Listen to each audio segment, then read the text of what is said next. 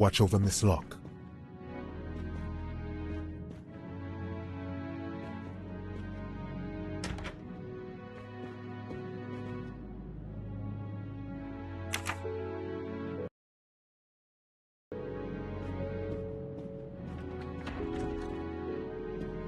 I hope your investigation is going well, Mr. Poirot.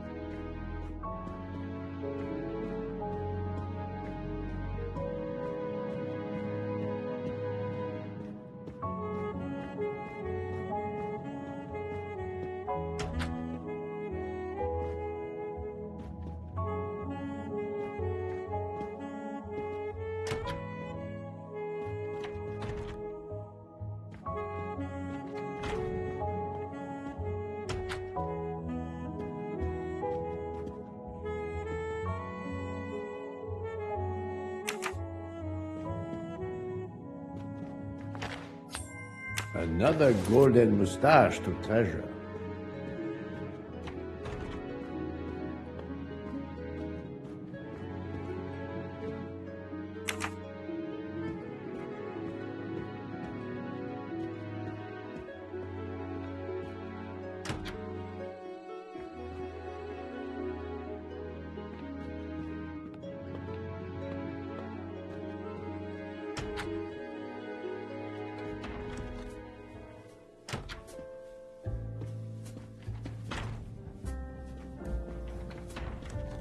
I hope we will be leaving soon.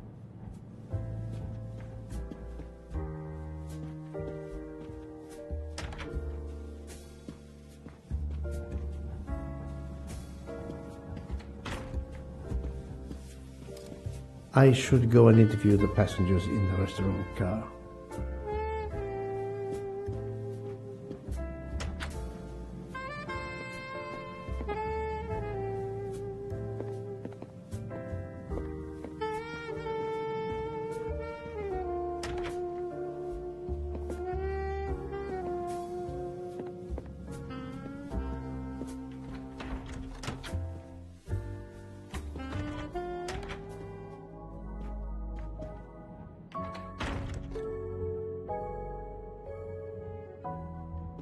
The passengers who agreed to come and talk to you are assembled, Poirot. Mr. Masterman is already here to answer your questions. Perfect. Thank you, my friend.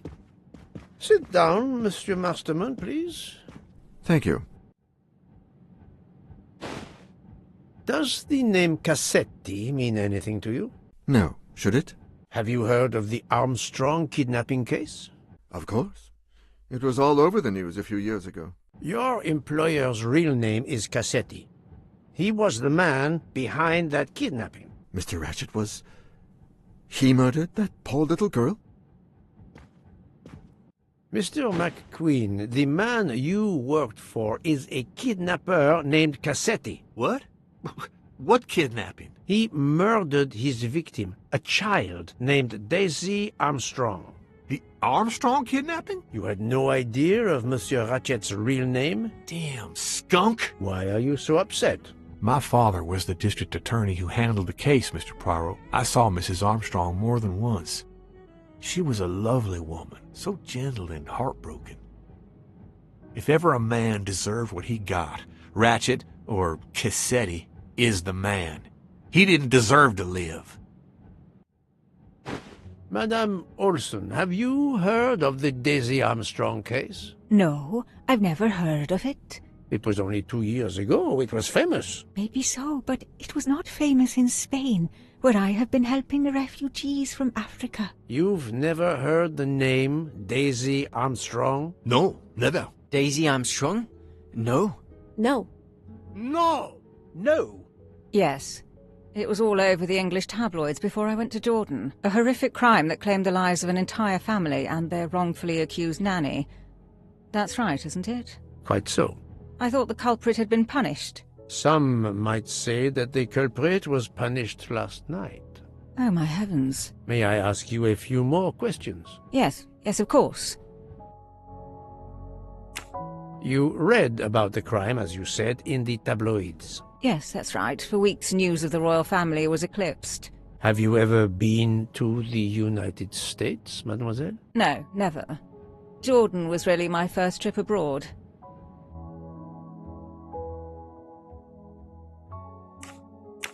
You were in Jordan? Yes, I was an English tutor there to the children of a high official.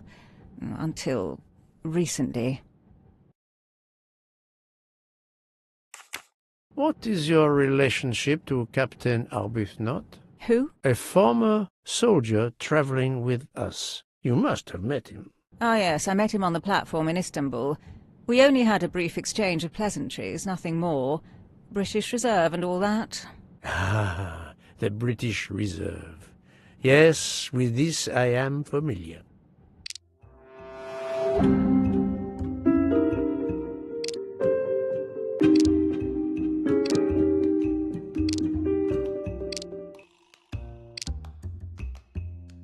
Oh, the truth cannot hide from Poirot forever.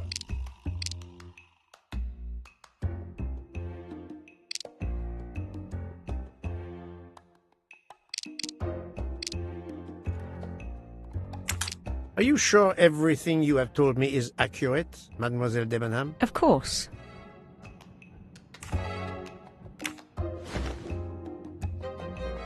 Mademoiselle, I know that you met Captain Arbuthnot at the Tocatlion Hotel. You were spying on me. I am very attentive to my surroundings. It helps in my profession. Well, it's your word against mine. I had occasion to be of some assistance in recovering Captain Arbuthnot's train ticket.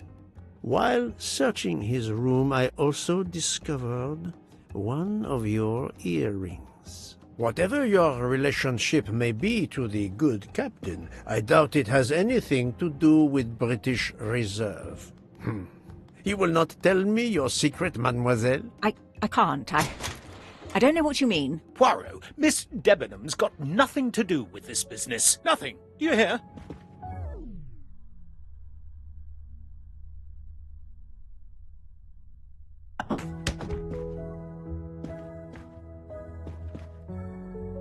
Archie, stop!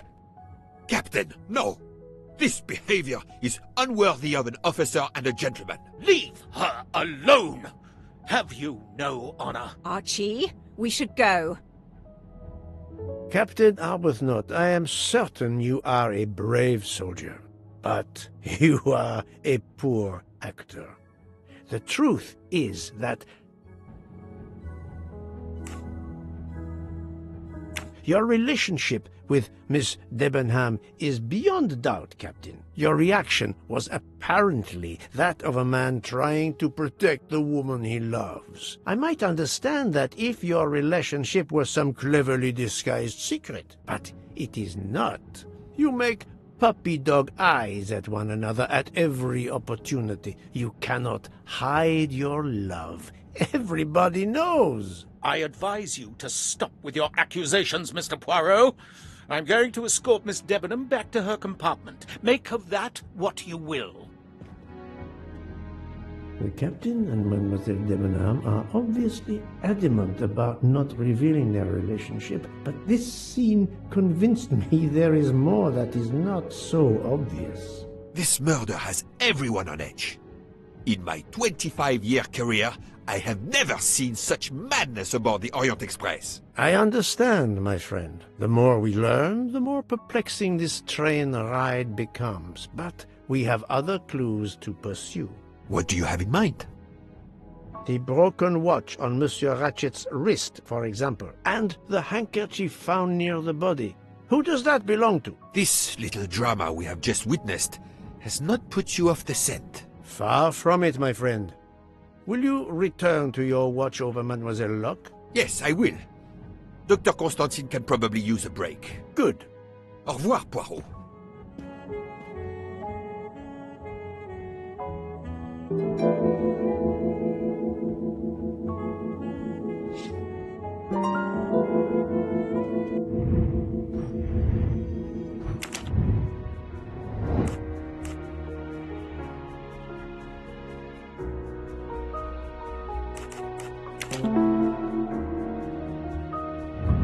That's the right answer.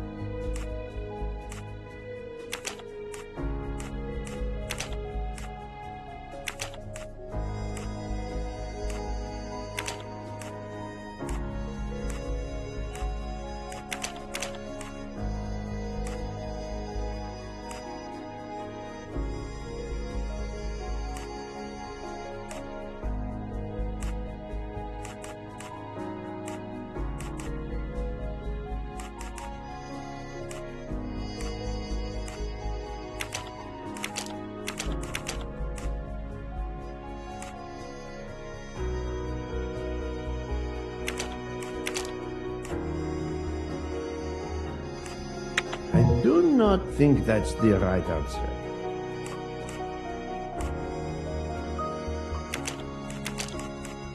Think, Poirot. That is not a good answer.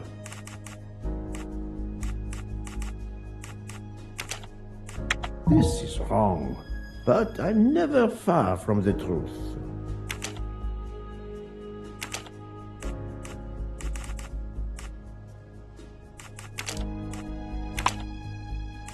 No, not good. Et voilà.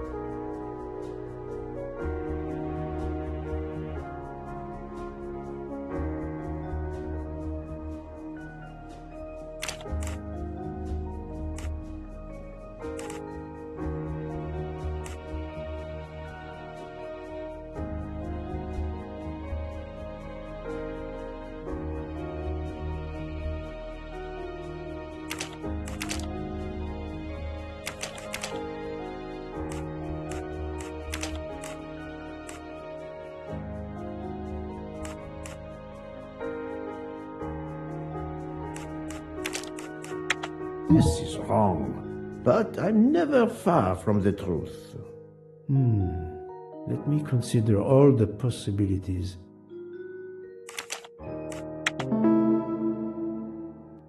Yes, there are only 3 possible hypotheses. The watch has been tampered with, or it is out of adjustment, or it indicates the time of the murder. I shall explore these last 2 possibilities before reaching any conclusions. If the watch is out of adjustment, it may be broken. There may also be another reason related directly to Ratchet. Maybe the watch is set to another time zone.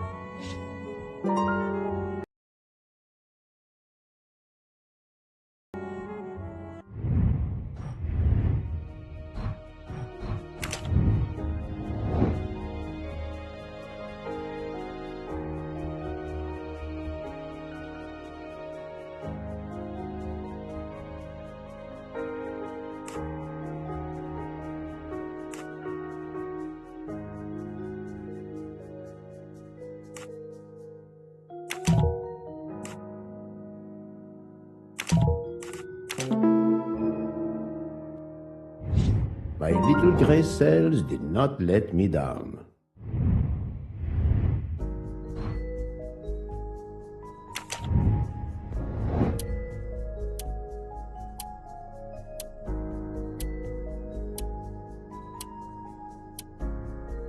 I do not think that's the right answer. Think, Poirot. That is not a good answer. I must admit I'm not right this time. The watch was not defective because the second hand is still moving. That was easy.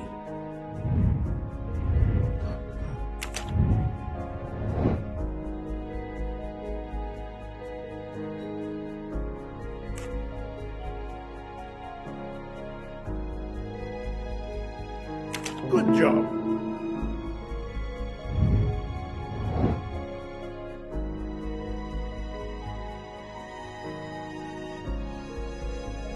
Yes. If this theory is correct, then the murder took place at 12:15 a.m. I must interrogate all the passengers to see if any of them have an alibi for this hour.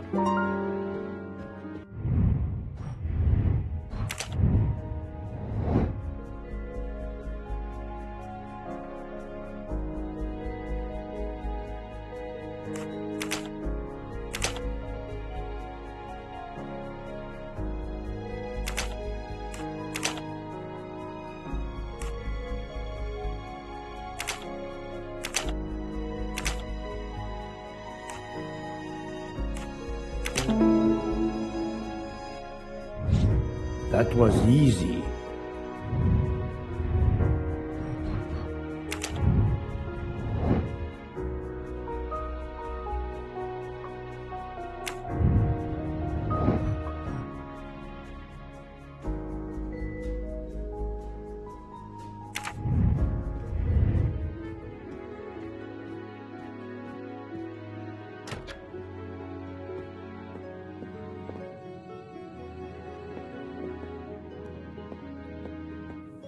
I'm sorry, sir, but I must concentrate on my baking.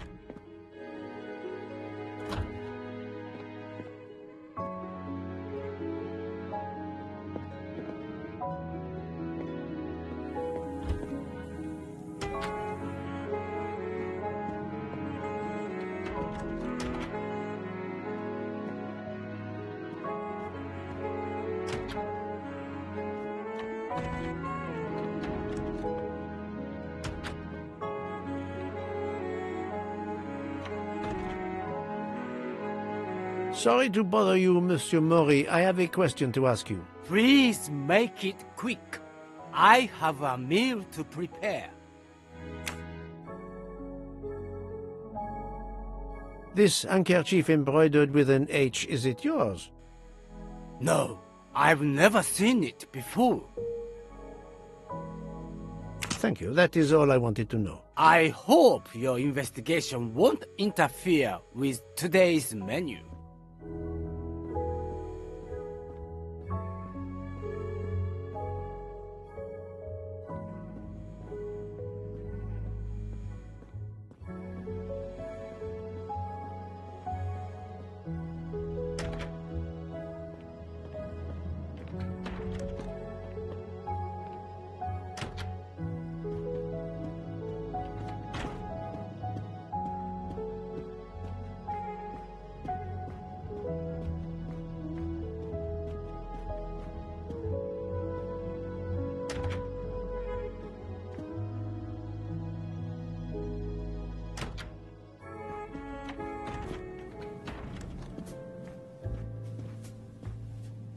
Monsieur Foscarelli, I would like to ask you a few questions, if you allow me.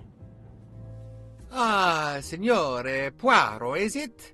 I was wondering when you'd get around to me. Unfortunately, you find me on a mission of mercy. Hello, Monsieur Poirot. Sorry, we have a small problem. The orange juicer has broken down and I can't fix it. Mr. Foscarelli has kindly offered to help me. It isn't the car engine, but I am doing my best. Even with the two of us, we can't manage. Let me guess. You call upon Poirot to help. I'd be happy to answer your questions when we finished.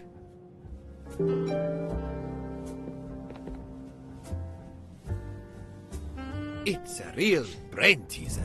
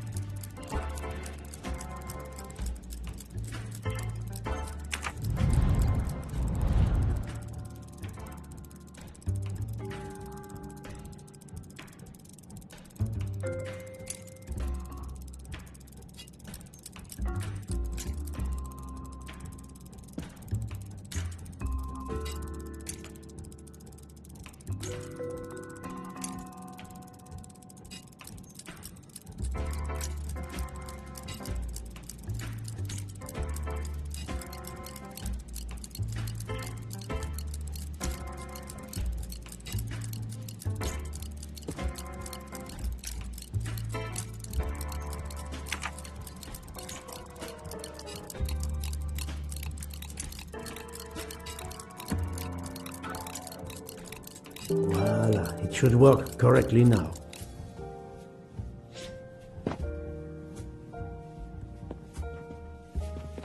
Bravo! I should stick to automobiles. Well, now we can talk calmly. Monsieur Foscarelli, is it? Antonio Foscarelli? Delighted, Monsieur Poirot. You have, of course, heard about Ratchet's murder last night. Oh, naturally. It is all anyone is talking about. Have you ever been to the United States? Yes, it has been a primary market for our cars for the last 10 years. You remember the Armstrong case? Armstrong? The name, yes. It was a little girl. A baby, was it not? Yes, a very tragic affair. Did you know that Cassetti, the kidnapper, was actually Ratchet? Oh, no. Then he deserved to die. I mean, wouldn't you agree? Can you tell me your movements on the night of the murder? I went to bed right after dinner, but I slept very badly. My roommate, Mr. Masterman, had a toothache. Oh, he moaned all night. It woke me up several times. Did you hear anything or notice anything unusual? No, nothing that I can think of. I stayed in my bed all night. Well, thank you, Mr. Foscarelli.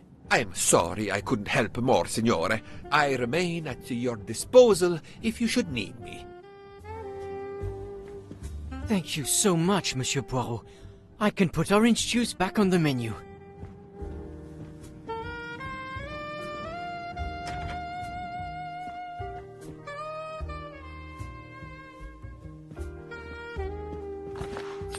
Come to Poirot, my exquisitely sculpted friend. Enchanté, mademoiselle.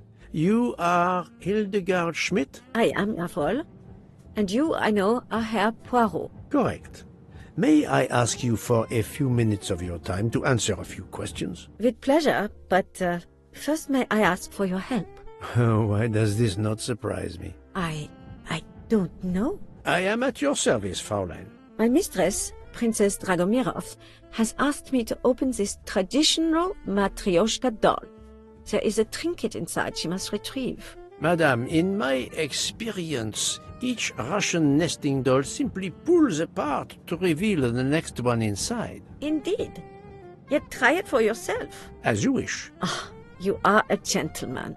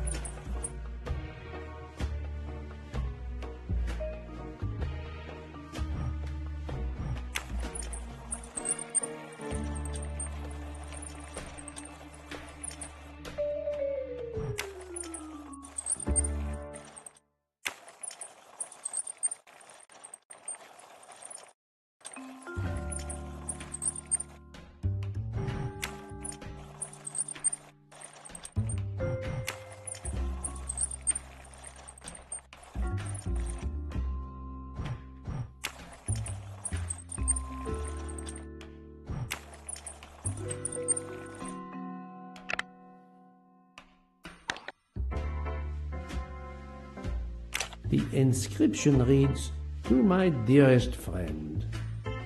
Ah, thank you very much. This doll reminds her of her youth in Russia. It was very hard under the Soviet regime, but thanks to her strength of will, she rose to be the head of a museum of antiquities in St. Petersburg. Even though she now lives in Berlin, it is said that the Kremlin still fears her. She must be a formidable woman indeed. You are her maid? I am her companion. I help her in her daily tasks, and I keep her company. Ah, forgive me. You will have heard of Ratchet's murder last night. Yes, of course. Everyone is talking about it. Can you tell me how you occupied your time last night? Just after we left Istanbul, I had tea with my roommate, Fräulein Locke. I went to dinner with the princess, and when I returned to my compartment, Fräulein Locke was already asleep. A little later, Herr Michel, the conductor, came to get me because Madame la Princesse needed my help. Her back troubles her. I massaged her for about an hour. Do you remember the time? I'm sorry, I do not, mein Herr. Have you lost a handkerchief embroidered with an H, madame? Oh, no, monsieur. I thought perhaps since your first name is Hildegard. It is not mine, I tell you. I could not afford something so nice. I have no idea who it belongs to. My apologies, I did not mean to alarm you.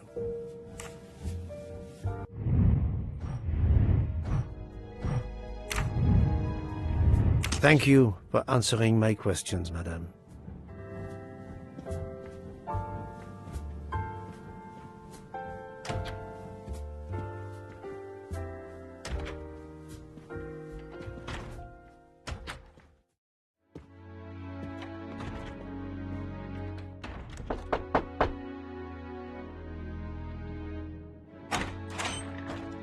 Monsieur, I am Hercule. I know who you are, Monsieur Poirot. What do you want? Answers to a simple question or two. All right, but quickly. My wife is quite ill. I would like to stay by her side. I promise. First of all, I imagine you know about the murder. Of course. The Countess is terribly distressed. Your full name? Rodolphe Adreny. Your home is? Budapest. And how do you come to be aboard the Orient Express? I am a Hungarian diplomat. My family has represented our homeland since the revolution from the Soviet Union in 1956. I was on my country's business in Istanbul. Business which I cannot discuss. And your wife often accompanies you on your diplomatic missions? Yes, and why not? Was there anything else you wanted to know?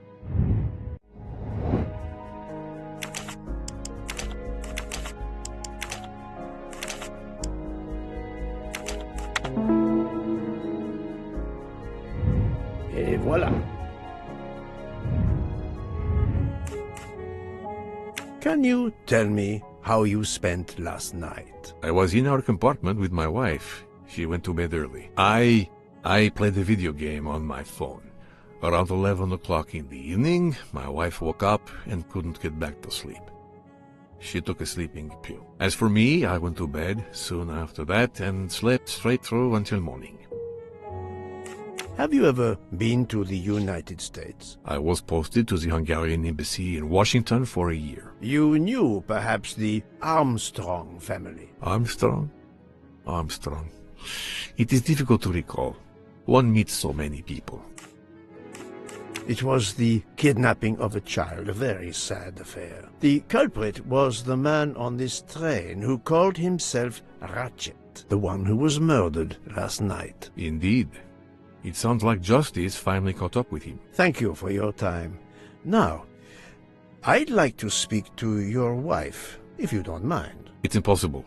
As I told you, my wife is very ill. Thank you, and good luck with the investigation. Eh bien, the good Count does not appear to want me to talk to his wife.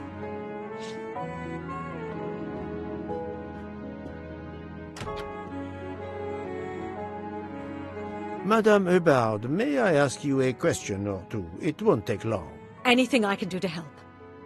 Have you misplaced a handkerchief recently? No, I don't think so. Why? We found a handkerchief embroidered with the letter H, so I thought it might have been yours. I'm sorry, but it's not.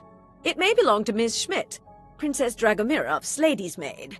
I believe her first name is Hildegard. It is a possibility. Anyone could be lying, of course. I thank you, madame.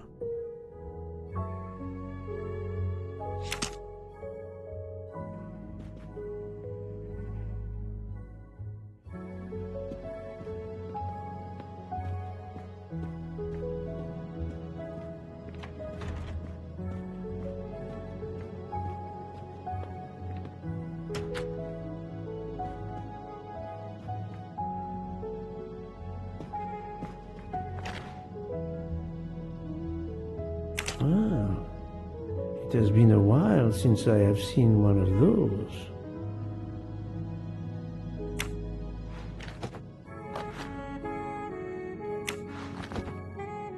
Hello. Can I do something for you? Hello, Monsieur Hardman, I believe. You have heard of the murder? Cyrus Hardman. Yes, and the fact that there's been a murder is all over the train. You do not seem very concerned about it, monsieur. It's not the first murder I've run across. I had no idea the selling of toys was so dangerous. I did overhear you mention at dinner that this is your profession. Toy salesman is a cover. I'm a private detective, just like you, from the U.S.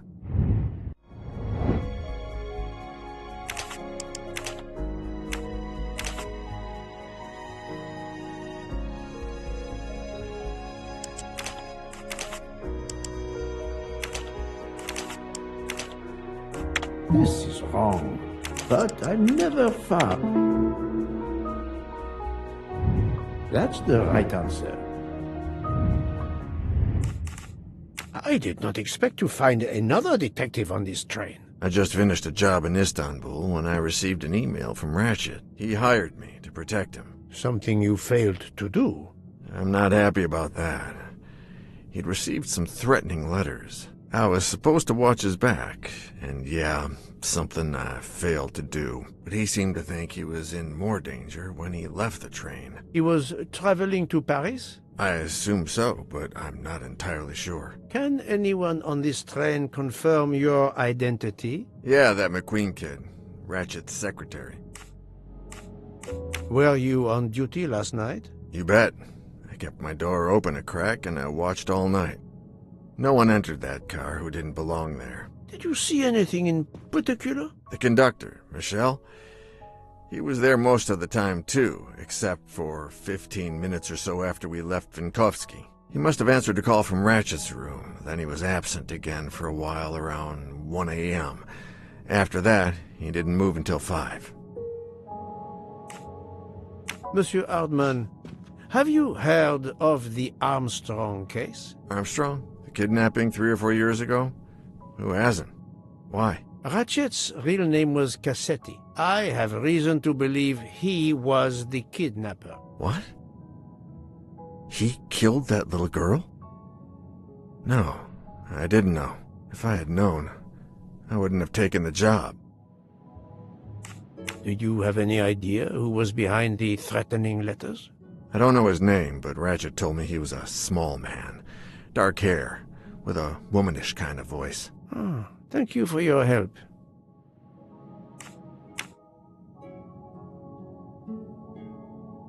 Is this handkerchief embroidered with an H yours? Do I look like the kind of guy who would use a handkerchief like that? Thank you for answering my questions, Monsieur Hardman. Listen, Poirot. I know I fell down on the job, but if you need help, any at all, let me know. I'd like to make it right.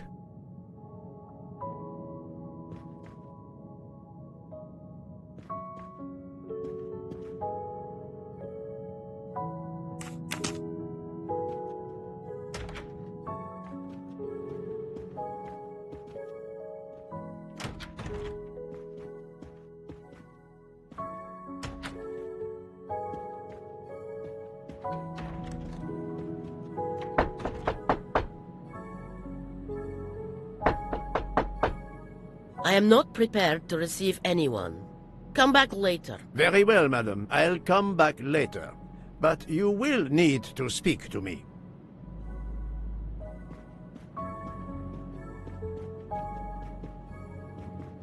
So, my friend, have you finished your investigation? No, but I have managed to solve a few mysteries. Okay. I stay here to watch this young lady. Excuse me, Doctor. May I ask you a question? Anything that can help the investigation, Mr. Poirot. I wanted to know what your first name is, Doctor. My name is Robert. Why? To find out if the handkerchief embroidered with an H could have been yours. I'm a doctor, Mr. Poirot. Cloth handkerchiefs are a playground for viruses. I would not touch one.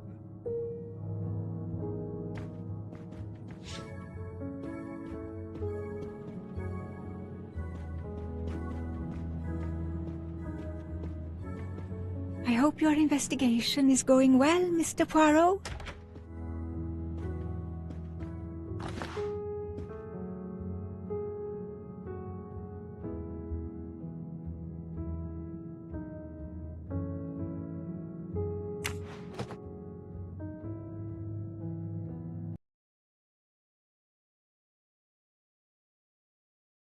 Anything I can do to help, Mr. Poirot? This handkerchief embroidered with an H. Is it yours? No, I don't use cloth handkerchiefs. Thank you. I won't bother you anymore.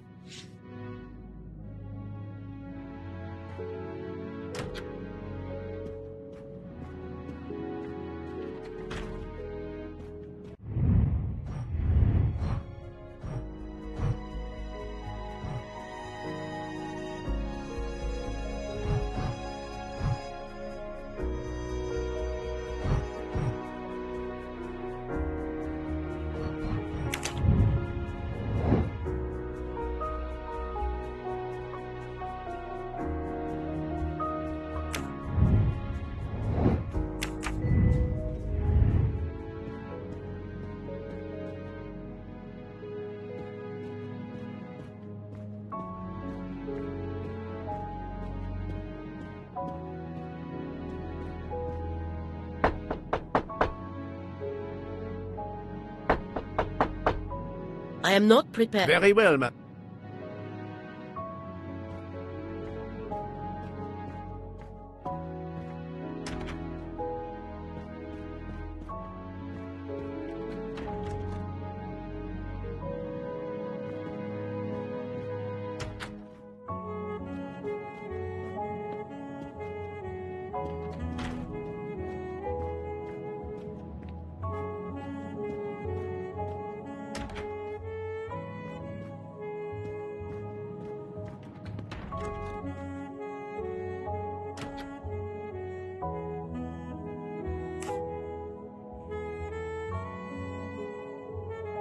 Monsieur, if I am to catch this murderer, I will need your help. My help?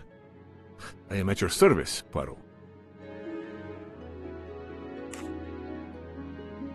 You are very protective of your wife, Count Andrény. Does that surprise you? Her vertigo can be very dangerous. I believe there are many kinds of vertigo. If you don't mind, I'd rather talk to a doctor, not a detective. If you'd excuse me.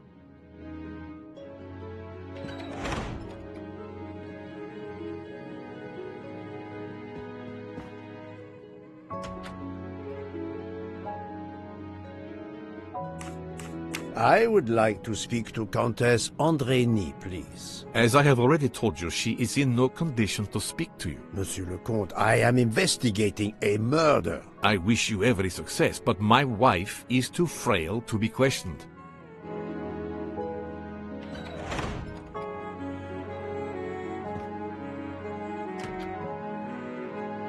Monsieur, my help? You are obviously a devoted husband, Count Andrény. My wife means the world to me. There were questions in Budapest about a Hungarian diplomat marrying an American woman. It did not deter you. I would have given up my position for her. I would think it is universal. Are you married, Mr. Poirot? No. I fear marriage is not for me. But her condition, is it very grave? She is suffering a bout of vertigo. You understand? The room spins. I think Dr. Constantine could help your wife. There is a doctor on this train? I did not know. Where is this doctor? I think Dr. Constantine is in the lounge car. If not, perhaps the conductor can tell you where he is. Very well, I will find him. Thank you very much.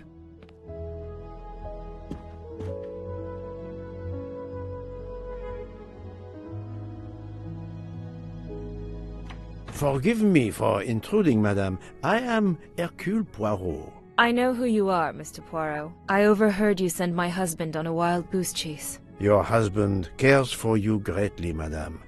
I apologize for exploiting that fact. But the situation is urgent, and I need to ask you a few questions. Apology accepted. I realize you must speak to everyone. This horrendous murder. It's very upsetting. That is a beautiful music box. Please don't touch the music box. It's a fragile family heirloom. Your accent, is it American? Boston, perhaps? You have a good ear, Mr. Poirot. Yes. Born and raised in what we call the Back Bay. Are you in the diplomatic service like your husband? No, not officially. I was still in college when I met Rudy 2 years ago. I keep myself busy handling his scheduling, travel, appointments. Ah, what is the saying? Behind every great man there is a great woman. That was the saying. Today one might reverse the sentiment as well, don't you think? Of course, I stand corrected.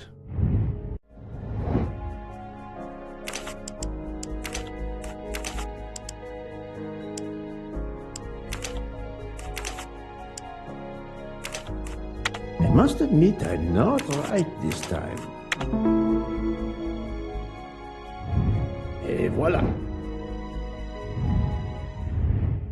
A handkerchief embroidered with an H was found at the crime scene. By any chance, does your first name begin with an H? No, my first name is Elena, with an E. Can you tell me what you did last night? Well, my husband and I went to dinner. Then we came back here. We went to bed around 10 o'clock. I tried to sleep, but I couldn't, because of the shaking of the train. I suffer from vertigo. I finally took a sleeping pill, and that did the trick. When did the train's motion prevent you from sleeping? Between midnight and 2 a.m. I know because I must have looked at my watch about 10 times. I see.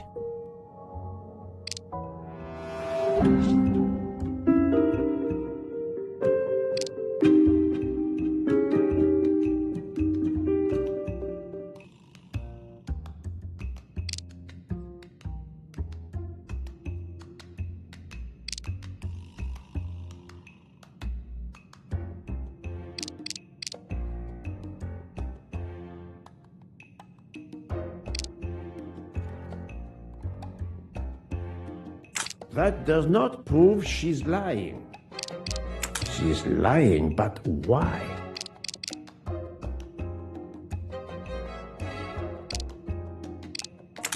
Come now, Countess. You are not telling me the truth. Why do you say that? The train stopped at 12:30 a.m. due to snow, so there was no shaking of the train. But you told me that it was the shaking that prevented you from sleeping. I don't know, you're confusing me. My vertigo. Madame, a man died last night. You can't talk nonsense just because you're sick. You are hiding something from me. How dare you? I didn't do anything wrong. I'm going to find my husband.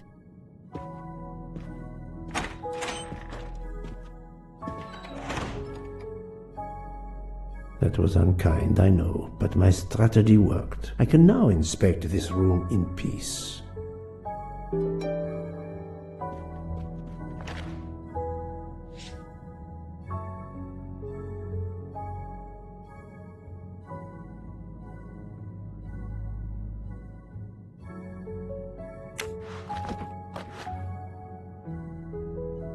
These must be the sleeping pills that Countess Andreni took last night.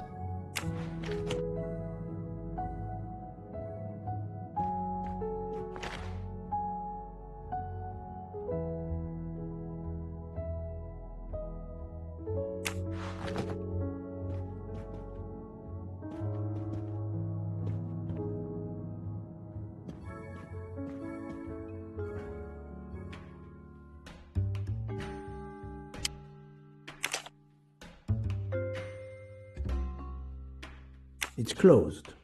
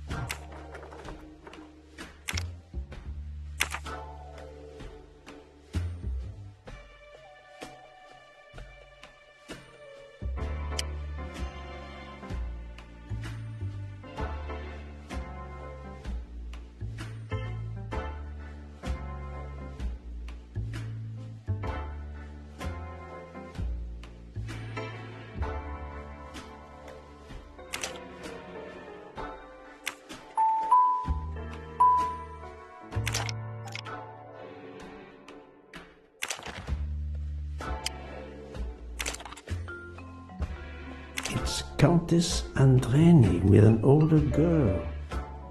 For my beautiful young ladies, Helena and Sonia. Helena with an H.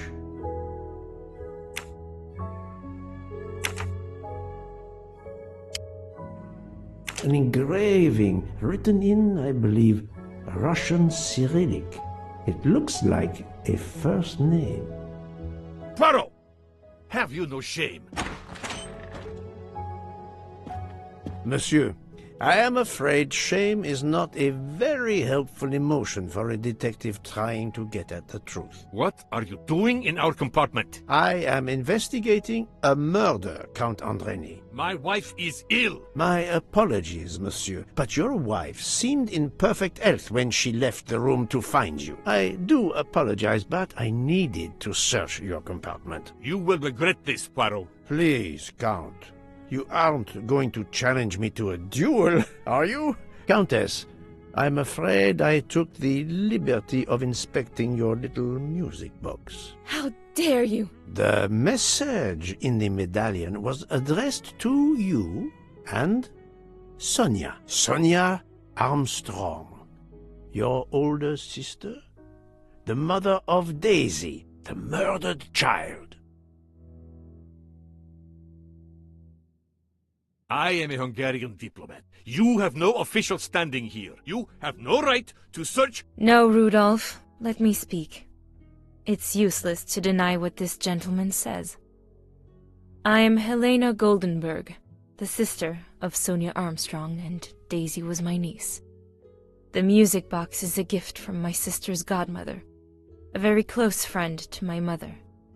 We hid the truth from you when we learned that the man killed last night was the person who destroyed my family. I panicked. I didn't want to be accused. That is also why you lied about the H in your first name? Exactly. Your ferreting about looking for the H is obviously part of your investigation. If I found a handkerchief in Monsieur Ratchet's room embroidered with an H, I might suspect you had been there. A handkerchief?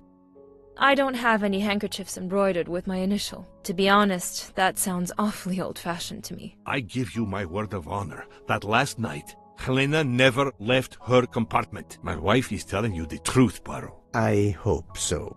I'll let you rest. The matter of the H on the handkerchief still needs clearing up. But first I should check the inscription on the back of the medallion.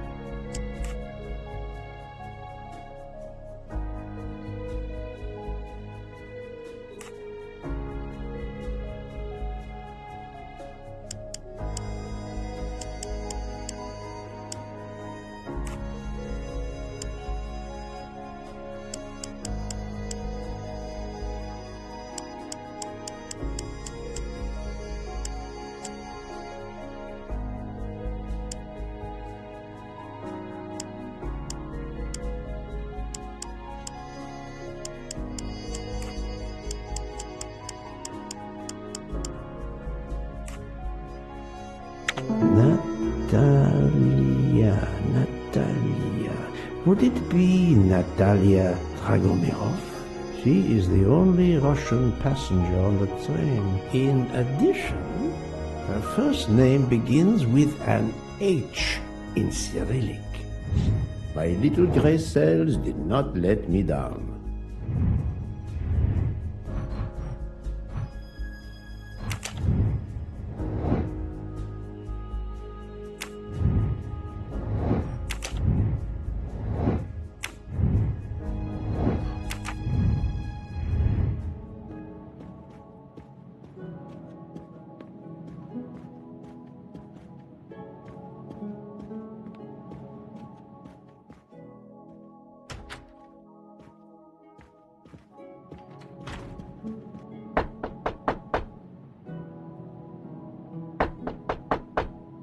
I am not prepared to receive anyone.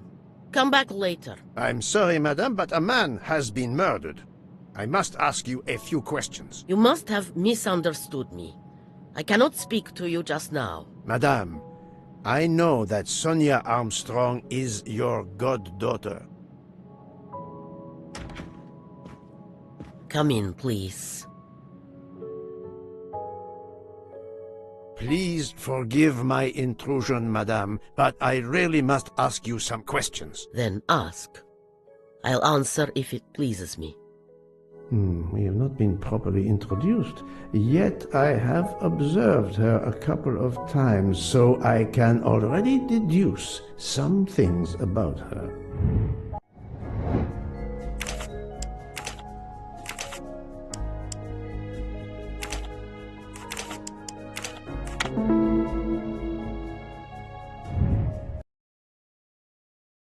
I'm right again. That happens to me a lot. I will first ask you about last night. Will you tell me your movements? I went to bed just after dinner. I read until 11, then tried to sleep. Later I woke. What caused you to awaken? I suffer from back pain, a consequence of old age interfering with an active life. I called Schmidt around 12:45 a.m. to give me a massage. She did so until I fell asleep. How long was she with you? A good hour, I would say. I see.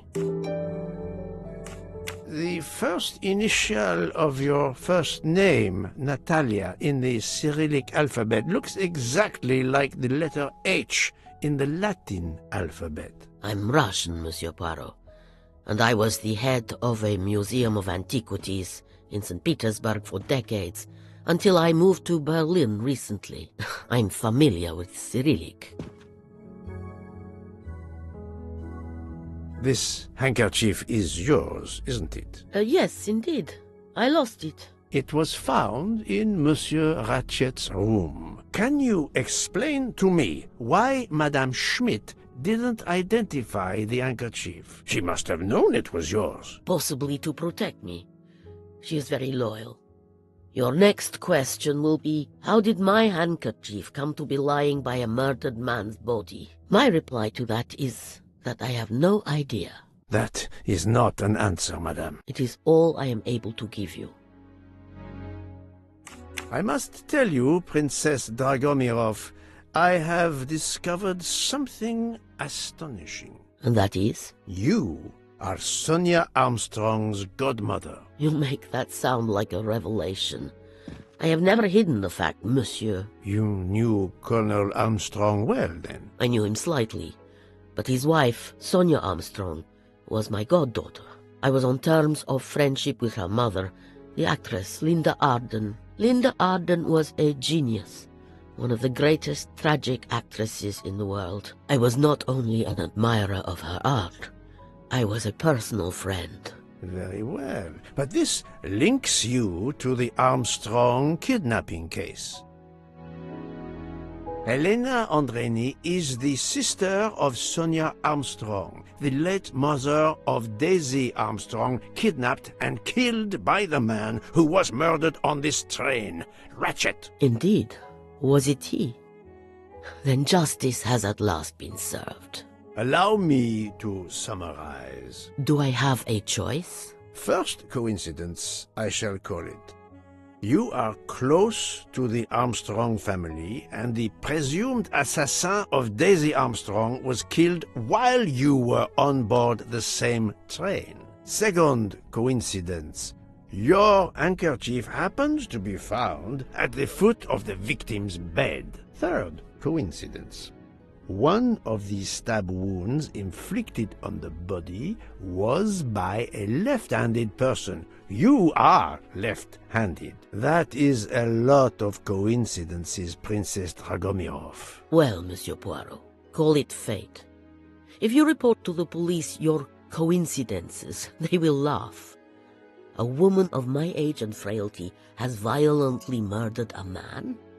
With how many potential witnesses who saw me doddering along the corridor in the middle of the night like Lady Macbeth? You are right, Princess. You could not work alone, which means you have one or more accomplices. And it is only a matter of time before I find out who they are. I would appreciate it if you would remove yourself from my room and take your fantasies with you.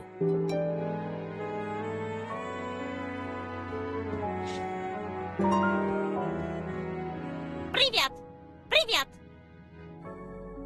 Привет! Привет!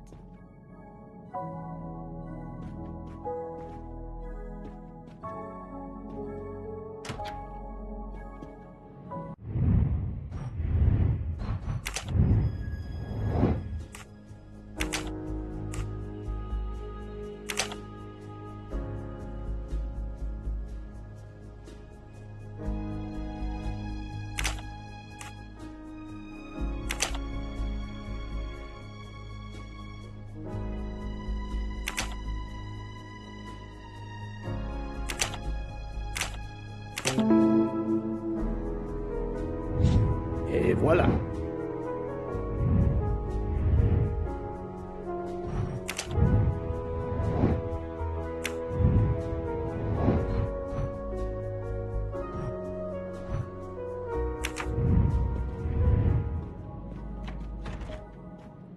Oh, Poirot, you're there. She hasn't moved, but she seems to be waking up little by little. What about you? Your investigation progresses? I find myself helping everyone with their problems before they can help me with mine. I have shifted boxes, helped with hangovers, repaired an orange juicer, unlocked some Russian dolls, all so my investigation can proceed. Don't forget the dessert recipe. How can I? Truly, the labors of Hercules. My friend, I would rather clean out the Orient stables. Yet, I have managed to solve a few mysteries. Oh, tell me everything. The embroidered handkerchief belongs to Princess Dragomirov. I also found out that she was Sonia Armstrong's godmother. On the same train with the little girl's murderer? Exactly.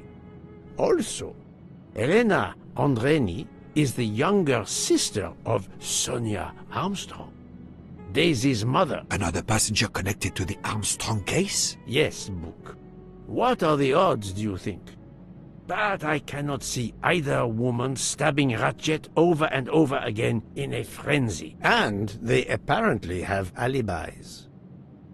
I had 3 theories concerning the broken watch. It could have been tampered with. It could have been out of adjustment before the murder. Or, of course, it could indicate the actual time of the murder. The only hypothesis I could rule out was that the watch was out of adjustment. For the others, they are impossible to verify. So the watch is of little use to the investigation. And I was convinced that it indicated the time of the crime. 2 women involved in the Armstrong case. Let us not forget our patient here.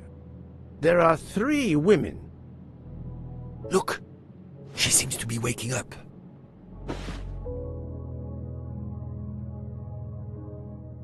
What's happening to me?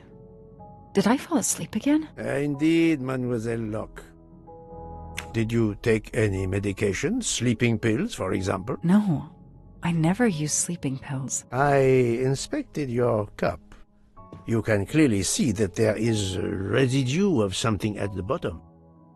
I'm sure a lab test would confirm you were drugged. Most likely an overdose. That would explain your battle to shake off the effects. You think Fräulein Schmidt did it? She certainly had the most opportunity, but why would she? But no one knew who I was. It's impossible that someone deliberately targeted me.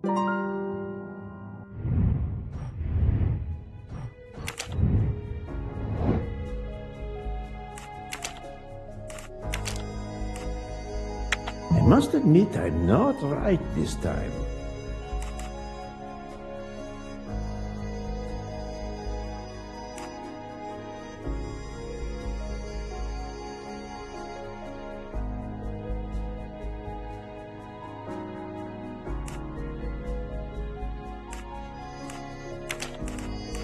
No, not good.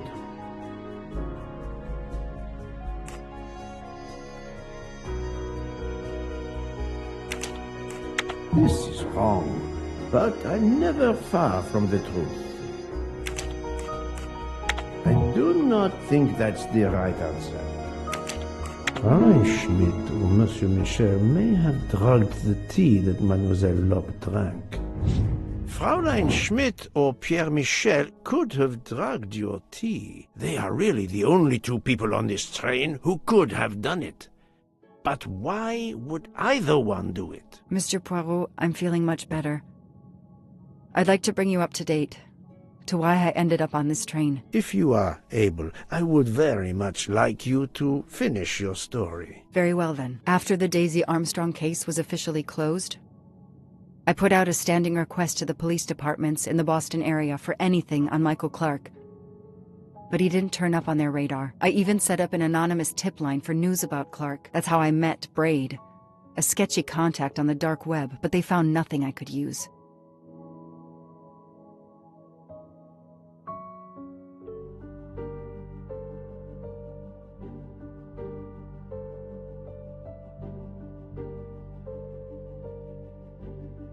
Four long years passed without anything new. Every day I looked at the evidence board I put up in my apartment bedroom. Then this morning, a police report landed on my desk that changed everything. I paid a visit to the police property room and took home a box full of clues. There was his name.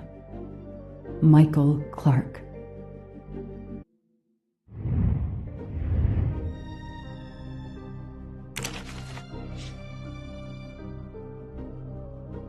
A bill from the power company with, I'm sure, plenty of excuses why my rates keep going up.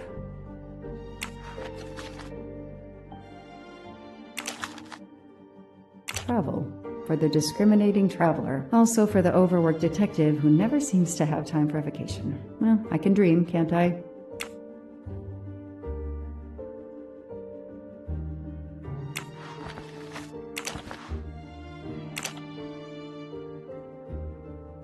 Years of no new leads in the Armstrong case, and then this. Michael Clark, the sarcastic reporter, my prime suspect in the kidnapping, murdered 4 years ago?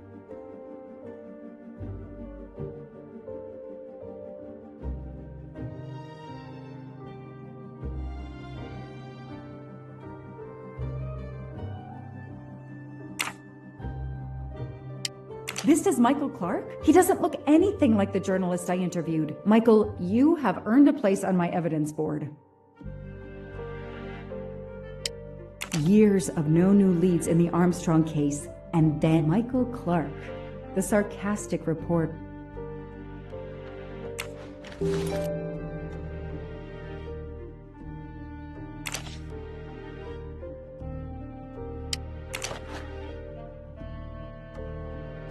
The lab team found this keychain in the cabin, but they wouldn't have bothered to examine the keys once the DA shut down the investigation. The keys were just tossed in the evidence box along with everything else. It's too unusual not to demand a closer look.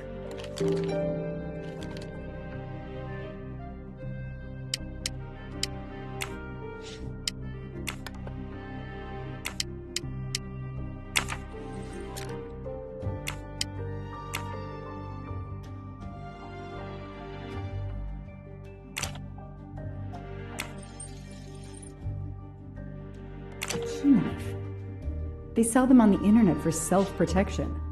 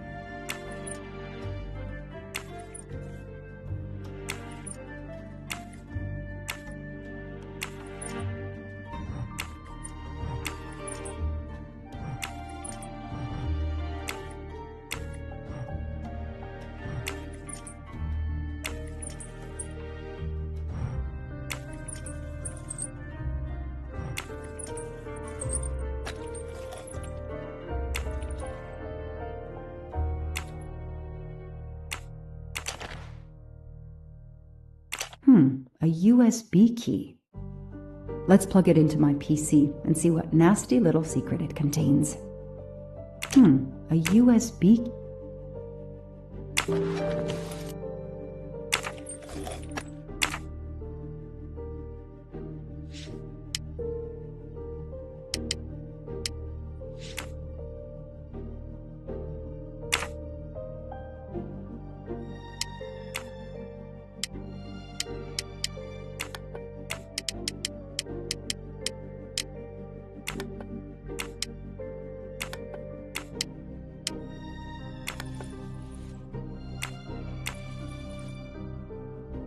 What do we find? A capsule and a smell. Bitter almonds. Cyanide. What do we find? A capsule and a smell. Bitter almonds. Cyanide.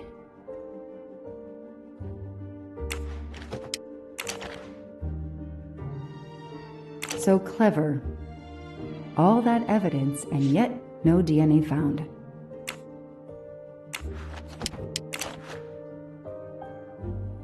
The only fingerprints found on the bottle were Suzanne's. Fluffy. Daisy's plush toy.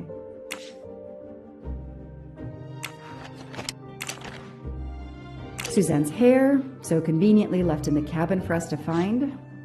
It was planted. I knew she was innocent.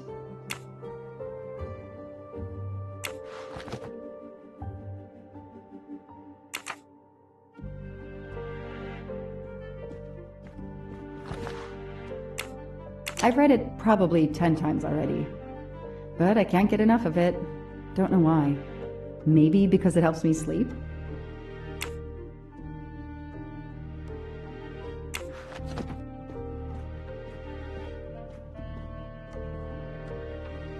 I don't have time to waste on magazines. I don't have time to waste on magazines.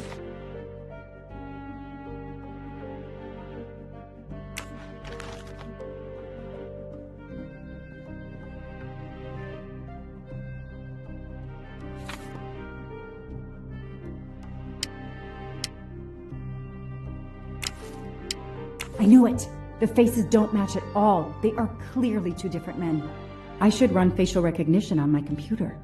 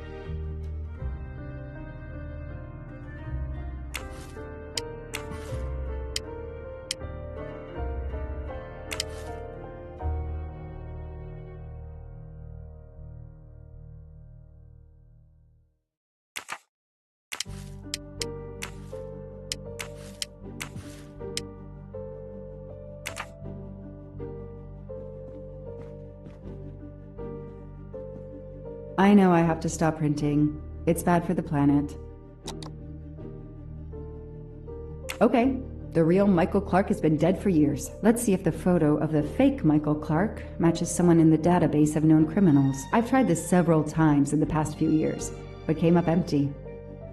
Maybe whoever he really is has finally made a mistake.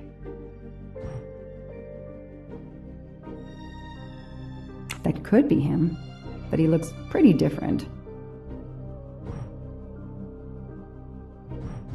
Yes, he seems different at first glance, but still it's the same person. No, I did something wrong.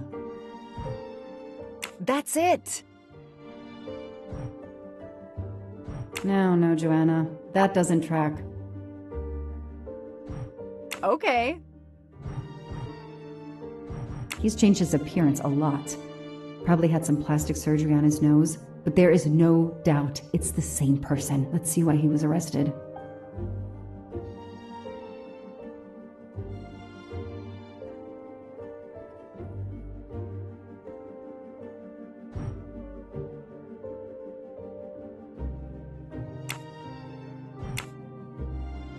Shaved off the metro beard.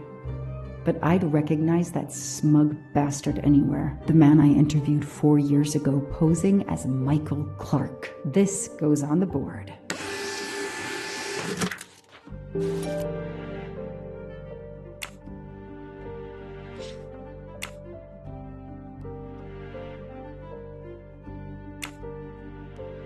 Maybe they needed to show the ransom to someone, to check if the serial numbers were still on record. I'll print them, and on the wall they go.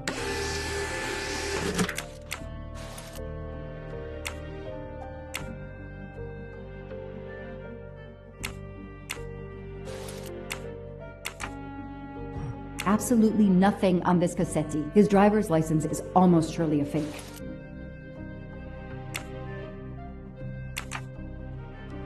I know I have to stop printing. It's bad for the planet.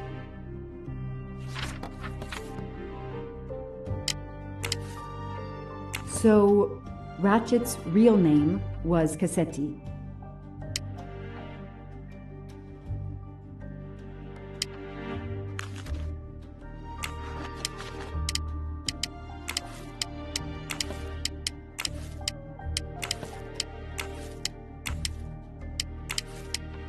This tattoo is the same on both pictures.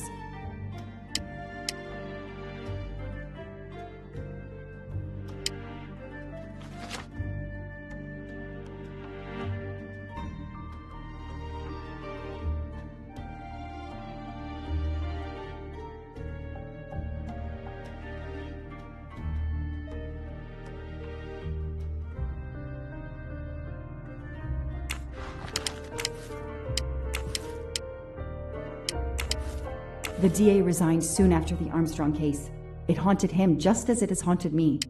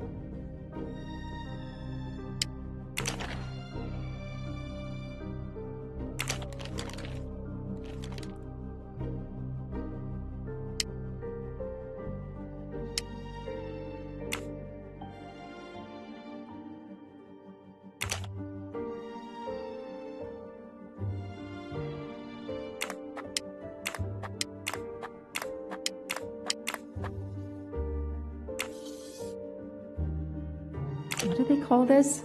Brass knuckles? Knuckle dusters? Illegal in Massachusetts. Possession alone can lead to serious jail time.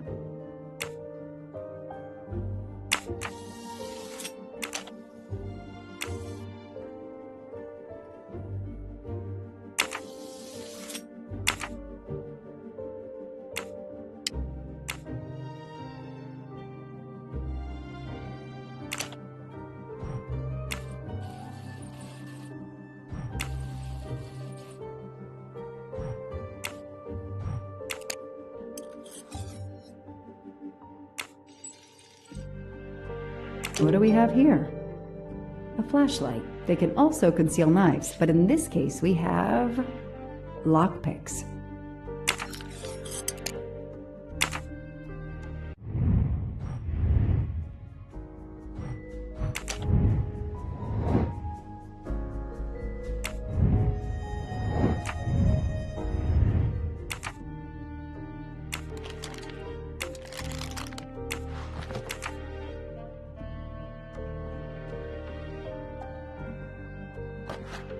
Shiny facial hair.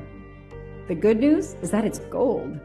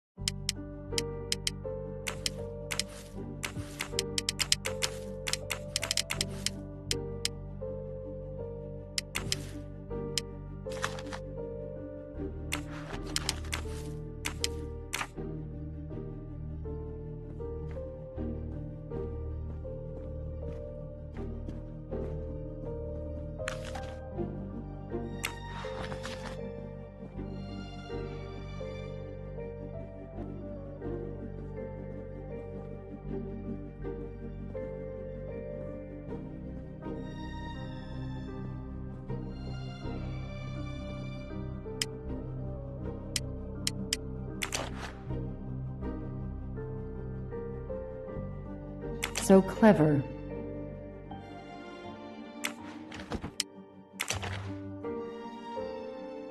The only fingerprint.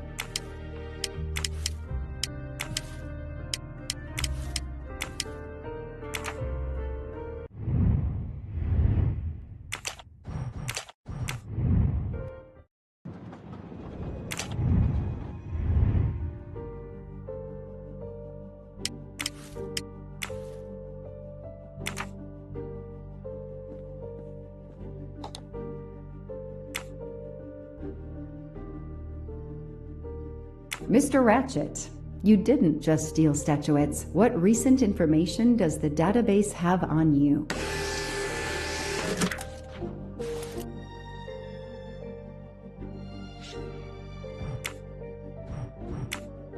It's so frustrating. I have a name, but I can't find anything about him. But I know just who to call.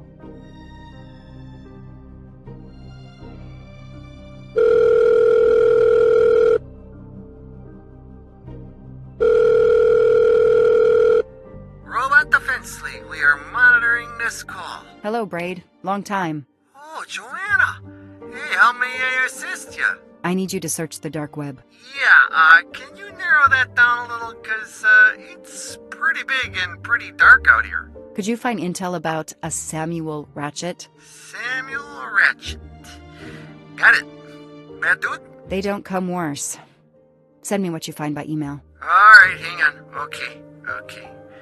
Yeah, okay. Nope. And... okay. Oh, this might be something.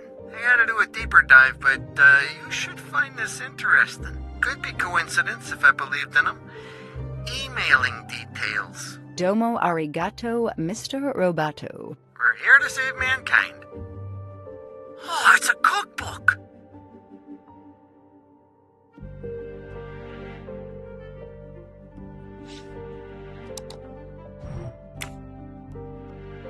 The Orient Express. I'm gonna print these tickets and put them on the board.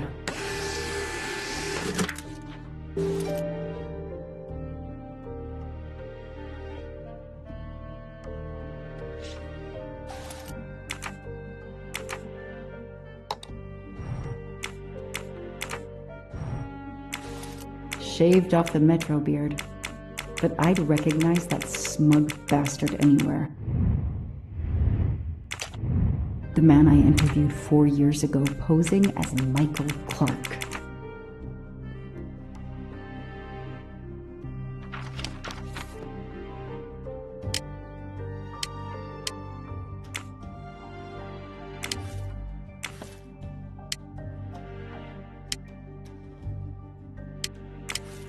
This is Ratchet's ticket.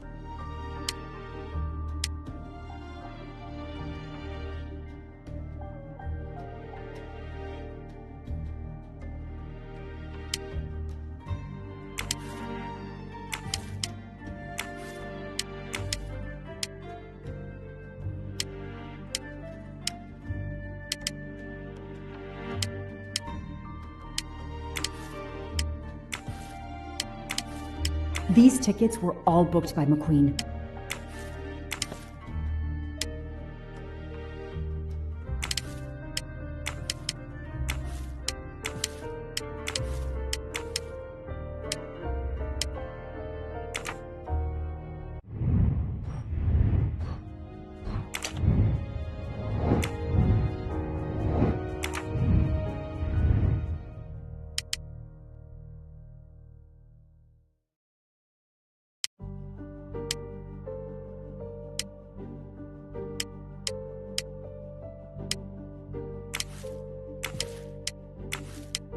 As Ratchet is alive, the dead man can only be Noah.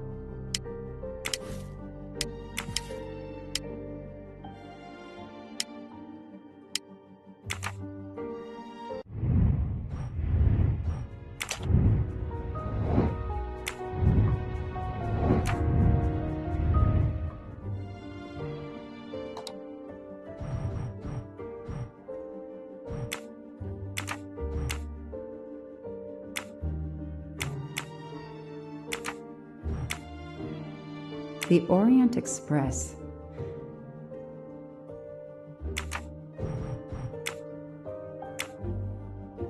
Mr. Ratchet, what Mr. Ratchet, what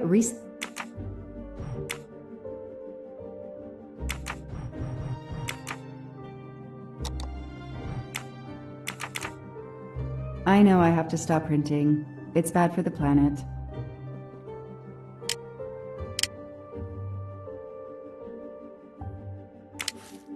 The person traveling with Ratchet has the same last name as my district attorney during the Armstrong case?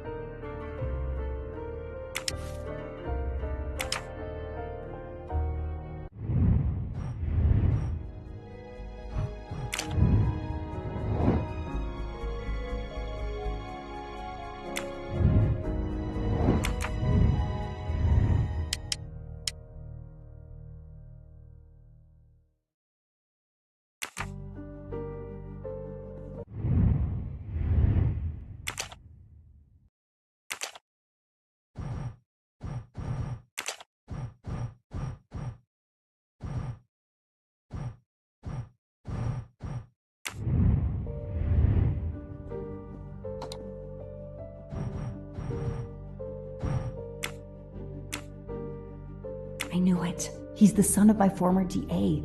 He goes on the evidence board.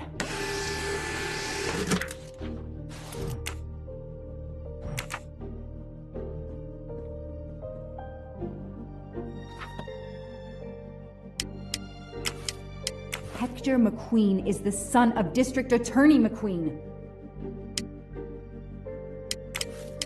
Here's what Hector McQueen looks like.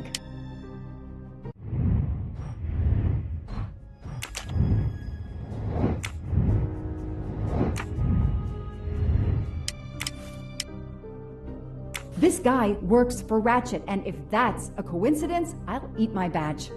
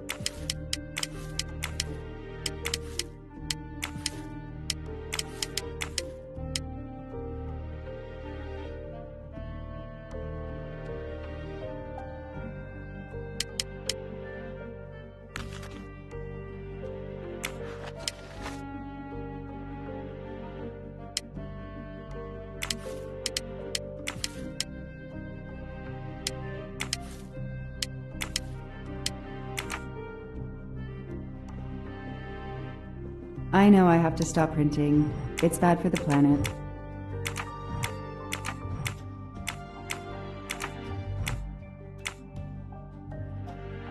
I knew it. He's the son of my former DA.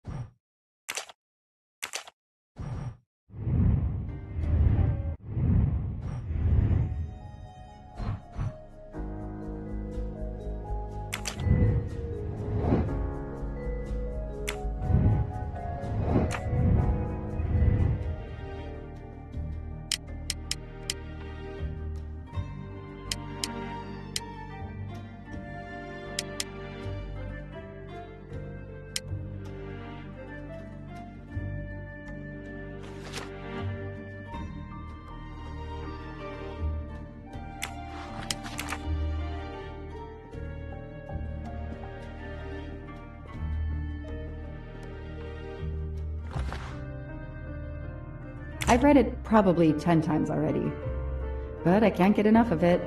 Don't know why. Maybe because it helps me sleep?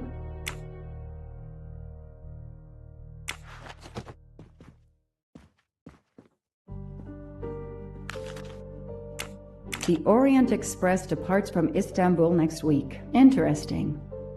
I'll put it on the board. The event? Some old train. But that face, that man.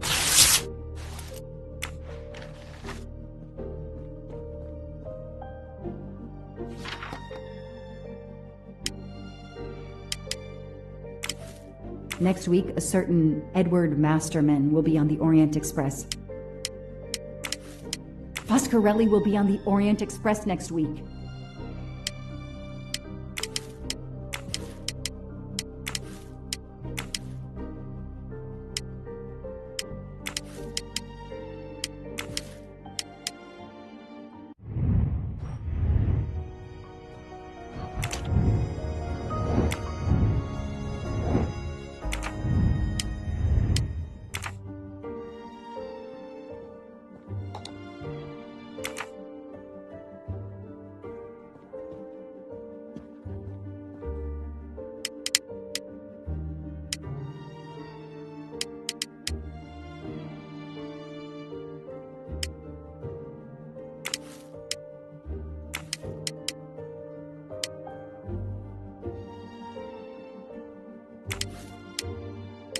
I know that face. That's John Armstrong's driver.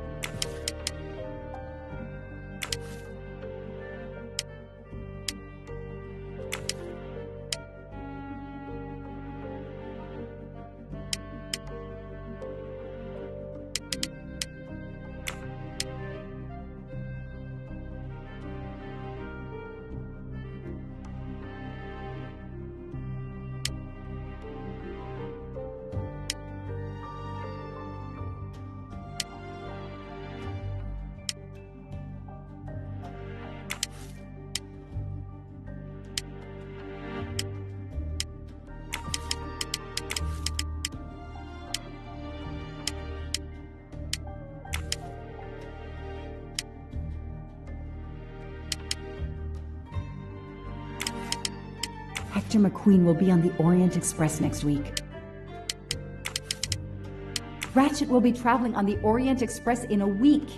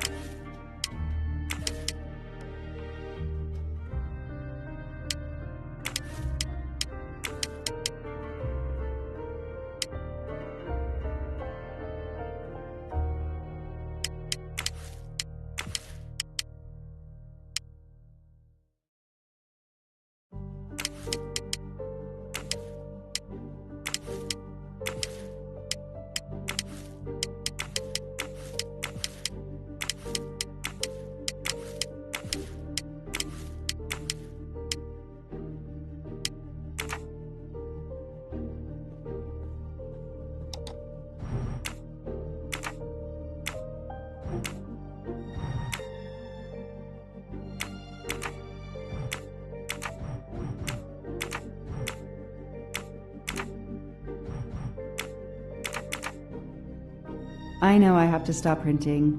It's bad for the planet.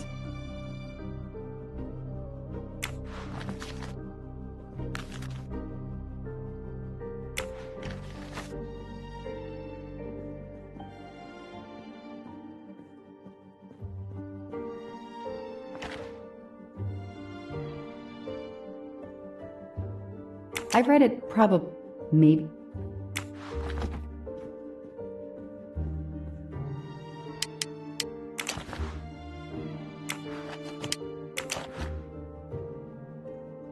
So clever.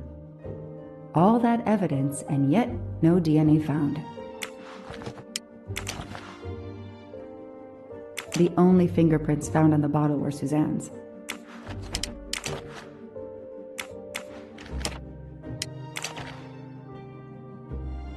Suzanne's hair, so conveniently left in the cabin for us to find. It was planted. I knew she was innocent.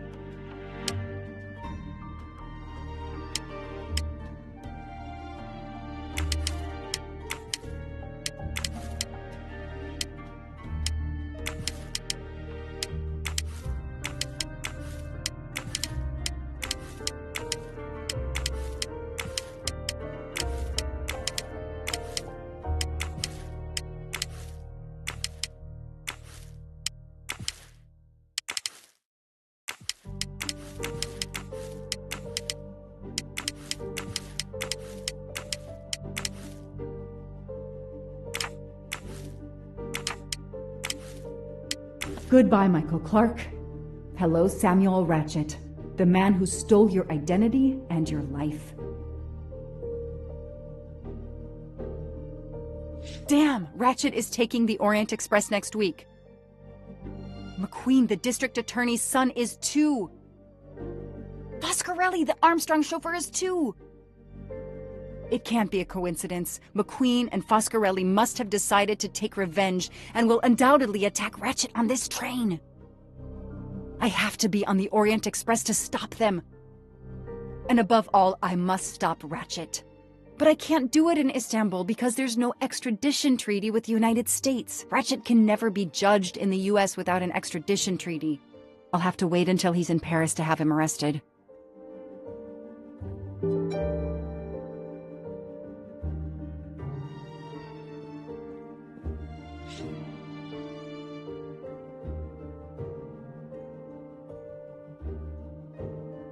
Every compartment is taken for this special anniversary journey. Oh, it's impossible to find a ticket. What can I do? Let's find out who's traveling on the Orient Express. Time to call Braid.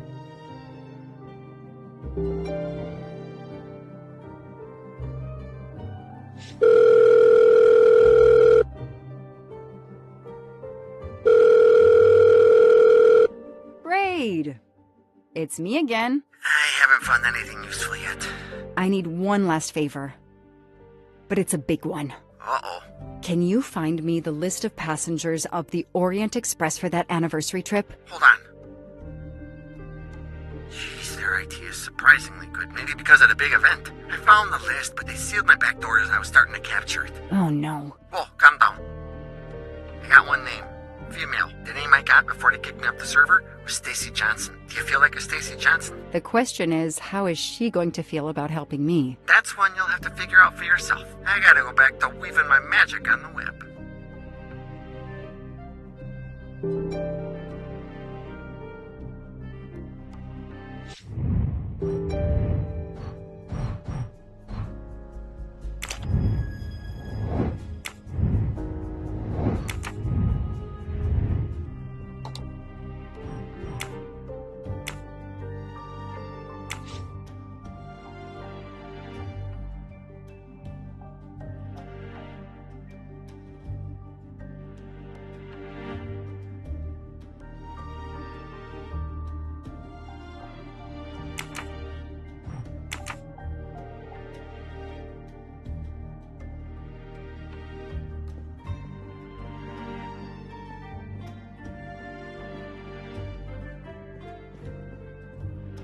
I know I have to stop printing. It's bad for the planet.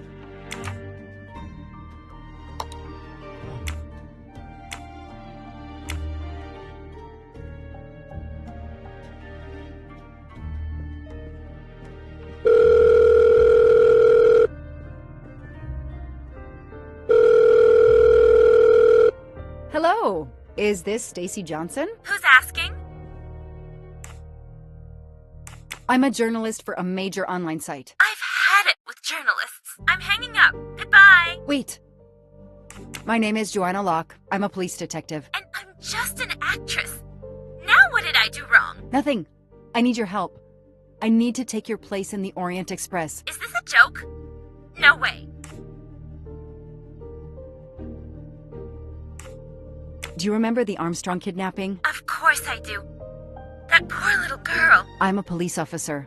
I have a new lead that may help me find her killer. Wait, didn't they prove it was the nanny? I have found compelling new evidence. I've reopened my investigation. You know, I had my doubts about the murderous nanny. I played a nanny a couple years ago in a slasher. I was killed in the first episode, but it got me interested in helping kids.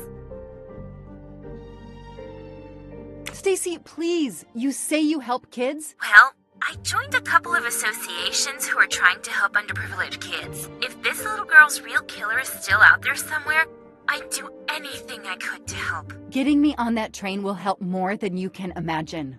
So, you want my ticket for the Orient Express? But I booked it months ago. I was so much looking forward to this trip. Stacy, I can tell you care about kids. Here's your chance to help put this beast in prison for the rest of his life. Think of the publicity for those causes you care about. Think about the kids. The kids. Yeah. All right. We'll do it for Daisy and the kids who suffer. I'll take care of changing the tickets to your name and send it to you. Get him. Make him pay. I will. Thank you so much.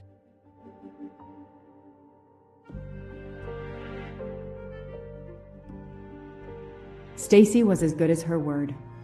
I received the ticket. I called my chief to let him know I was taking my vacation time. I had coming. I flew to Istanbul.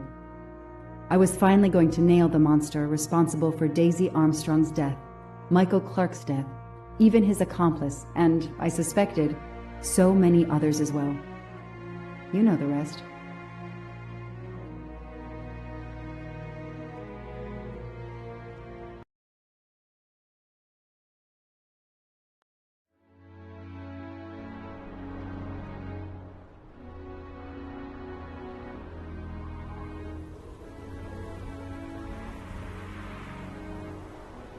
And that's how I found myself on this train. On Ratchet's trail. The rest, you know. My identity is easily checked with the Berkshire Police. Thank you for your detailed account, Mademoiselle Locke. In addition to giving us crucial details of the investigation, you have made it clear that there are many who might wish to see Ratchet dead. I know you are innocent. Your forthright testimony and your movements, or lack of them, last night, eliminate you from our list of suspects. I agree, without a doubt. Another detective will be great help to the investigation. Book. Although my friend certainly does not need any help. You are too kind. Thank you for believing me. I'd like to help in any way I can. Do not worry, Mademoiselle Locke. Already I see things more clearly. It's obvious whoever drugged you was trying to derail your investigation. You mean the person who did this to me is Ratchet's killer? Both Monsieur Michel and Fraulein Schmidt had the means and opportunity to drug you. While you get your strength back, I intend to interview them. Excellent idea, my friend. All this excitement has whetted my appetite. I'm sure Mademoiselle Locke won't say no to a good, invigorating meal.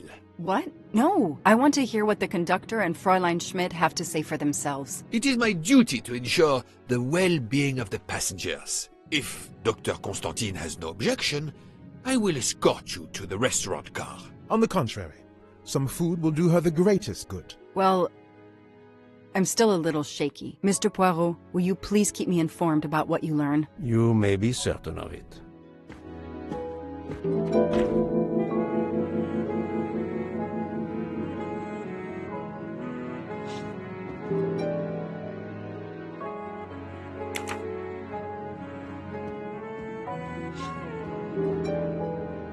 All that snow.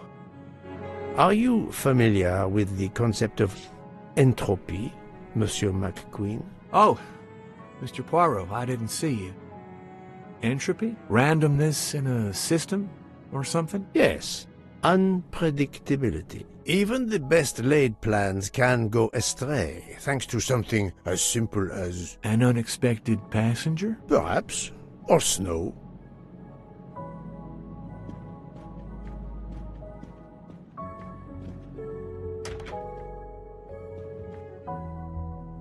Are you all right, Mr. Poirot? And Ms. Locke? Has she had symptoms again? I didn't mean to disturb you, Doctor. Everything progresses satisfactorily.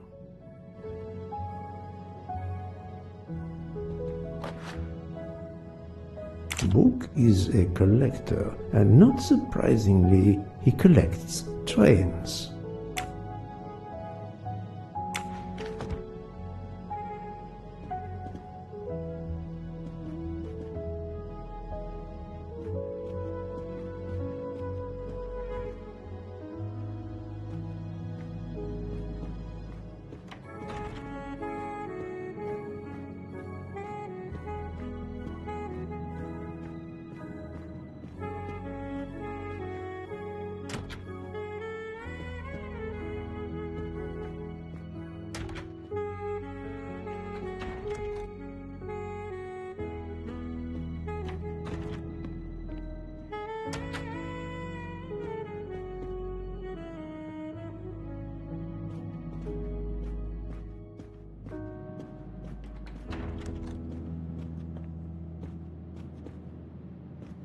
I have nothing to ask them at the moment.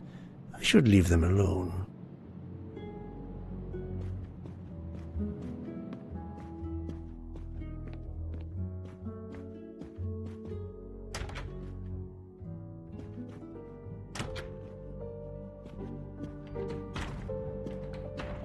Good evening, Fräulein Schmidt. May I disturb you for a moment? You asked so politely, mein Herr, but I do not think I have a choice. I know you drugged Mademoiselle Locke's tea. Don't try to deny it. Nevertheless, I do deny it.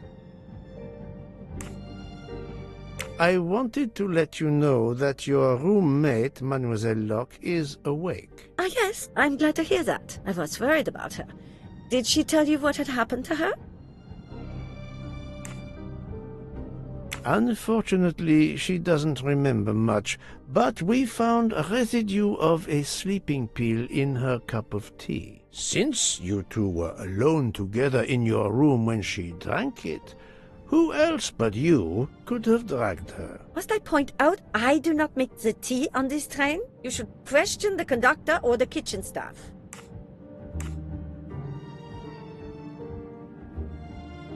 I know you have sleeping pills, Fräulein. I do have some. Do you think I'm the only person on this train who finds it difficult to sleep? I believe the Countess Andrenier takes them. And I heard the Olsen woman thanking Mrs. Hubbard for a pill. That was aspirin. If you say so. Mademoiselle Locke could have died. Whoever drugged her must not feel any empathy for their fellow human beings, given the dose that Mademoiselle Locke ingested. She was close to death. Oh my God. What did I do? I didn't want to hurt her. Just have her sleep for a few hours while we had time. We? Time for what? Time for what, Madame Schmidt? You think I feel nothing? Nothing? That poor little girl. Indeed, that poor little girl. Fräulein Schmidt is somehow connected to the Armstrong case.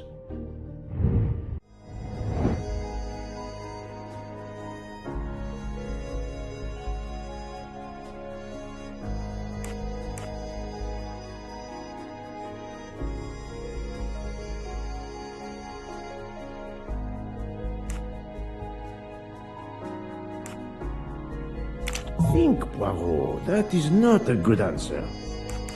I must admit I'm not right this time. I'm right again. That happens to me a lot. Fräulein Schmidt, I have a certain reputation for sniffing out... I am not a murderer. Forgive me, but I was going to say brilliant chefs. You were the Armstrong family's cook, were you not? But... yes. I was the cook of that lovely, lovely family. I'm sorry, but I must ask you to give me some time to collect myself. It wasn't supposed to be like this. My darling, my poor darling child. I will give you that time, Fräulein. You have given me much more in exchange. I must check in with my other suspects to make certain I have all the pieces of the puzzle in my possession.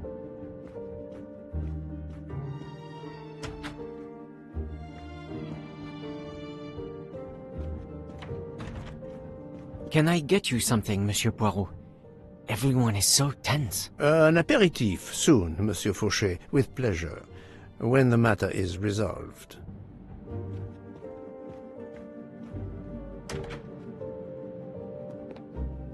Jean, you've mixed everything up again. Oh, I can't find the coffee liqueur for tonight's dessert.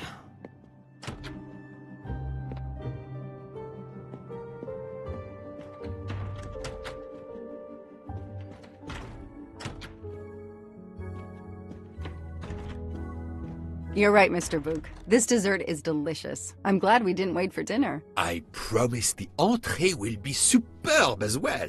Detective Locke, you are recovering well, I see. Yes. I should be helping with the investigation. Do you know who drugged me? It is early yet for conclusions. When I return, then we shall see. Do not worry, Poirot. She is in good hands. Hotaru, Freya, and yours truly are looking after her.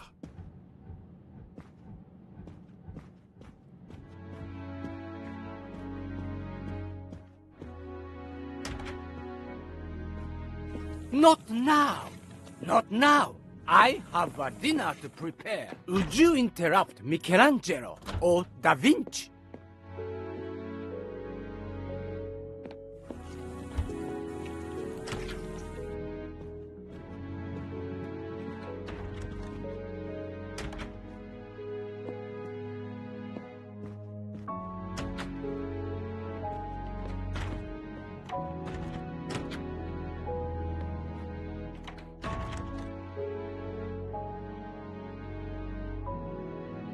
Good evening, Michel. Am I bothering you?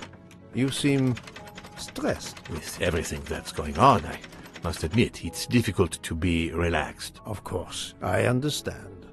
Especially since we know that Detective Locke's tea was drugged before it was served to her. Detective?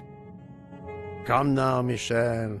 Surely you would have taken the opportunity to search her things and found her badge. Luckily, she woke up and was finally able to tell us her story. Otaru boiled the water, Jean made the tea. I just brought it. Sir, it could have been any of the staff. Your defense is to accuse others?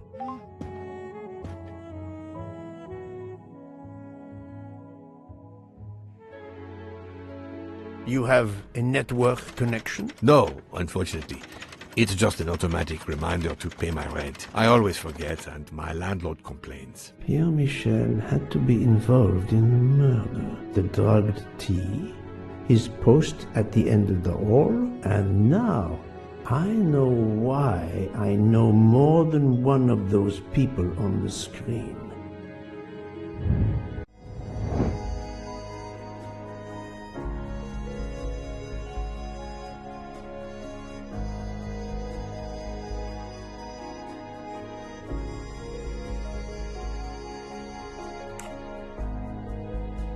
Fantastic.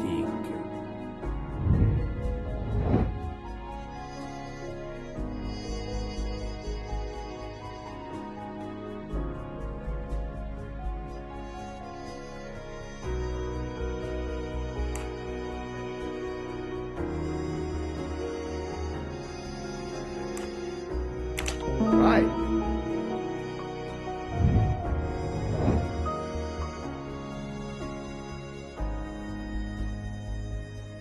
Brilliant. That was easy.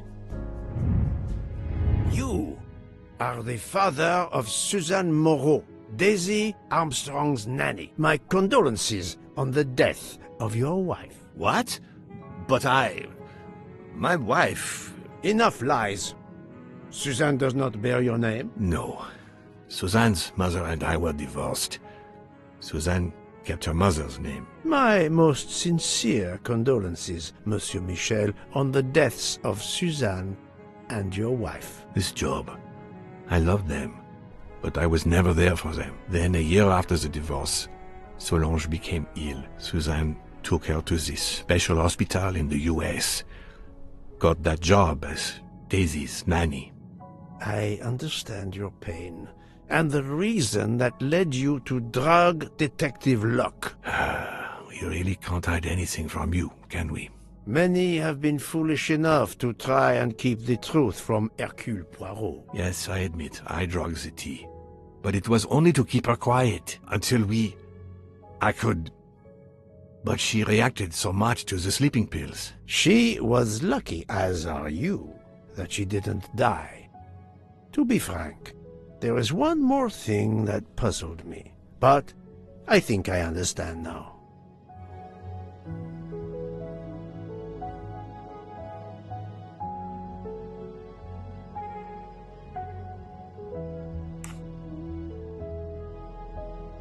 Monsieur Hardman was Suzanne's fiancé. Huh. I have the impression my whole life to you is an open book. Yes, Cyrus was my daughter's fiancé. I almost consider Cyrus as my own son. Of course, much more is clear now. I have been patient long enough. It is time to go and see what all the commotion is next door.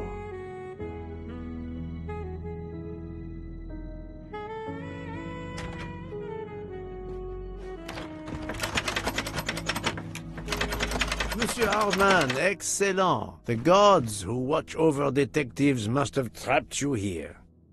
Why didn't they watch over me? I'm a detective, too. I was talking to Michelle about a leaky faucet, and I wanted to go out, but, you showed up. No need to invent some preposterous story. But really, Michelle has told me everything. You are the fiancé of Suzanne Moreau, his daughter. Oh. I see. Surely this is not a big surprise to you. No. Suzanne was the only woman I ever loved. And I failed her. We got into a spat. It was nothing, but I was too proud to apologize. We weren't speaking at all. Suzanne never really cared for that guy Noah. She would have forgiven me. If only... If only... If only. A common refrain between lovers who quarrel. Obviously, Pierre Michel and Fräulein Schmidt both drugged Detective Locke's tea, causing the overdose. No wonder she had so much trouble waking up. Time to report my findings to her and Book.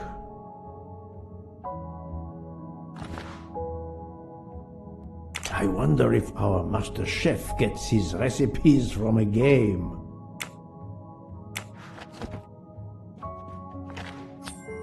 Another delightful trophy for my collection.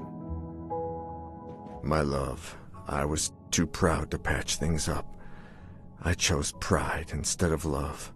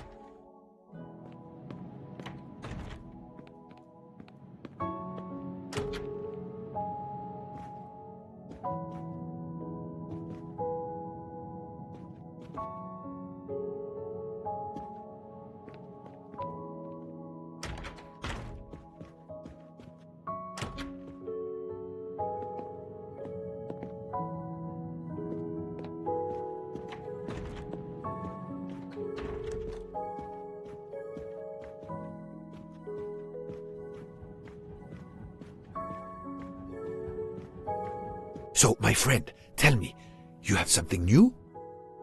Mademoiselle Locke, I know who drugged you.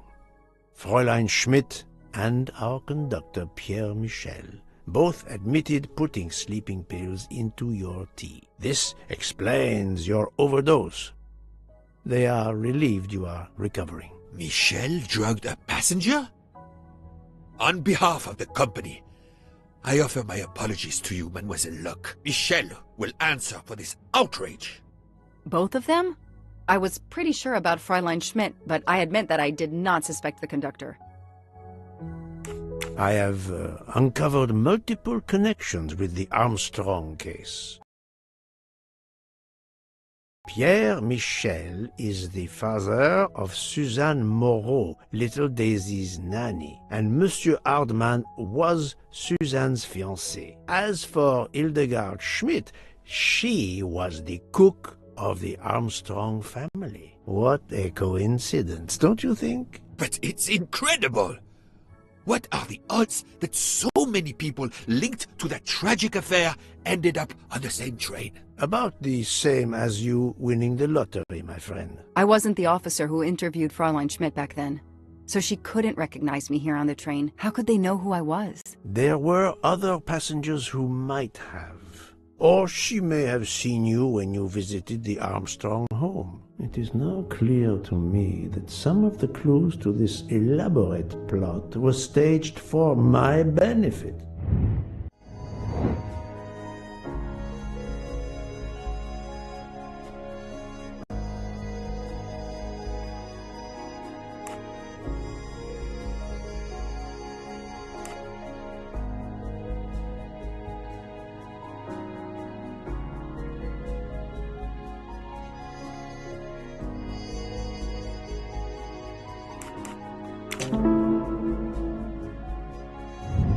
Et voilà.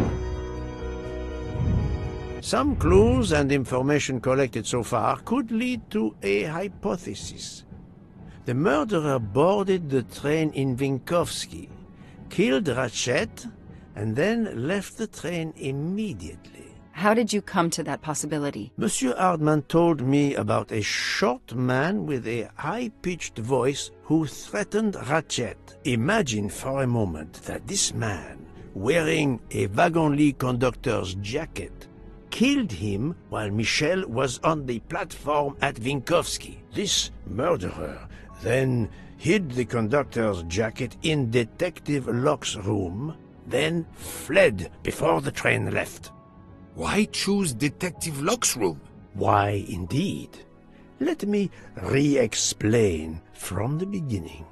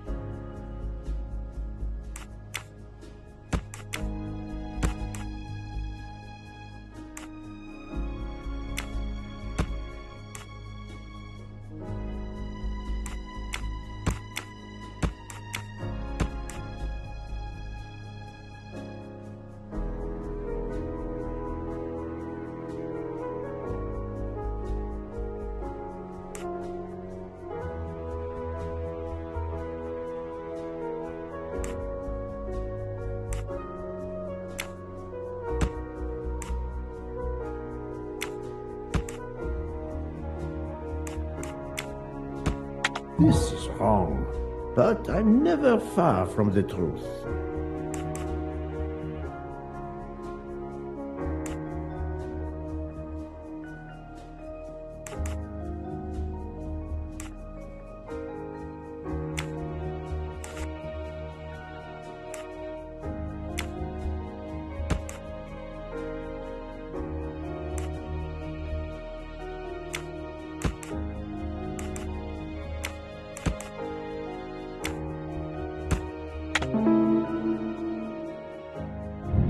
My little gray cells did not let me down.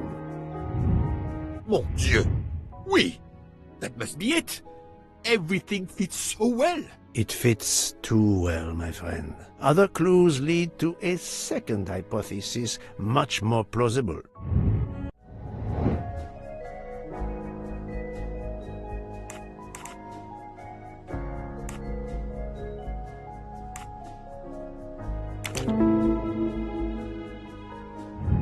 That's the right answer. So, we have multiple murderers, all related to the Armstrong case. The murderer from Vinkovsky was a fabrication to turn suspicion away from those on the train. They expected the investigation to be led by some small-town official who could easily be misled. Mr. Poirot? Detective Locke, forgive me. You are an obvious exception. You tracked Ratchet with the tenacity of a bloodhound. Unfortunately for the killers, they not only had you to deal with, but now they had, and I say this with all modesty, the world's greatest detective, Hercule Poirot, dropped into the midst of their meticulous planning. Multiple murderers? Multiple detectives? Poirot, please take pity on me.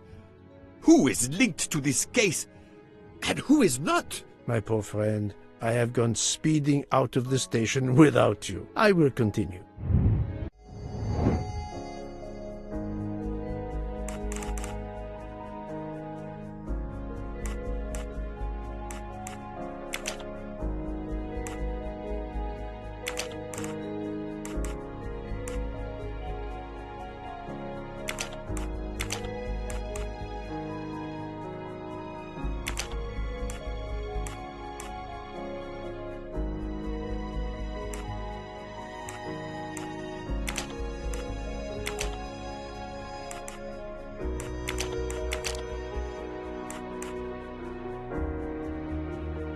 I do not think that's the right answer.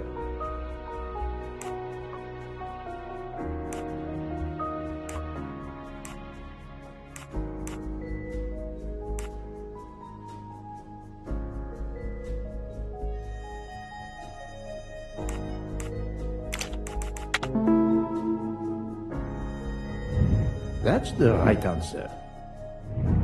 Fräulein Schmidt, Pierre Michel, Monsieur Hardman, and Monsieur McQueen are all linked to the Armstrong case. I also know that Sonia Armstrong's sister and godmother, Countess Andreni and Princess Dragomirov, are on this train. And finally, Detective Locke discovered that Mr. Foscarelli was the Armstrong chauffeur.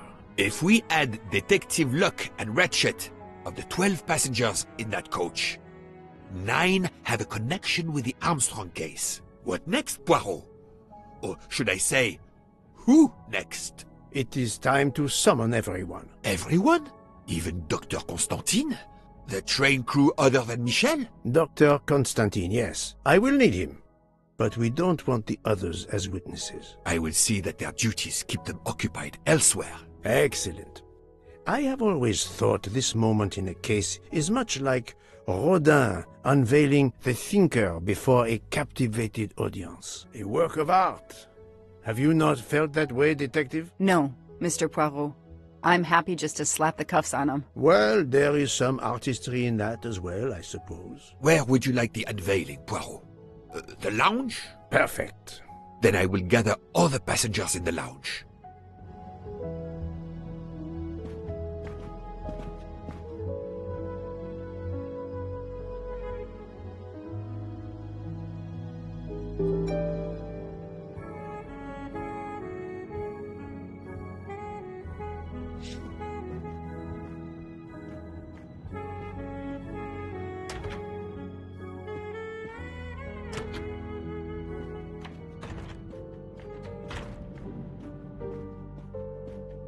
Can I get you something, Monsieur Poirot? An aperitif soon, Monsieur Fauchet, with...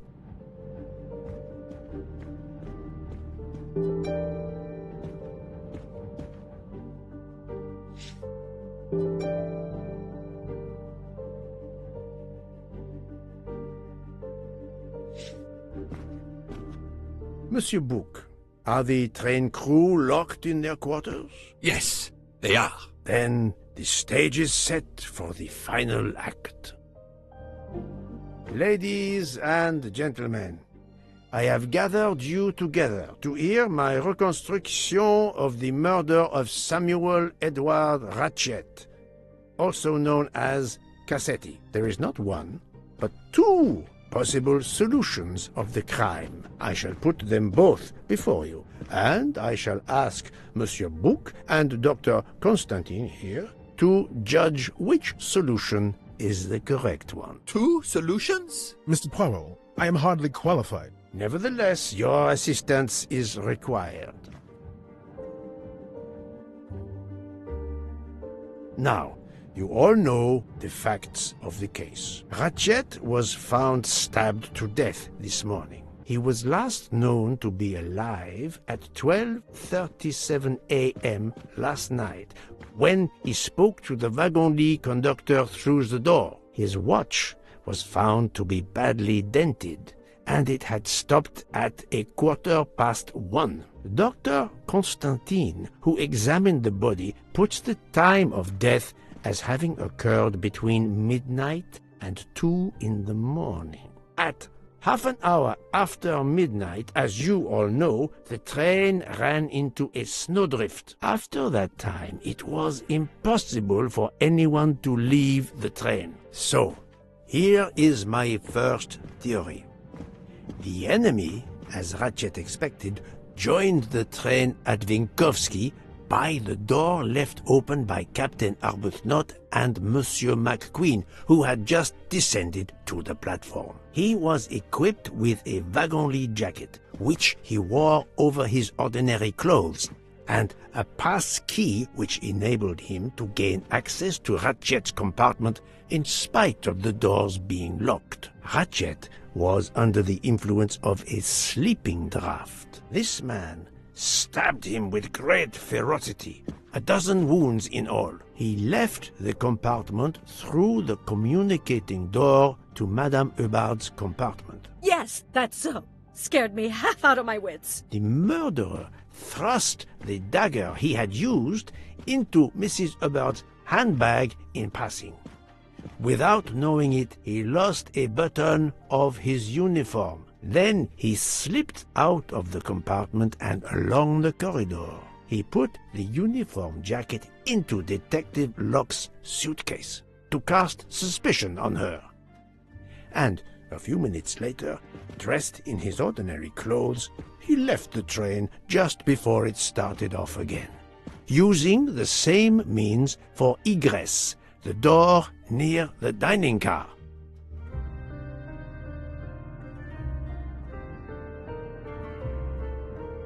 That is the first hypothesis. But there's a second. For that, we must examine the motive for the crime. Why was Ratchet killed? The motive is clear.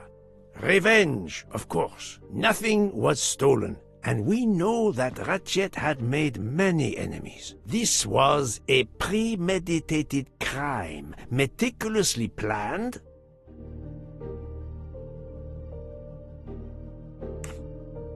Since the kidnapping and death of little Daisy Armstrong, which traumatized many people close to the family. Even when the police concluded that it was Suzanne Moreau, questions remained. Detective Locke continued her investigation, as did others. They became convinced the truth lay elsewhere. We now know who the real murderer of Daisy is.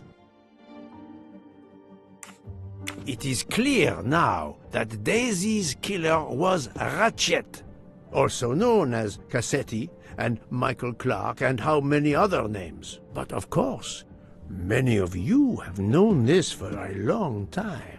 It is obvious that the 12 stab wounds are not a random number. Dr. Constantine's analysis revealed that some stab wounds appeared to have been caused by a right-handed attacker. Others indicated the knife wielder was left-handed. Some wounds were deep, more than one fatal, yet others were not much more than mere scratches. What can explain these discrepancies? This leads us to an obvious conclusion. They are symbolic.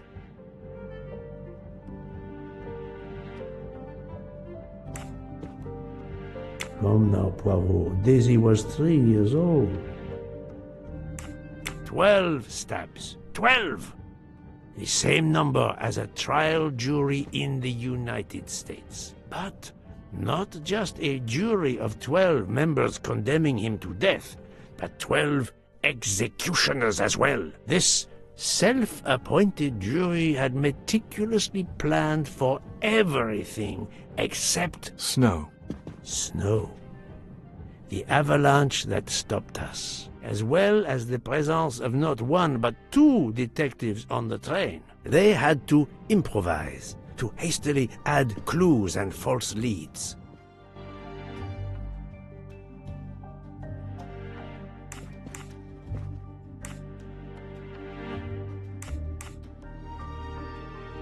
The time on Ratchet's broken watch was deliberately set to conceal the true time of the crime.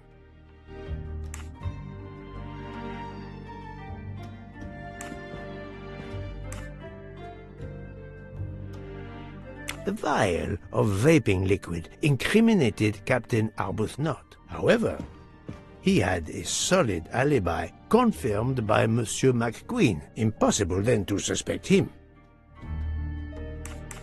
This woman in a red kimono does not exist. I don't know which of the passengers it was. It does not really matter. It was just a performance, a charade to introduce another possible culprit to muddy the waters. The conductor's jacket, found in Detective Locke's suitcase, was put there only to cast suspicion upon her. All these false leads were intended for me.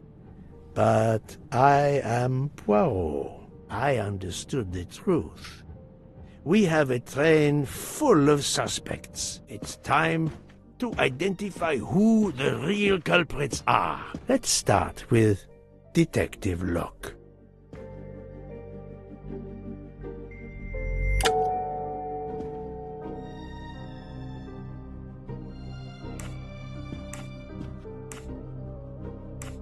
Planting the conductor's jacket in her suitcase was an attempt to implicate Detective Locke, but she couldn't fake her drugged condition.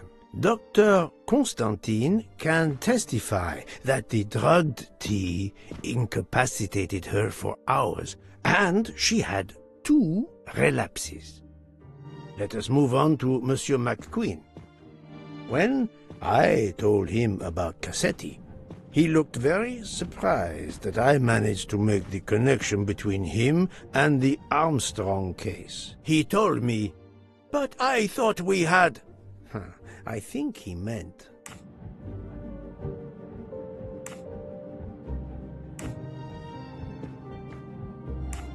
You thought you didn't leave any real clues linking the murder to the Armstrong kidnapping. Moreover, you insisted that Ratchet did not speak French when you knew I had heard a voice calling out in French that was supposed to be Ratchet.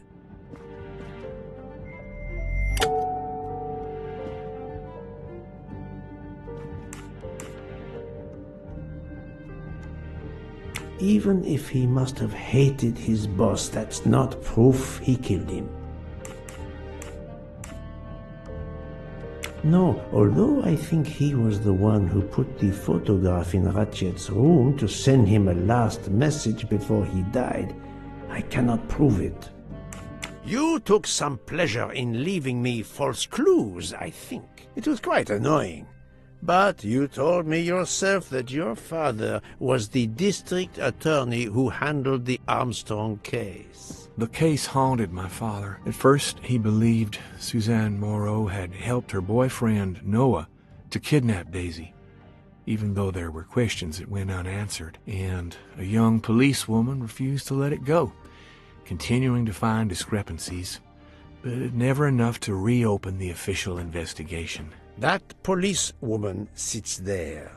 Her name is Joanna Locke. Then tell him.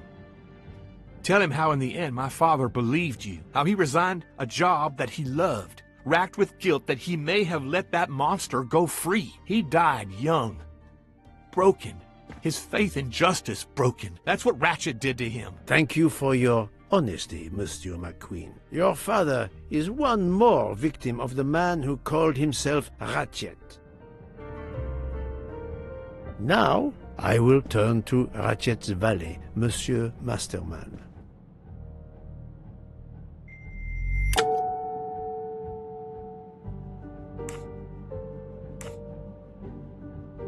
Ratchet sensed danger close to him and naturally wanted to stay awake. You gave him sleeping pills without his knowledge. Once he was sound asleep, you could do what you had to do in peace. Sir, I'll tell you the truth. I was Colonel Armstrong's adjutant in the war, sir, and afterwards, I was his valet in New York. I'm afraid I concealed the fact this morning. It was very wrong of me, sir, but I knew how suspicious it would look. Is that all you have to say? That's all, sir.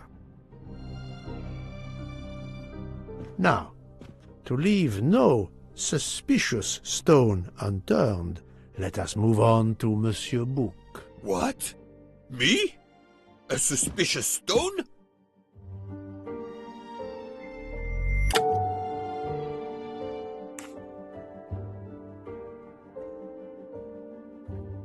Bouc, my friend, of course you are not guilty. You did everything you could to get me on this train. What madness would cause you to ensure, and I speak with all modesty, that the best detective in the world could be present to witness your crime? But doesn't our friendship count as well? Most assuredly, but a murderer can wear all sorts of masks, including friendship. Let us consider our ever-efficient wagon-lit conductor, Pierre Michel.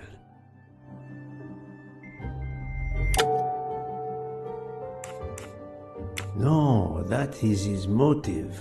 I need real, tangible proof.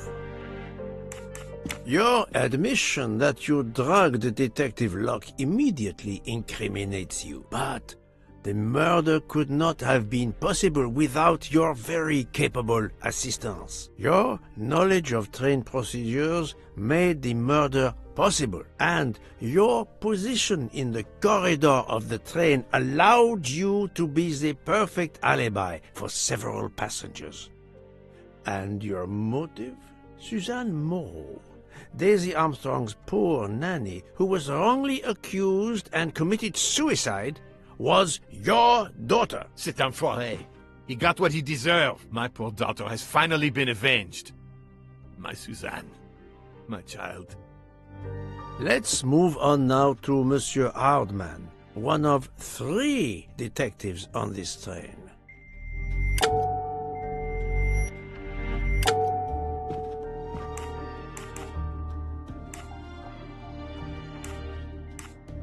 Monsieur Hardman, I think you are a real detective, but you were never hired by Ratchet. Your alibi was that you were watching the corridor to protect Ratchet, which, of course, you never did. You protected Pierre Michel. However, we just saw that his alibi doesn't hold up, so neither does yours. I don't know about the conductor. Being Suzanne's fiancé, you had a substantial motive to punish Ratchet. You used your detective skills, just as Detective Locke did, to hunt him down and finally avenge the death of your beloved. That's right, Mr. Poirot. I do have some detective skills. I never doubted it. Now, Fraulein Schmidt, the lady's maid with the soul of a cook.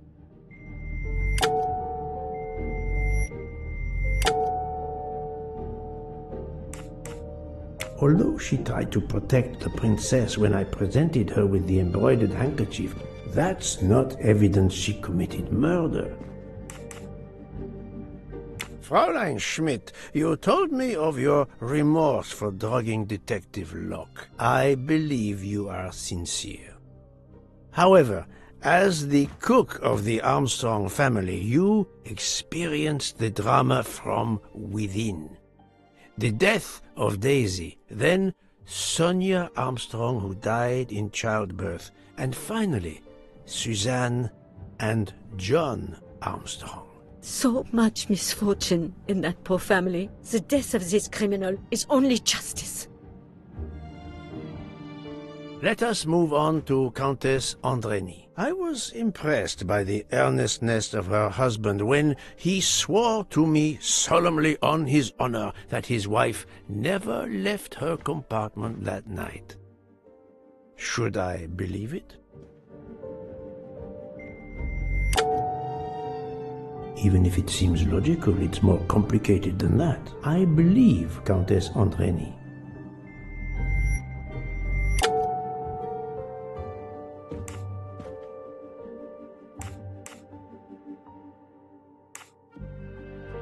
Countess Andreni is young and fit, physically quite capable of stabbing Ratchet.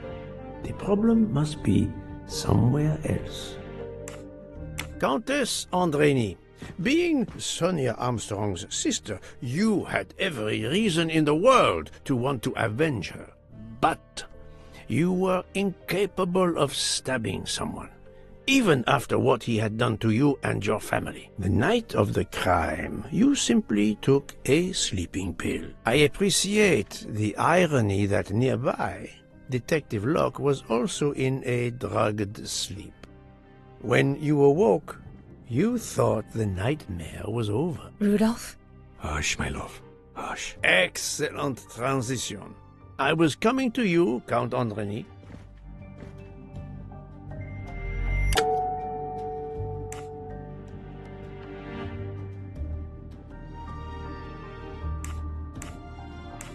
12 people, a jury. This was very important to all of you. If Countess Andrény did not stab Ratchet, someone had to take her place. And you, Count, the beloved husband. I've seen how fiercely you love and protect your wife. Enough! I would do anything for Helena. Anything. Even that. Yes, even that. Let's move on to Monsieur Foscarelli.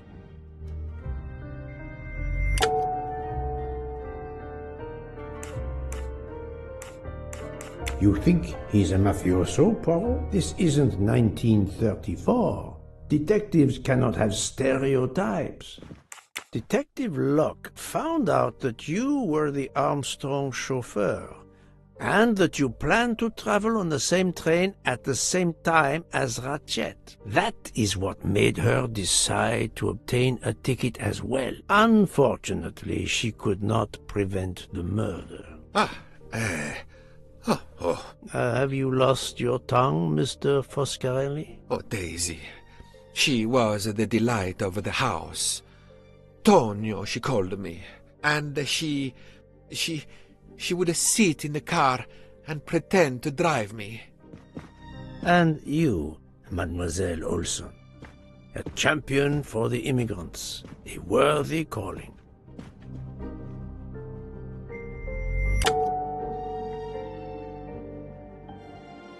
I do not think that's the right answer.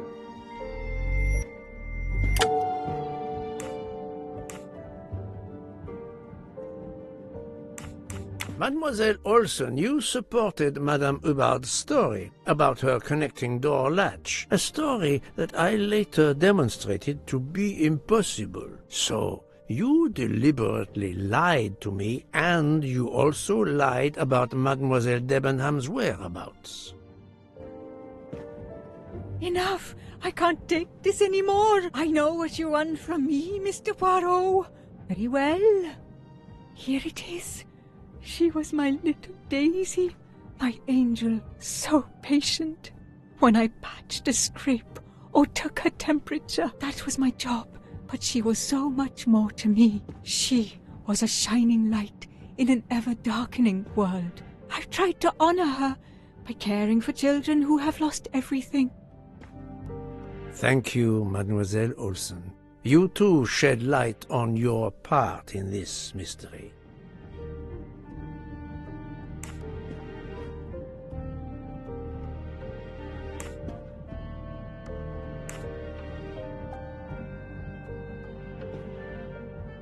Suzanne Moreau was Daisy's nanny.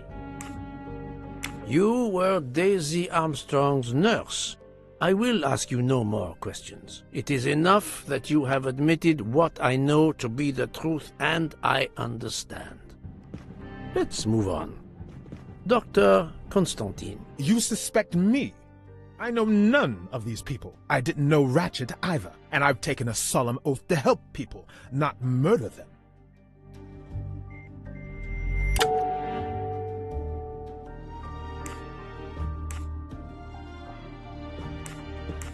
Dr. Constantine was certainly helpful to my investigation, but that does not prove he is innocent. You are one of the few people in this room not to have any connection with the Armstrong case. Moreover, your alibi is confirmed by Monsieur Bouc, whom I would trust with my life. That is very kindly said, my friend. We now come to Mademoiselle Debenham and Captain Arbuthnot, whose relationship was not in doubt from the moment I inspected your room at the hotel. You have a bloody nerve. Indeed, I do. We're getting married.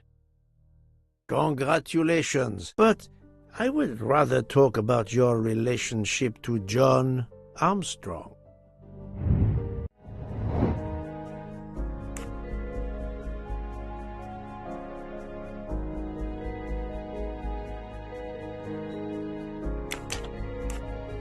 Think, Poirot. That is not a good answer.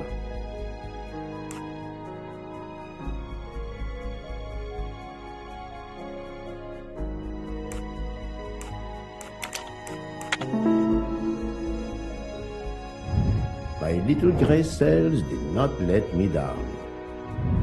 Captain Arbuthnot, you served in the army with John Armstrong. What I don't understand is why a man your age is still a captain. One might expect you to be a colonel as well. Ever fought in a war, Poirot? It was war that first brought me to England. Then you know what it's like. There's a shattering sound, and death, and mistakes, acting on intelligence that proved to be wrong. I sent a patrol to their death. Good men, brave men, wasted. John testified on my behalf at a court-martial. I'm not a colonel. I don't deserve to be, you bloody fool. But I'm also not in prison. John remained my best friend until... There, you have my story. Understand now? Archie, calm down, please. You're right, Mary. What you see in me, I don't understand. Oh, Archie, I see in you what John saw. Miss Debenham, I'm sorry. My turn, is it? I'm afraid so. And you have caused me quite a puzzlement. Your connection with the Armstrong family was not obvious. Then I remembered the job you currently hold.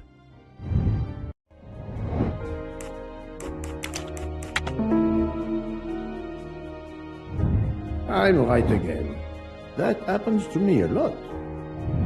You were the teacher of... No, she was the teacher of Countess Andrény. You were the teacher of Helena Andrény, whose maiden name was Helena Goldenberg before she married Count Andrény. Yes, absolutely. Why lie to you? She was an excellent student. Captain Arbuthnot.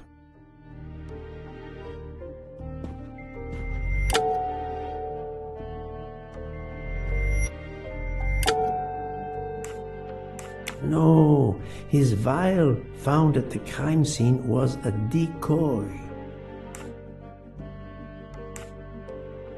You had one of the strongest alibis, thanks to Mr. McQueen, but his testimony melted like a snowflake. There went your alibi. Poof! Unless you have another one. As for you, Mademoiselle Debenham,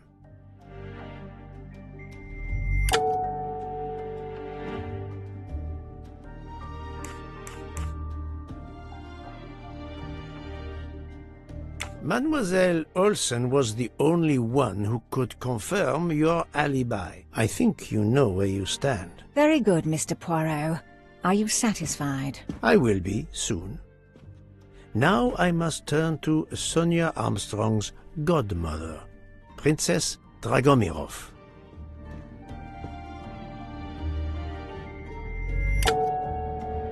Princess Dragomirov, you weren't on my list of suspects at the start, given your social position. I left my social position in a cold country. Do you object to being addressed as Princess? I deny people the opportunity. It makes a good story to tell their friends. It also guarantees a good table in the best restaurants. Princess, there is also, forgive me, your extreme physical fragility. It does not stop me when I must be strong. Indeed.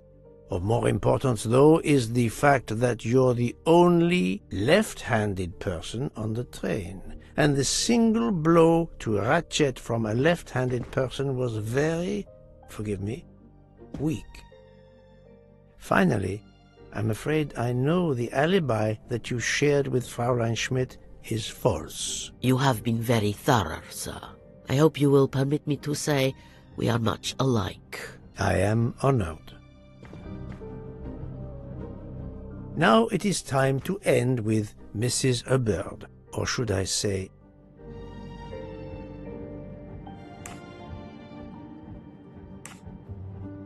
Linda Arden. If Princess Dragomirov hadn't told me about her relationship with this famous actress, I might not have made the connection. But you are a great actress, madame. Your performance as a flighty, self-involved woman was superb. I never would have guessed something entirely different. As for what ties you to the Armstrong family, it is obvious.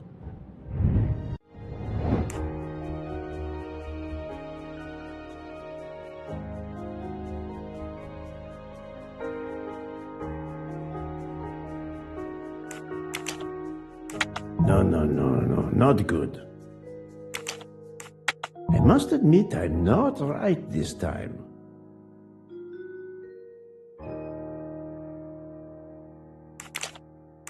This is wrong, but I'm never far from the truth.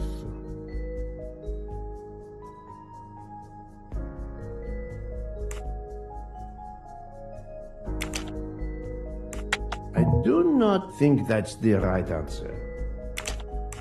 Think, Poirot. That is not a good answer. No, not good. I'm right again. That happens to me a lot. Mrs. Hubbard, you are the mother of Sonia Armstrong and Mrs. Andreni.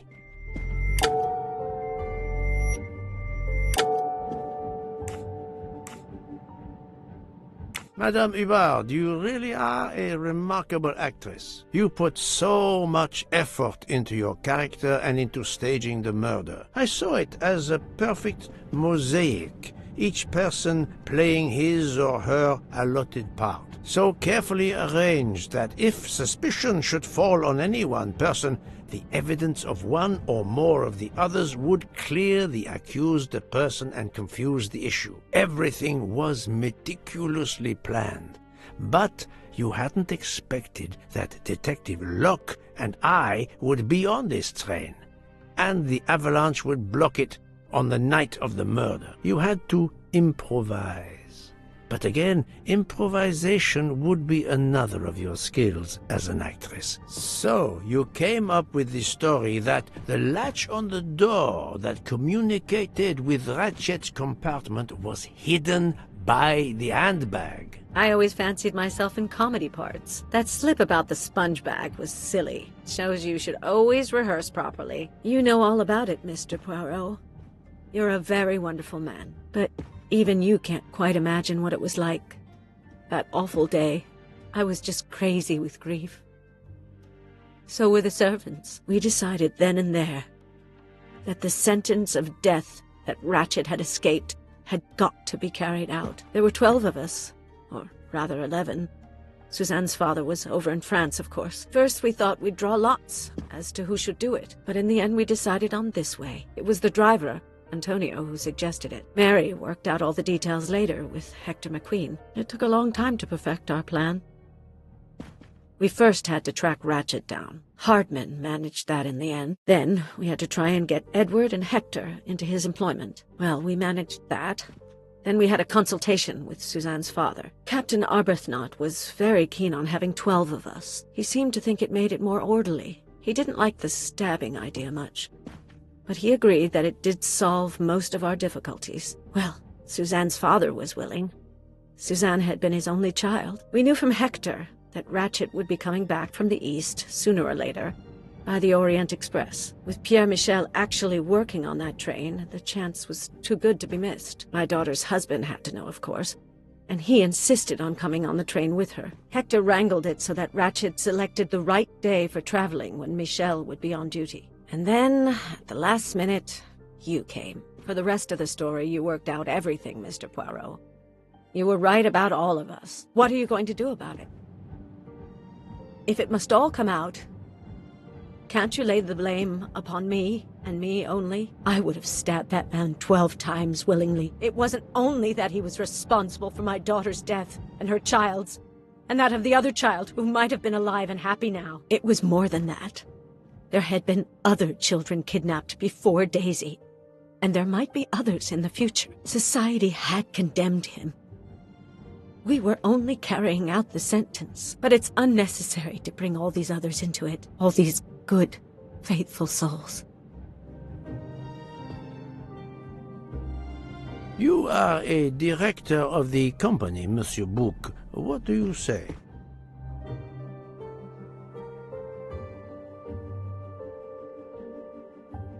In my opinion, Poirot, the first theory you put forward was the correct one. Decidedly so. I suggest that that is the solution we offer to the police. You agree, Doctor? Certainly, I agree. As regards the medical evidence, I think that I made one or two fantastic suggestions. Then, having placed my solution before you, I have the honor to retire from the case.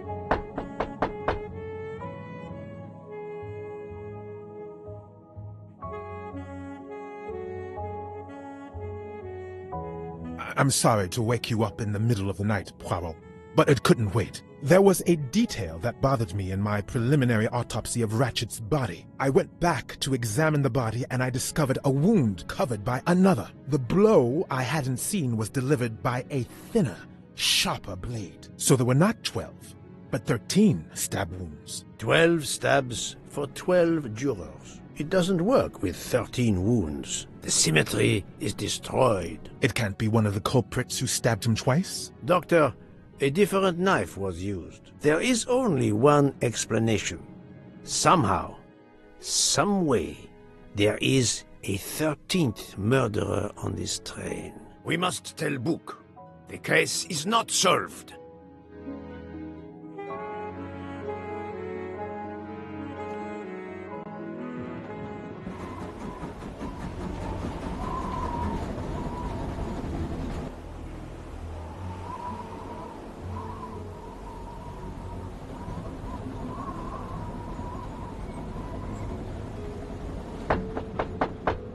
Please, come in.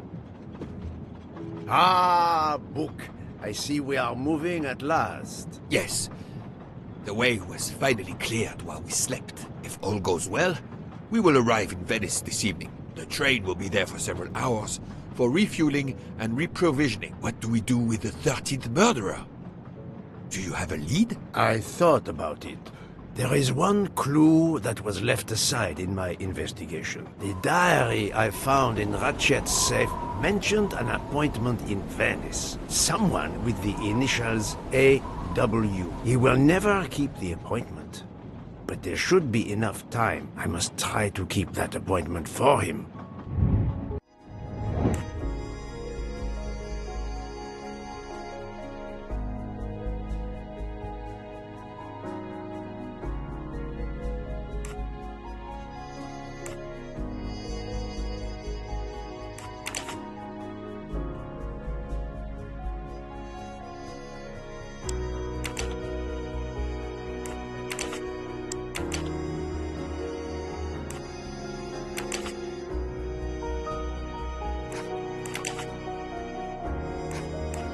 Think, Poirot. That is not a good answer.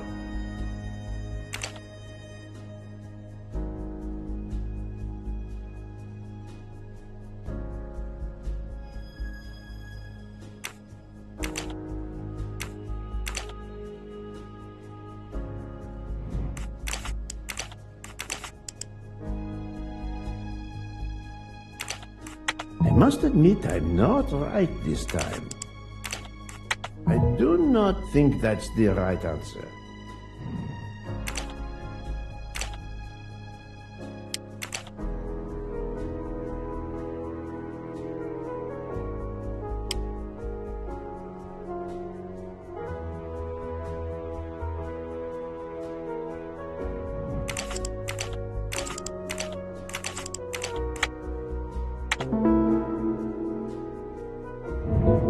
What's the right answer?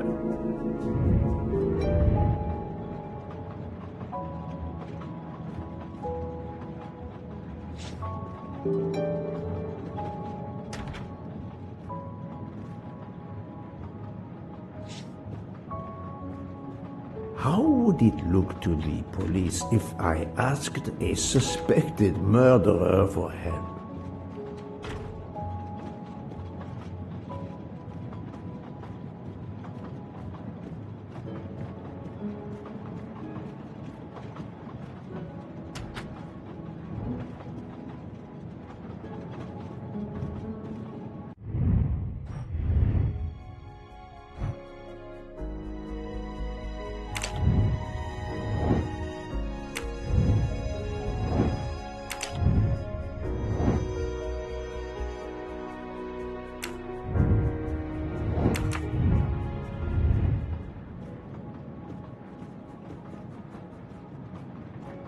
I don't have time for small talk. How would it look to the police if I asked a suspected murderer? I don't have time for small talk.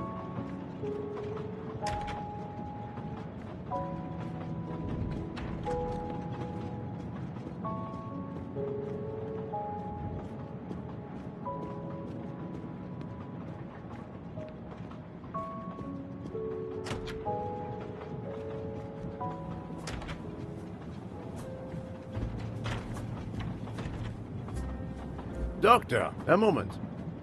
Have you made arrangements for Ratchet's body? Yes, it will be collected by the Italian authorities when we reach Venice. The autopsy will be performed there.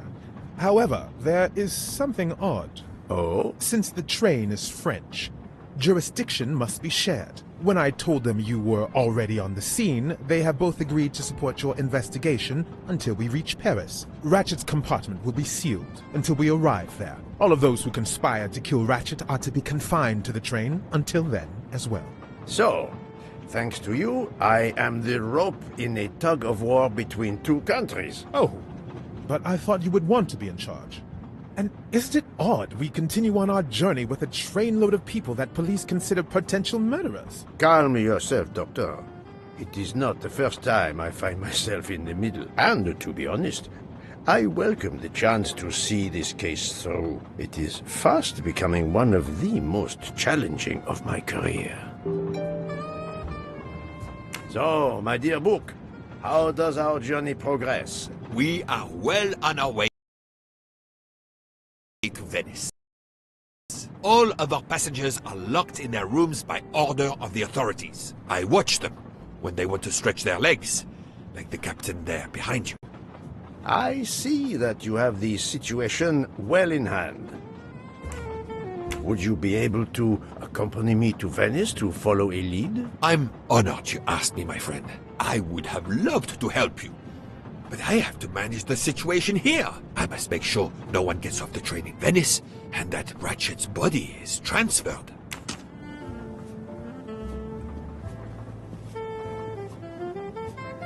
I'm not going to ask a murderer to help me catch himself.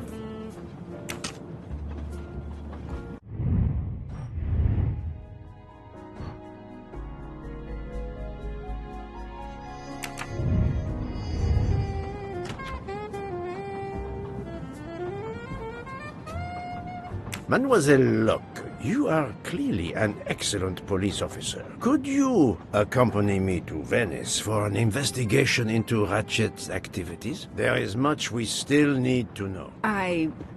Well, yes. It would be an honor to work with you. And I'm glad you trust me. What do you have in mind? There was a notation in Ratchet's appointment book. He had an appointment. With who?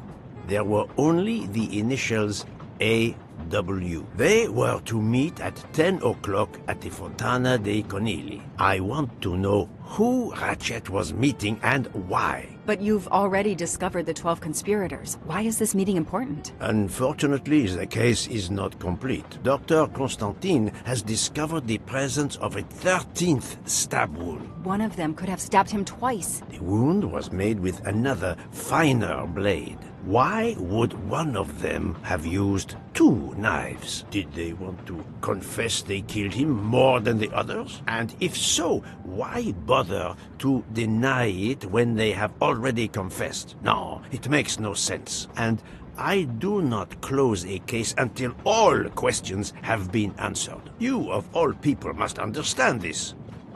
You're right. I do understand. I'll help you. Thank you. Together, we will uncover the truth. We will arrive in a few hours. Take the opportunity to rest. I slept well last night. No more effects of the drug. Excellent. Then be prepared when we reach Venice. We have another mystery to solve.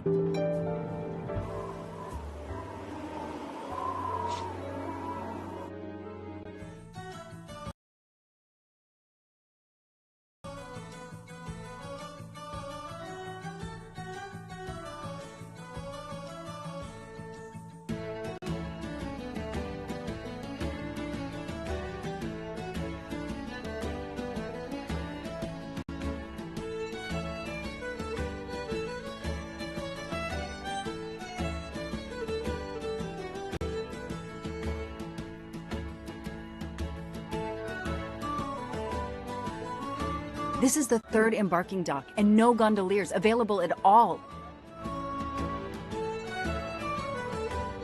With Carnival, you can't find a gondolier to cross that damn canal. They're all booked.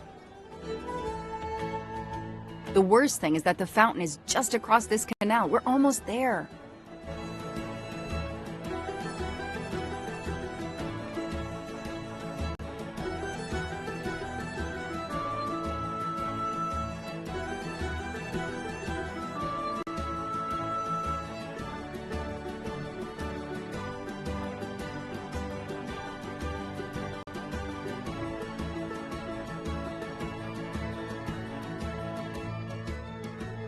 I see a gondolier just over there.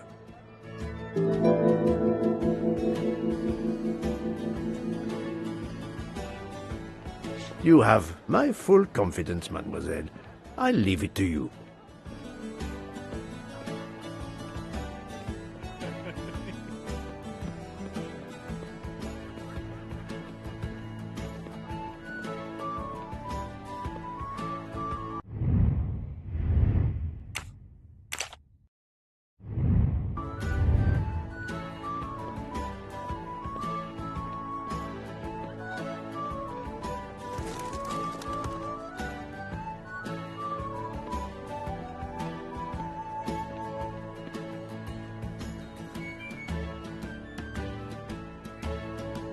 Not a picture for the tourist brochures.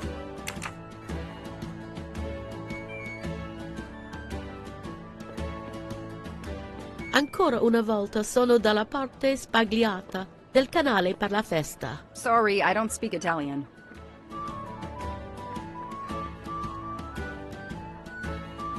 It's impossible to find a gondolier during Carnival.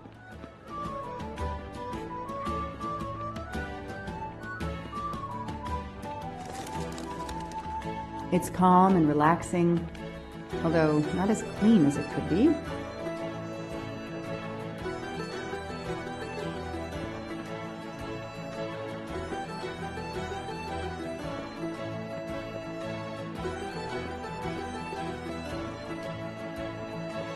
Every carnival, my friends and I mask, and every carnival, we lose one another.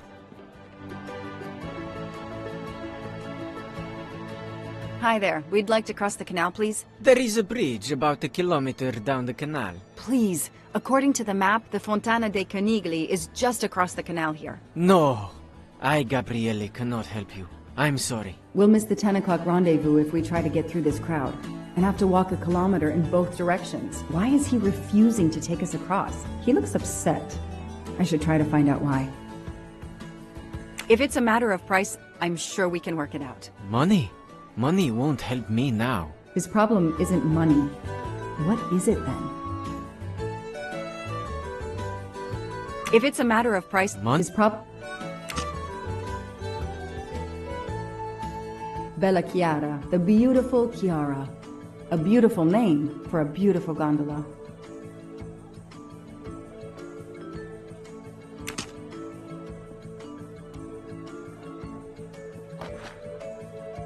Ah, what a sham. A beautiful bouquet crushed by revelers.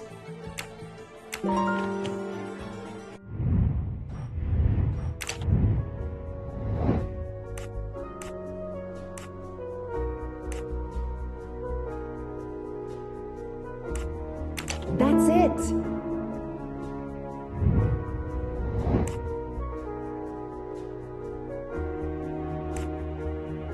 Excellent! That is a great detective job.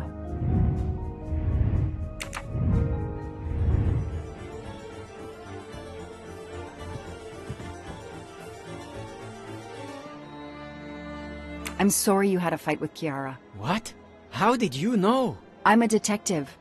I'd like to help, if I can. If you have a spare engagement ring, detective, I'll take it. Ah, I see. You lost the engagement ring you were planning to give Chiara? Lost? It is worse than that. I threw it away in the canal. I bitterly regret this gesture. I now find myself without a girlfriend and without a ring.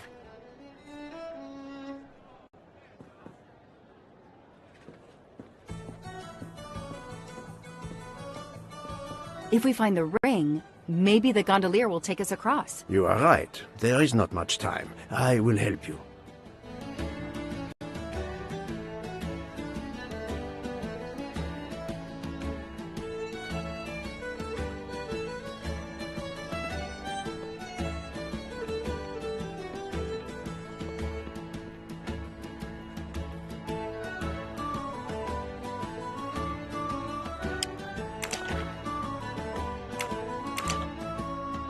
I know someone who will be happy.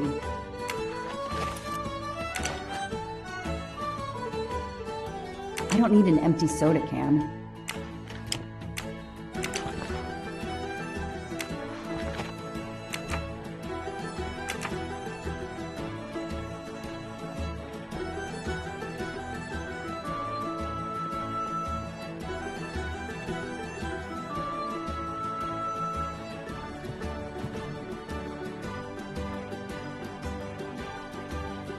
Excuse me. I believe I have something that belongs to you. Mamma mia, grazie mille, signorina. With this, I can now win my Chiara's heart again. I know it. How to thank you?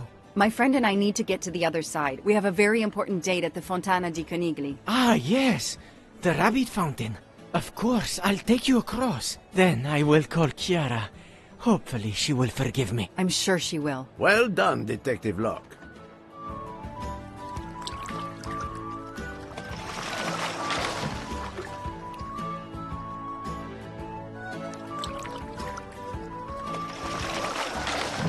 This district of Venice is very charming. You will love it.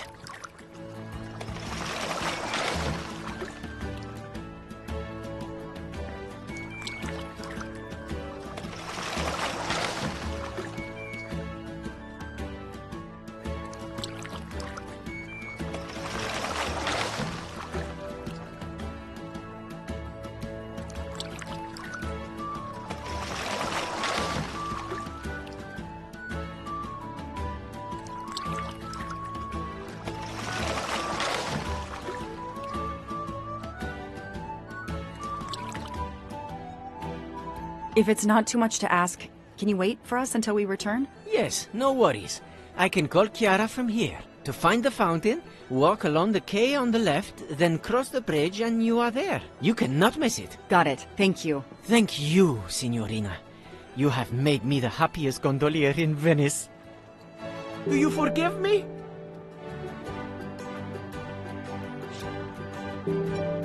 Chiara, I'm sorry.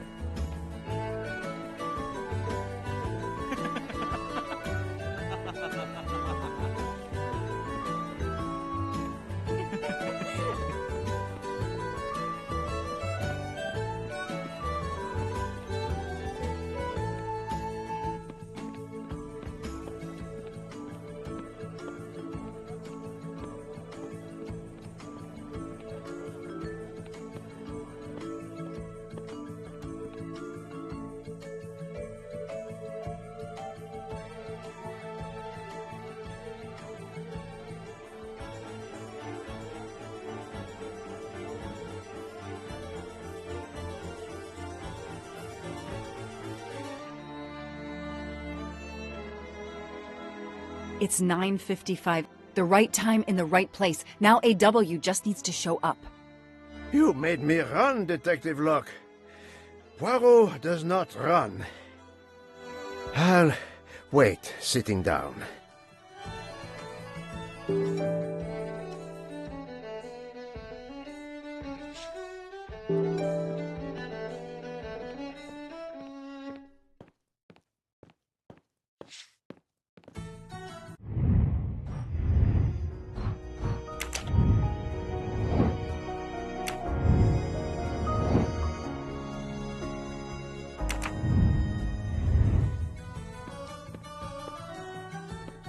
I have an appointment with you, don't I? No, dove la tua mascara?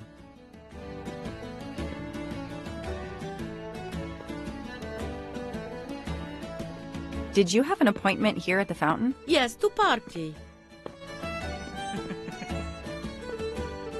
We have an appointment, I believe? I don't think so. I've never met you.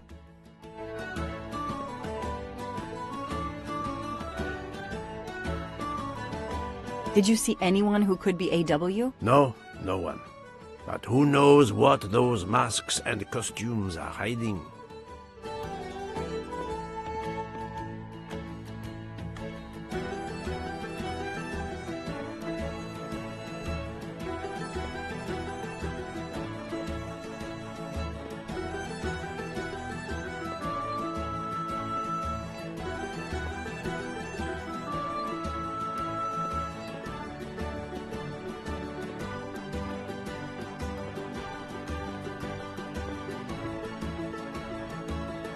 We have an appointment, I believe? I don't think so. I've never met you.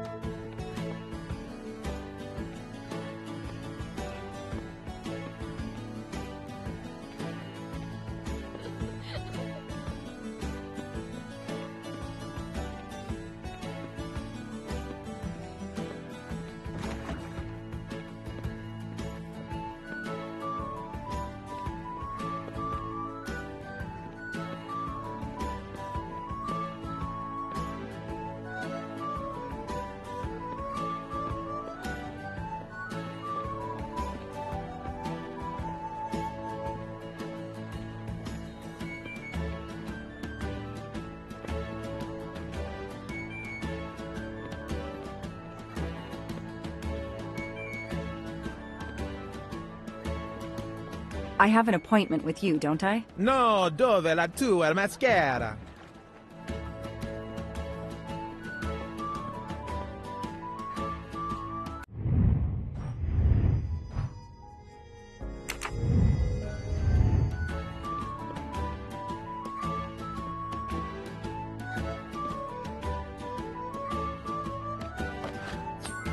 A gold mustache. Thank you very much.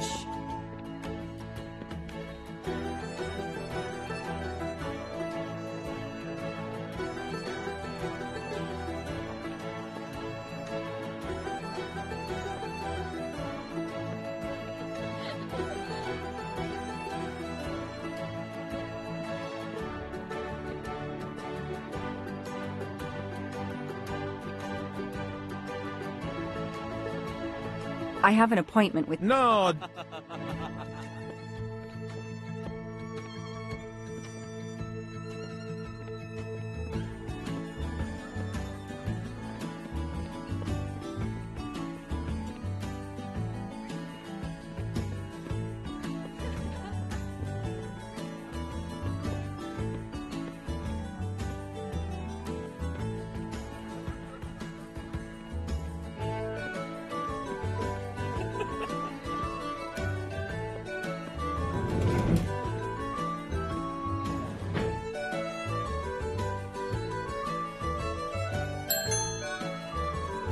Nobody. The desk clerk must be asleep or off partying.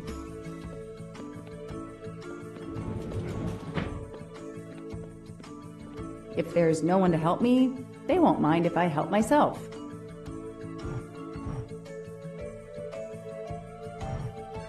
Aziz Wadi. That's the only name that corresponds to the initials AW. Paziente, non ti ho sentito. Posso aiutarla? Hello. I'm looking for the Fontana dei Conigli. Do you know where it is? Oh, it's right in front of the hotel. It's easy to recognize because of rabbits. Thank you. I had an appointment with someone, but I can't find him. I wondered if he might be staying in your hotel. I can't help you unless you give me the name. I have an appointment with Mr. Aziz Wadi. Do you know if he's here? Well, unfortunately, he left the hotel this morning. He seemed to be in a hurry, but he left a carta. You are?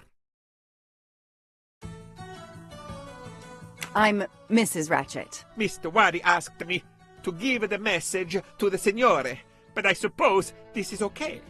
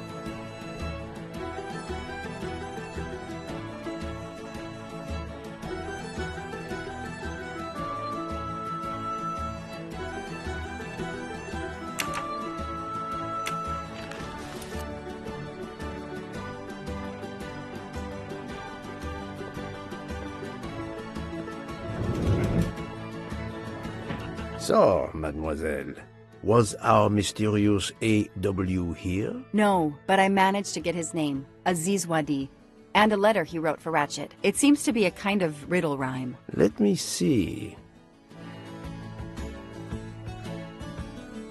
Well, Ratchet and Mr. Wadi must love this book to refer to it so much. Yes, I think we have to search and find the tracks that this person left for Ratchet to find him. I think so. Lead the way, Mademoiselle Locke. Do you need help, Detective Locke? It looks like the writer of this letter is quoting Alice in Wonderland. No, I think it is a pastiche. Monsieur Carroll was a much better writer than this. It's a riddle. No, a map. Both.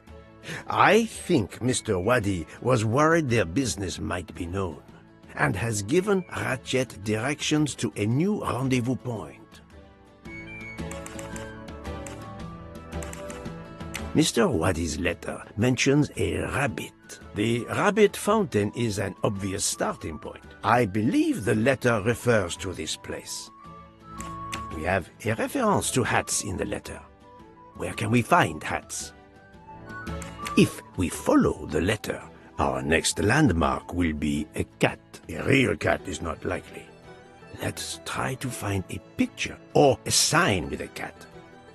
A place with playing card soldiers. It sounds like a metaphor. What place could make us think of soldiers? The last paragraph suggests a door that requires a passcode. If I understand correctly, this code will be made up of numbers that we will find along the way.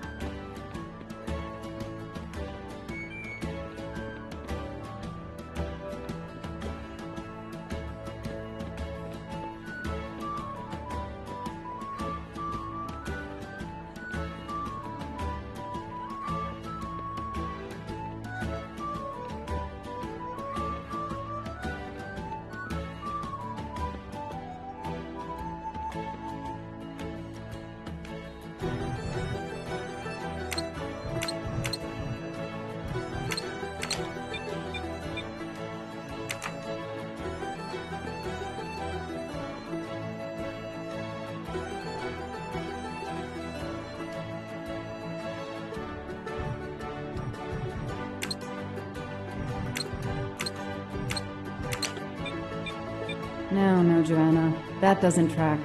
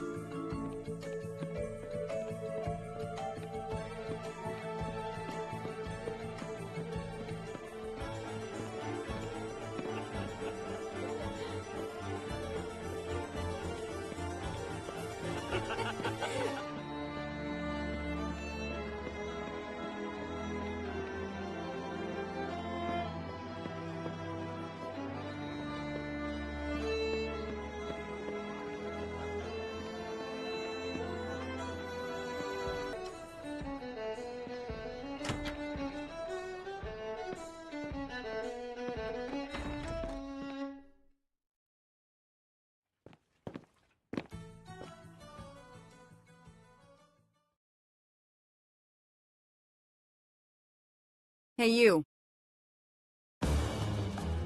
I can't lose them.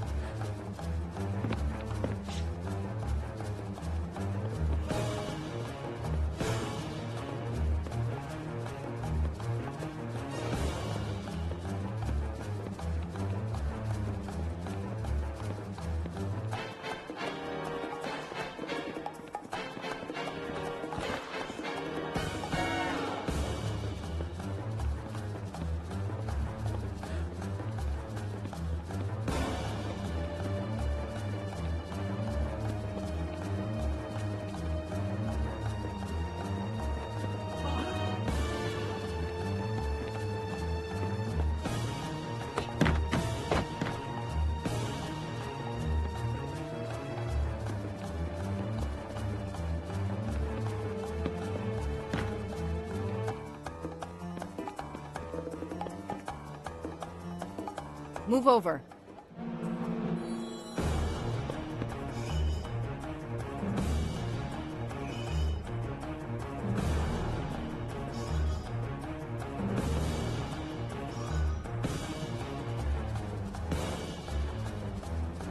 Too many!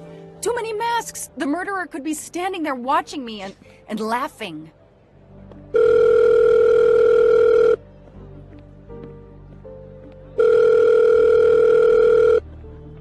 Yes, Detective Locke? The murderer got away. I'm coming back. But it looked like he dropped something when he climbed the first wall. All right, I'll go and see. For my part, unfortunately, I could do nothing for the victim. He was already dead. I have already alerted the Italian authorities. I will see what I can find while I wait for them.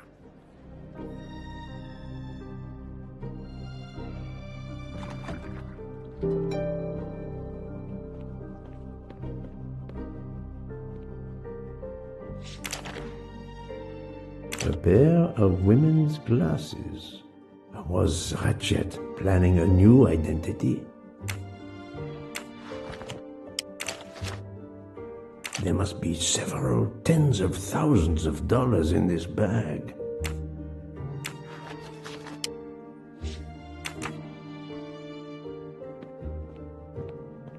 The victim was stabbed. Apparently the method of choice in this case.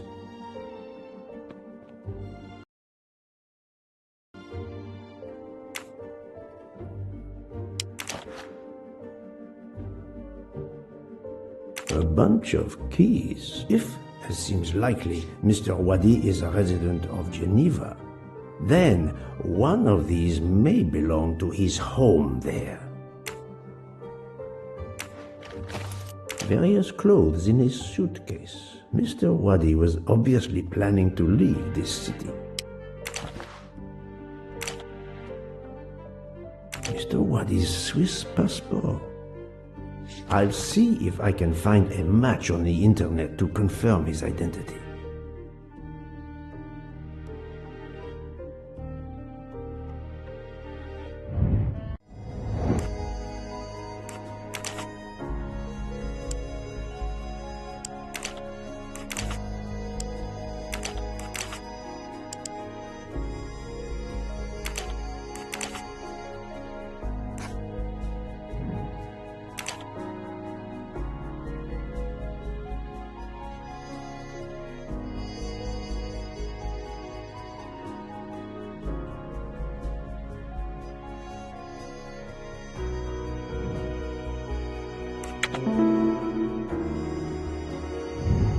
That was easy.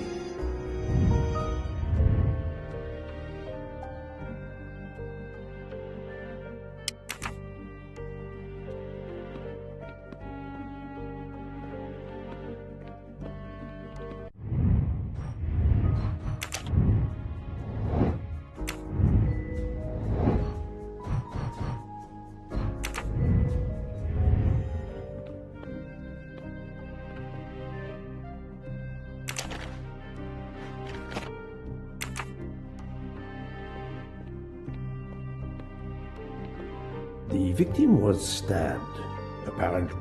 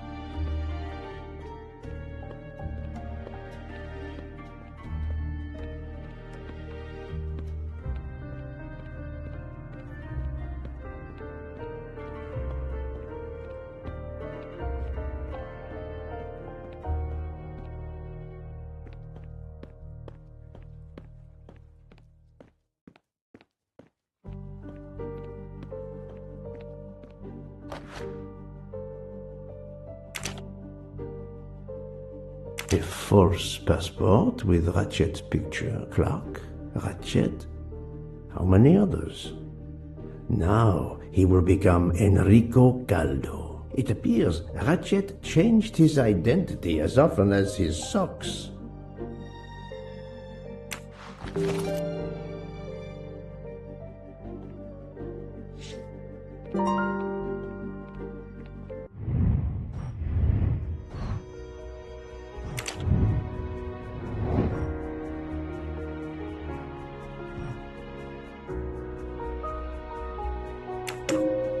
Very well, I choose to go this way. I'm sorry I couldn't catch the suspect, Mr. Poirot. There is no need to apologize, mademoiselle. Your efforts were marvelous. I found some information about Mr. Wadi. Did you access the FBI database? Don't worry, my little gray cells were enough. However, the database may confirm the origin of these banknotes. No need. I included them when I continued my investigation. Excellent.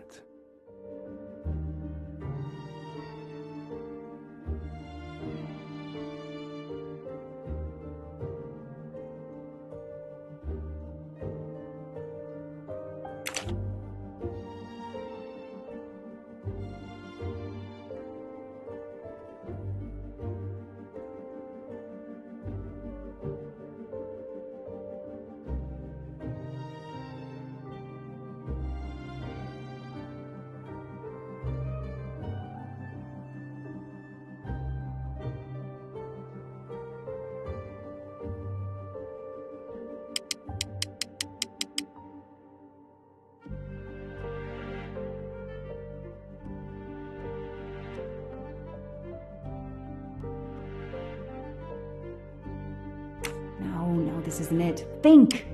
No, I did something wrong.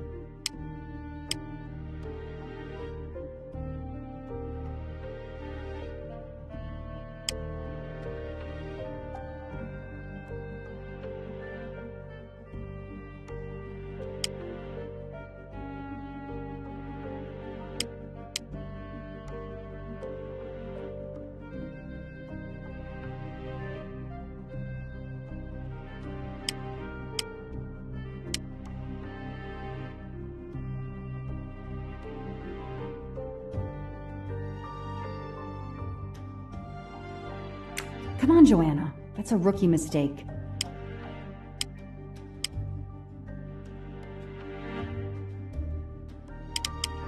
No, Joanna. That doesn't try. No, I did something wrong. I don't need Mr. Poirot to... Come on, Joanna. No, this isn't it. No. I don't need Mr. Poirot to tell me I'm wrong.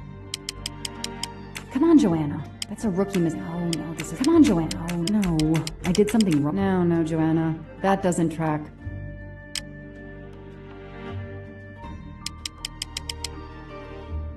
I don't need Mr. Poirot to tell me I'm wrong.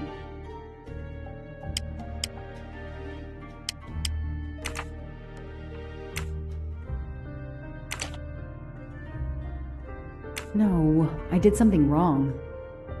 I don't need Mr. No, Joanna. That doesn't track.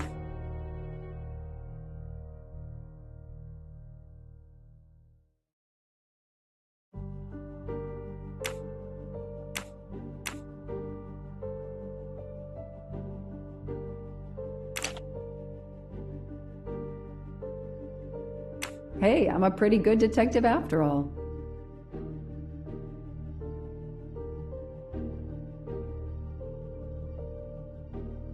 That's it. No rookie mistake there.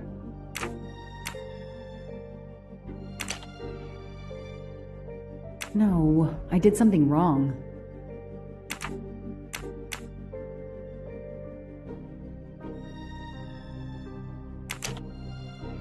I don't need Mr. Poirot to tell me I'm wrong.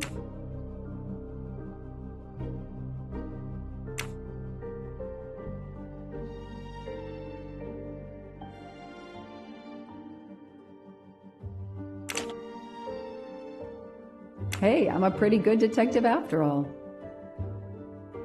Mr. Poirot, it's part of the ransom money from the Armstrong case. You are surprised? I suppose not.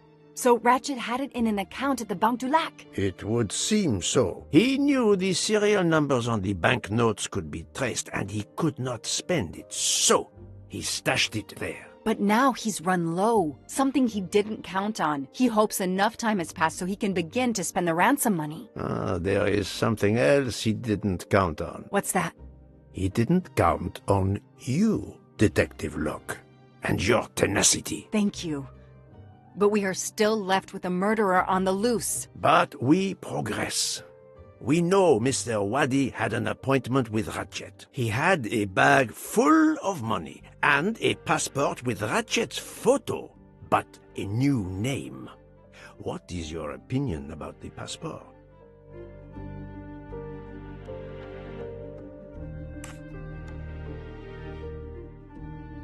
I discovered that he was arrested in Armenia for trafficking in stolen art, and was supposed to be arraigned in January. Once again, he changed his identity and vanished. You are correct, mademoiselle.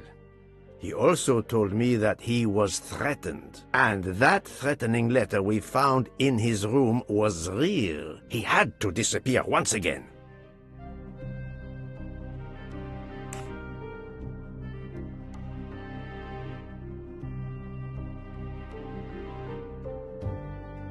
The bag isn't very big. He could have easily run away with it. If he didn't take it, it was deliberate. He wasn't interested in the money. If the motive wasn't money, it leaves passion or revenge for motive. So, Detective Locke, what do you think? Passion or revenge? Revenge seems like an obvious motive to me. The murderer carefully followed Wadi from the fountain to the new meeting place despite Wadi's precautions. That is cold and careful. Excellent. We cannot yet know for certain, but that is a sound psychological analysis. We have an idea of the motive. It is the same motive as that of our 12 would-be murderers on the train. But we still must know who was under that mask.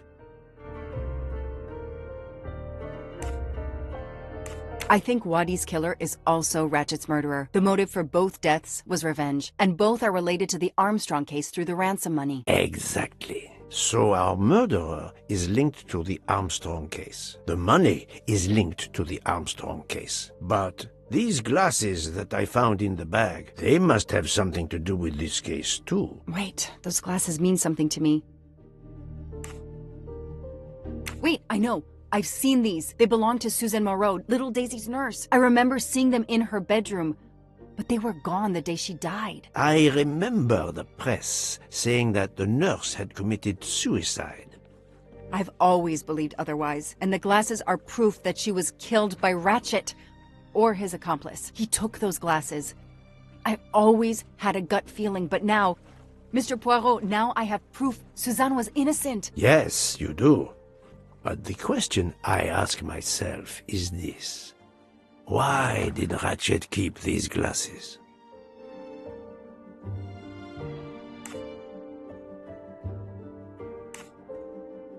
Ratchet used to leave fake evidence at the scene of his crimes to incriminate others. He did the same thing to frame Suzanne. Possibly. But keeping an object belonging to his victim as a souvenir of the murder, that is the behavior of a fetishist. Now that you mention it, in my investigation at the time, I had already found Daisy's hair clip in Ratchet's cabin, and now we find Suzanne's glasses in a bag for Ratchet. 2 objects from 2 victims of Ratchet. He is a trophy hunter. Okay, we managed to clear up some of the gray areas. What now? The bag only contained a fraction of the $1 million ransom of the Armstrong case. The rest must still be in a secure place. I will make a wager with you that it is the Banque du Lac in Geneva where Mr. Wadi worked. Wadi was also the keeper of Ratchet's secrets. They were killed by the same murderer. Agreed. Well, there is nothing more we can do here except wait for the police. Prepare yourself for a long evening with the police. We have a lot of explaining to do. And after that? A visit to Geneva, perhaps?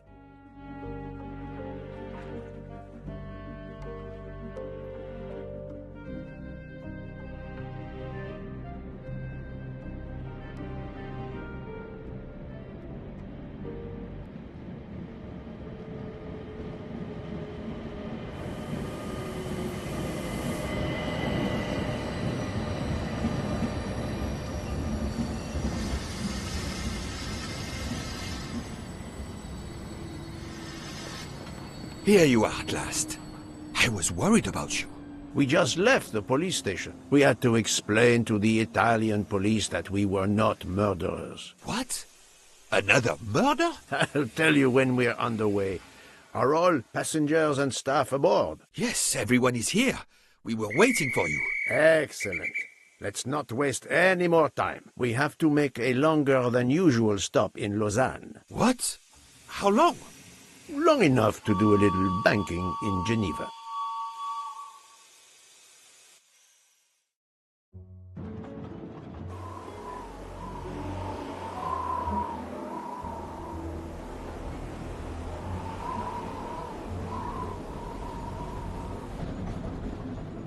But this is madness.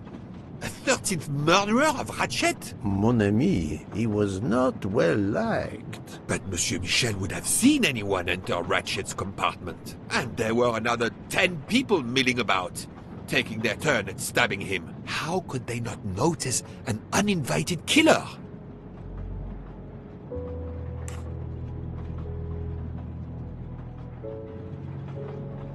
Pierre Michel's testimony is, of course, false. He was actively involved in the murder plot. I must know his real movements to understand when our 13th murderer could have acted undetected.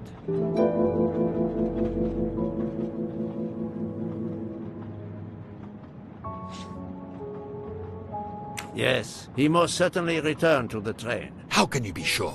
It's obvious. I mean, I hope Mr. Poirot agrees. Please continue, Detective Locke.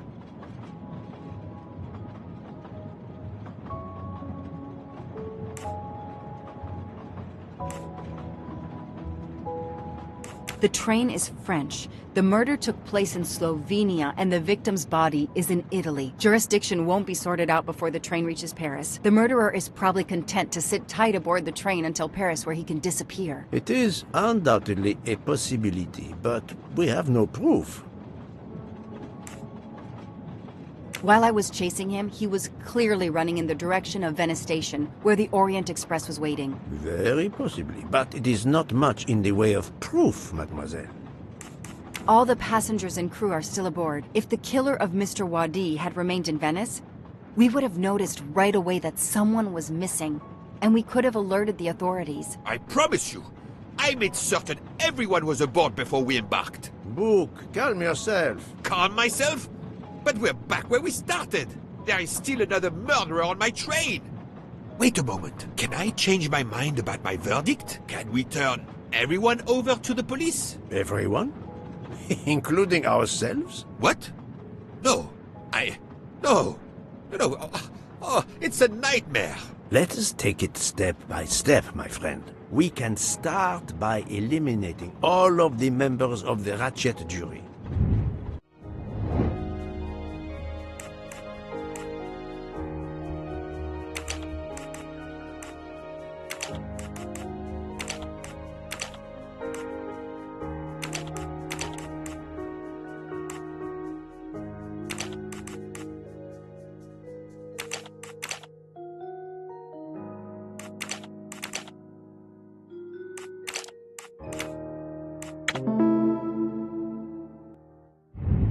My little grey cells did not let me down. If we eliminate the 12 jurors, we are left with 7 additional suspects. 7? It's still too many. I agree. We must reduce our list. Excuse my impatience, Poirot. It's as if my beautiful train is cursed. Can you exonerate any of the 7? Good job. Book worked hard to get me aboard the train. He is definitely not a suspect. Right. Mademoiselle Locke cannot be a suspect. She pursued Mr. Wadi's murderer.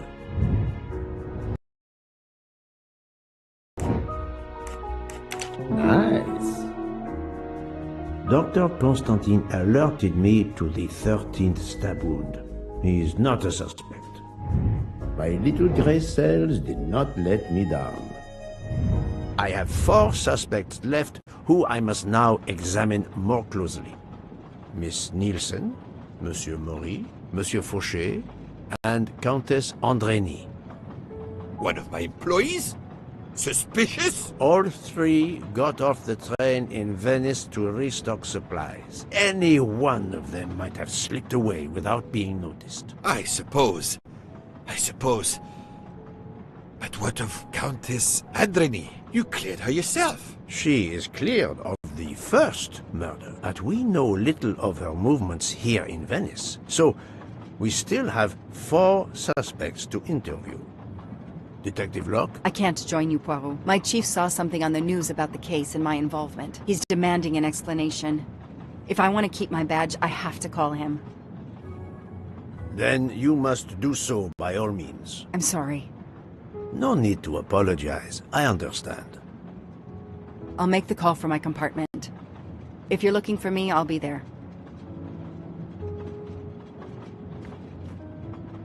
I hate to say this, Poirot, but I must. There is, of course, one other suspect with a motive for murder. The ransom money. You mean Detective Locke? Then who did she chase? Who killed Aziz? We both saw the masked murderer standing over the body.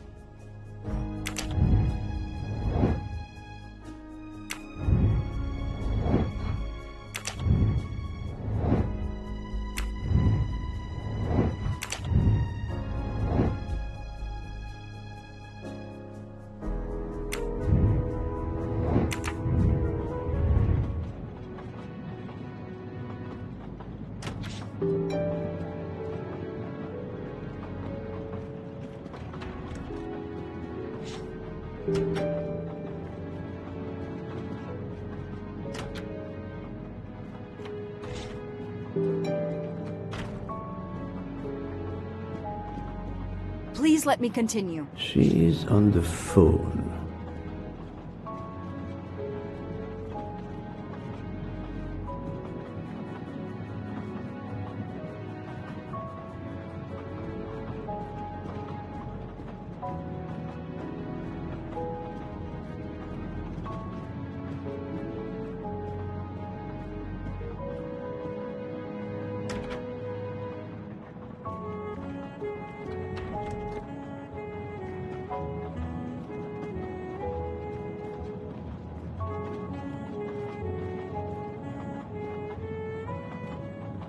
Ah, Michel, I have a few more questions to ask you, if you will allow me. Anything, Monsieur Poirot.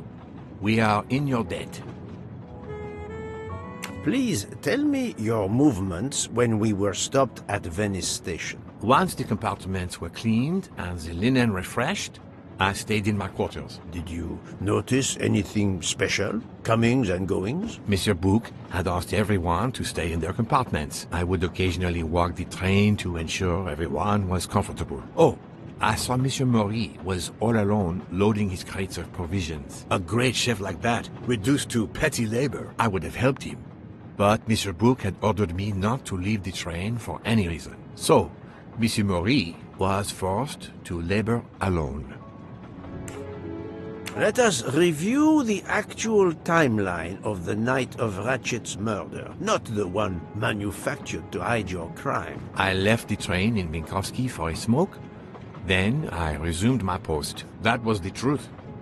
The train departed on schedule. But then, of course, an avalanche of snow blocked the tracks. At 12:45, Madame Hubbard and I met in her compartment to discuss how to adapt our plan. Due to the snow and Poirot. The little play we had staged for you had to be rewritten. I left her compartment at approximately 1:15. Then the curtain went up.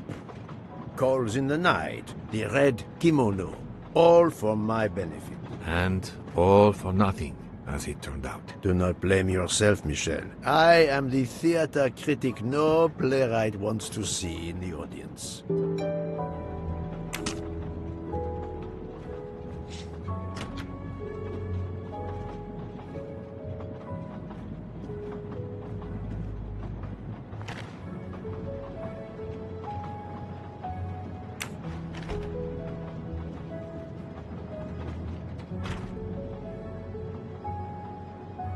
Doctor, I need to question Countess Andrény. I'm afraid that won't be possible, Mr. Poirot. The Countess had an anxiety attack when we arrived in Venice. She was terrified the police would come for her and her husband, despite how you concluded your investigation. I had to give her a sedative. She has been sleeping since. You have stayed with her all the time we were in Venice? Count Andrény begged me to watch over her. I have not left this room. You're the reason she's in this state. Book voted to absolve you all. I accepted his verdict. I told her. I tried to reason with her. What she has already suffered, the strain of these last few days, it was too much. I understand, Count. It's quite all right. I have the answers I came for.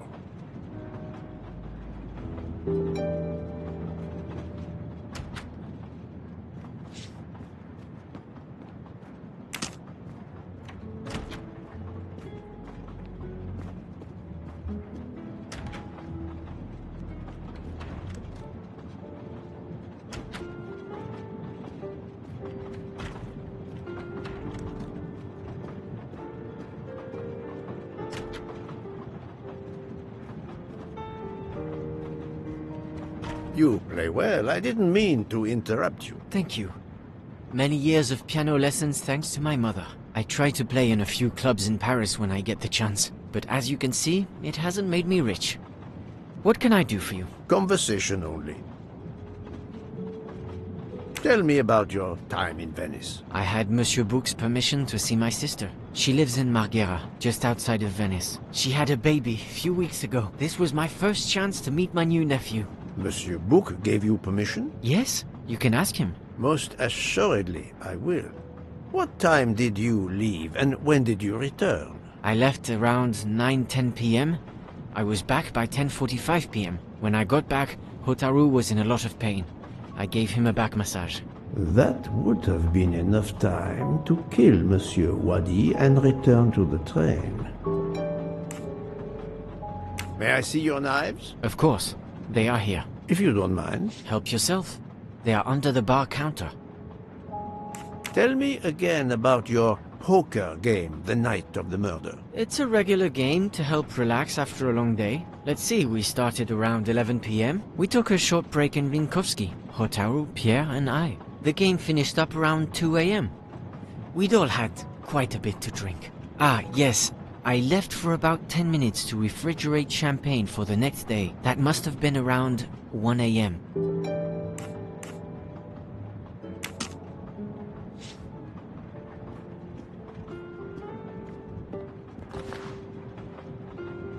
None of these come close to the wounds on either body.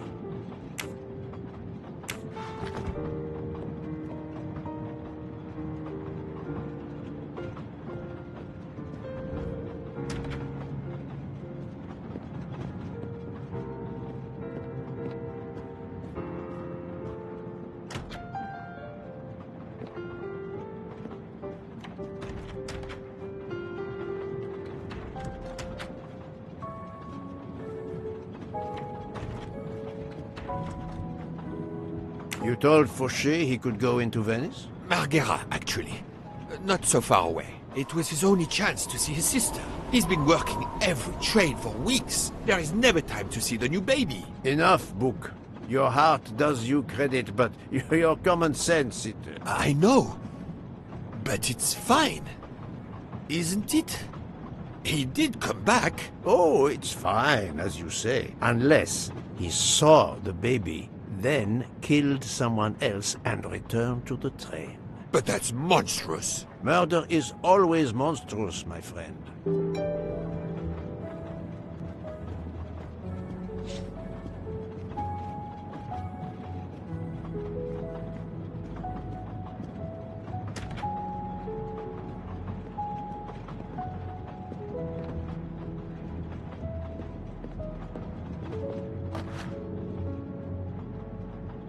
Saffron. It must be worth a small fortune. Good evening, Monsieur Maury. May I have a moment of your time? I have a few questions to ask you. Of course! As long as you don't mind if dinner is ruined. I promise to be as brief as possible. What did you do while we were stopped in Venice? With Freya's help, I loaded fresh produce for the next part of our journey. Then, you may not believe this, but my job requires a lot of physical labor. My back suffers. Fortunately, Jean has become quite adept at separating my vertebrae.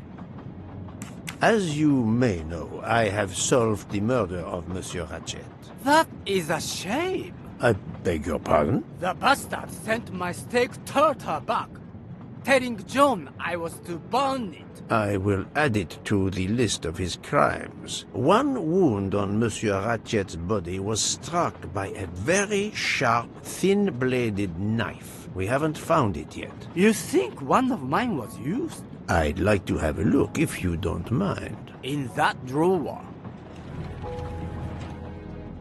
An impressive set of knives, but their blades are too wide to have been used for the crime.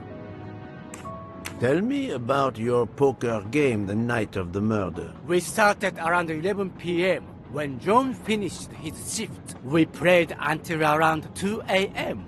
From what I remember, it's a bit vague. You played without a break? Actually, we did break once for a smoke. John, Pierre, and I. When we stopped in Vinkovsky. When was that? Around midnight?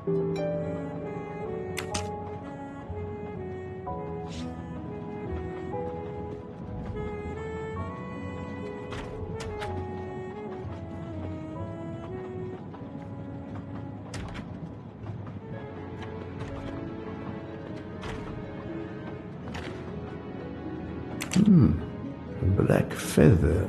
That reminds me of something.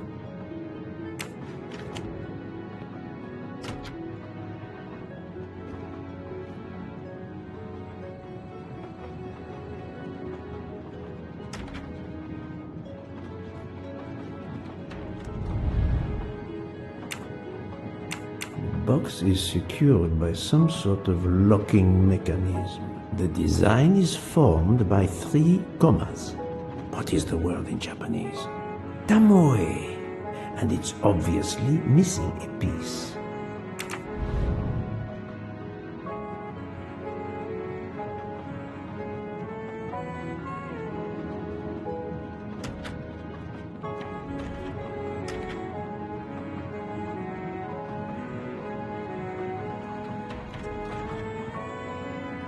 Good evening, Mademoiselle Nielsen. May I talk to you for a moment? Of course, Mr. Poirot.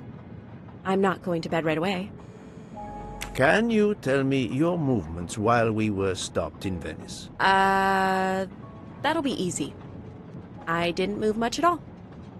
Let's see. I helped Hataru load all of the food crates aboard the train. Hataru had everything he needed, but I realized they forgot half of my order. I spent over an hour on the phone with the supplier without success.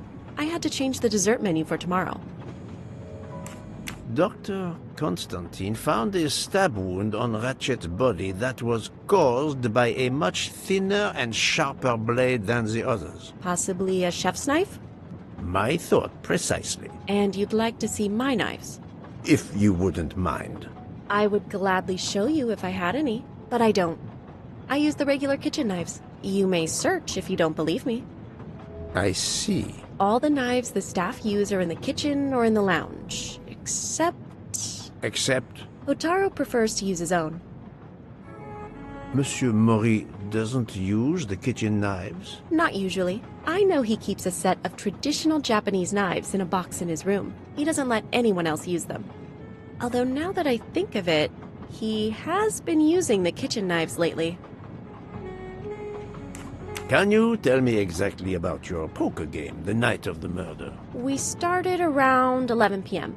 In Vinkovsky, we took a short break. Hotaru and Pierre went outside to smoke. Oh, and Hotaru got sick around a few minutes past 1 a.m. 1:10 a.m. maybe? He spent about 15 minutes in the bathroom, but he didn't want to quit on a losing streak. Did his luck improve? No, so we played to around 2 a.m. He lost every hand.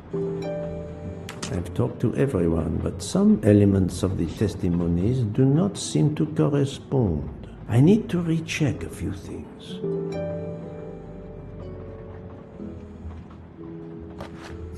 You can never have too many of these.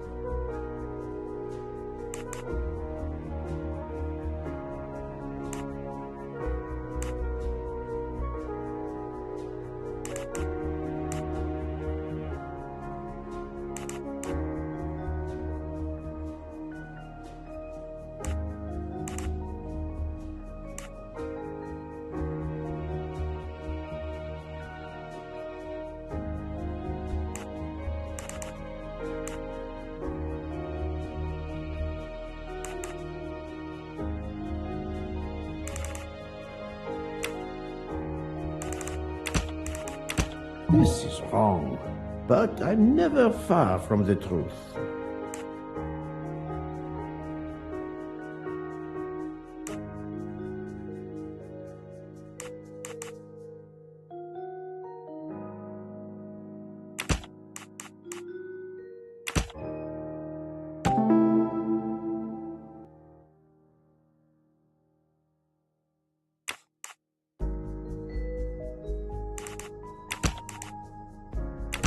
No, not good.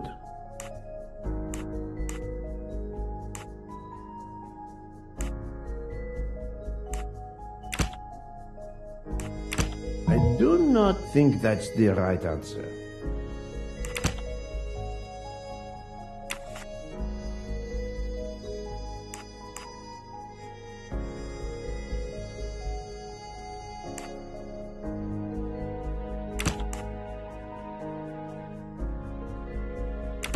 Think, Poirot. That is not a good answer.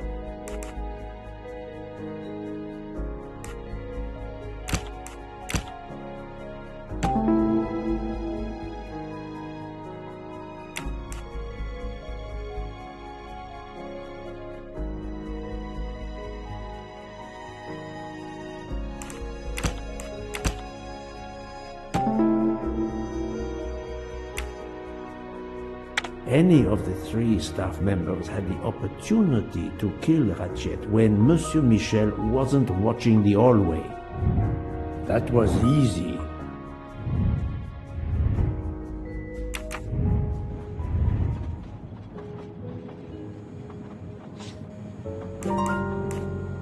Remind me of what you did when the train stopped in Venice. No problem. I helped Hotaru load all of the food crates aboard the train. Hotaru had everything he needed, but I realized they forgot half of my order. I spent over an hour on the phone with the supplier, without success. I had to change the dessert menu for tomorrow.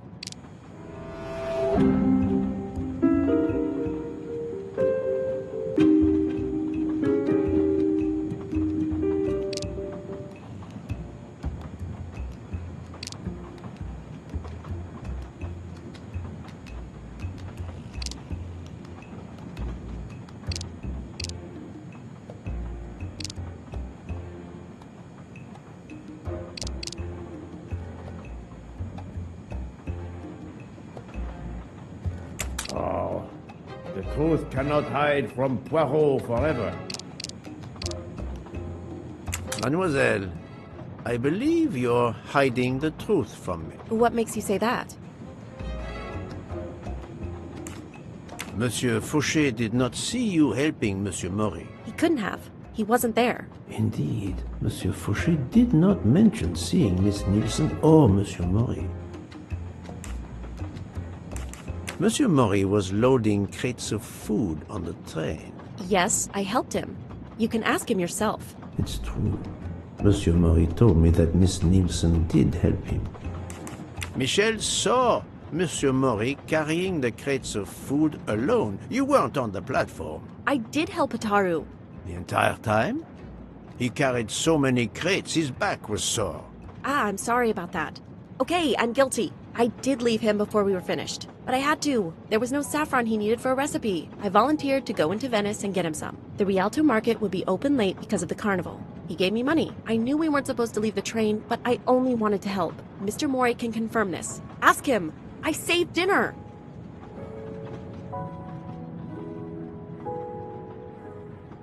On behalf of my palate, I thank you. How long were you gone? I left at 9:10 p.m. and was back with the saffron around 11. That's when I called my supplier for the items I was missing.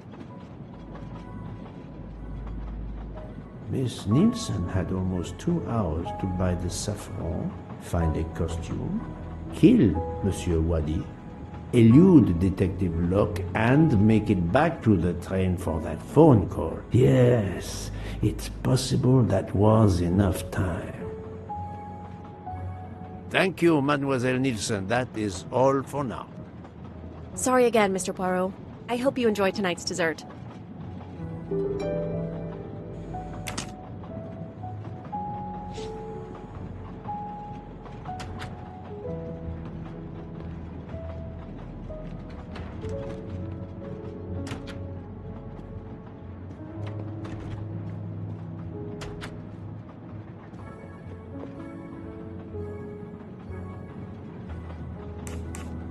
One wound on Monsieur. We haven't. You think I'd in the...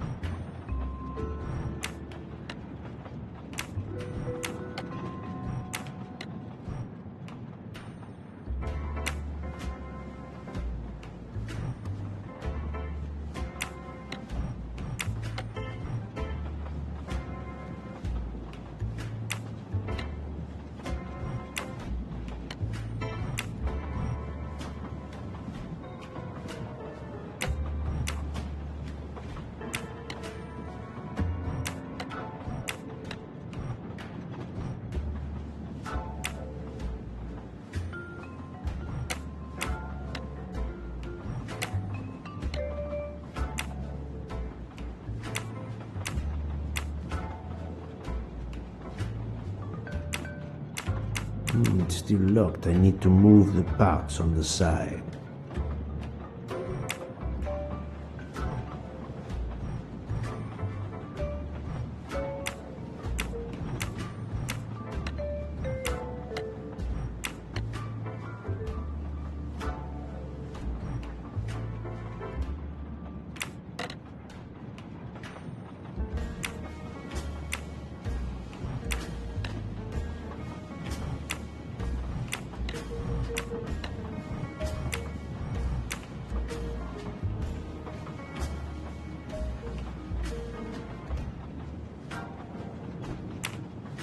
It's still locked. I need to move the parts on the side.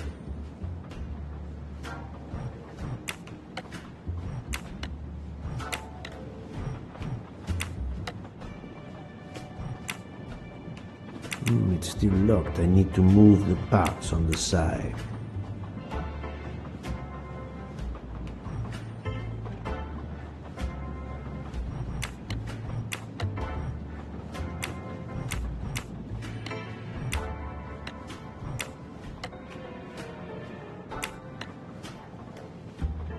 It's still locked. I need to move the parts on the side.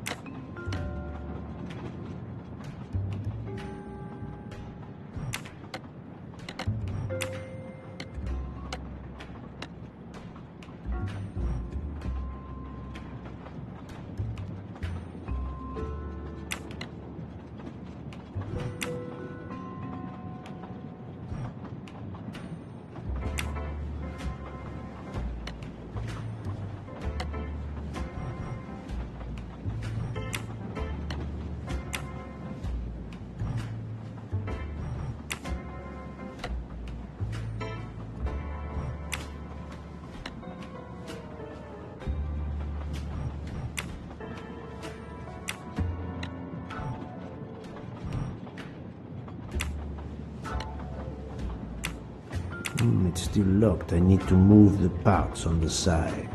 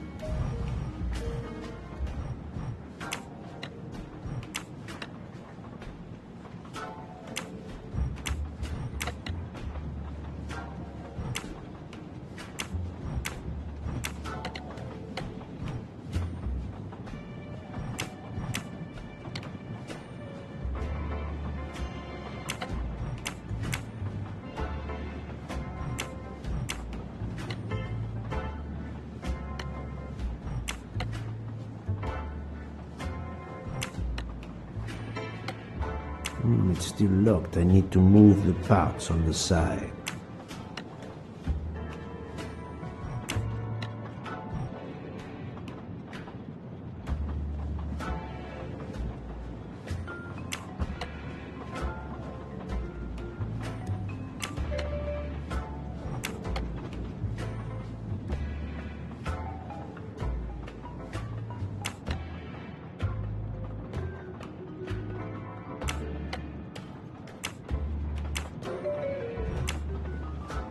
It's still locked. I need to move the parts on the side.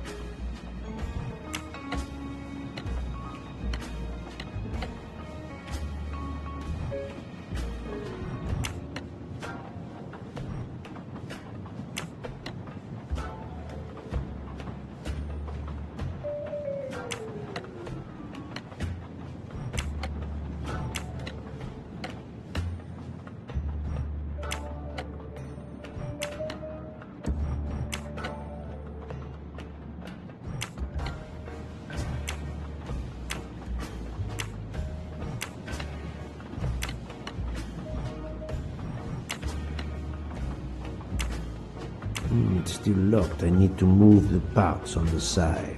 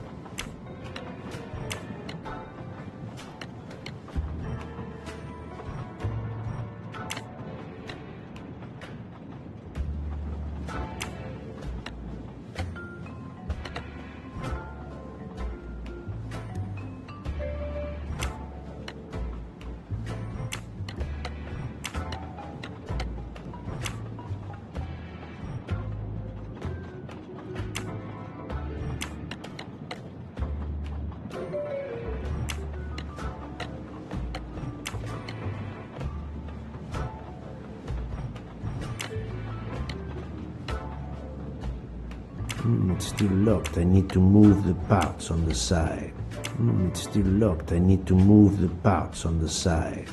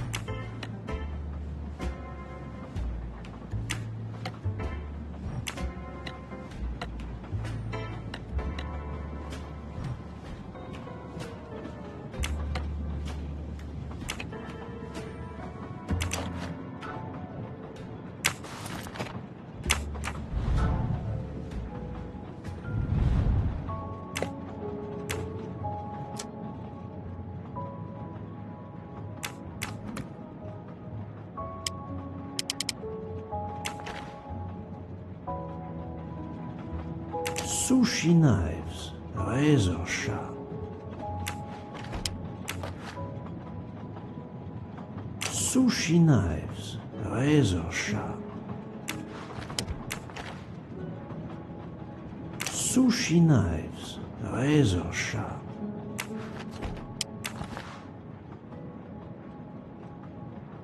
Colteria Venezia.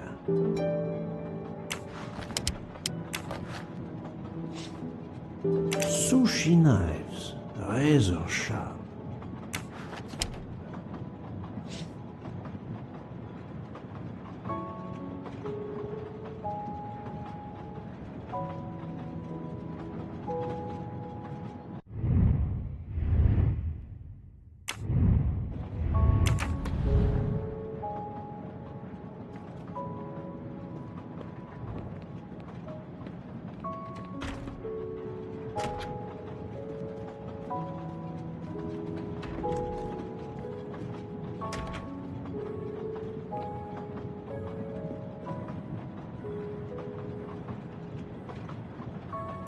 I'm sorry, Monsieur Mori, but haven't you forgotten something? You haven't told me about the knives hidden in your room. Ha! Yes, indeed. I forgot to tell you about those. They are my personal knives. I only use these knives. There are none better. I bought them all in Japan. No one is allowed to touch them, except me.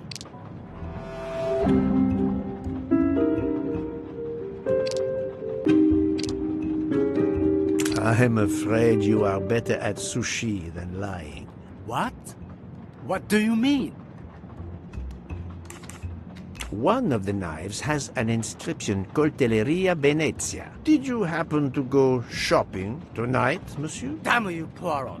Very well. One of my sushi knives has been missing since the night of the murder. I thought you were going to believe I killed Ratchet. He routinely sent back my dishes to be ruined. Why does God give rich people the money to afford the best cuisine, but not the palate to appreciate it? I panic.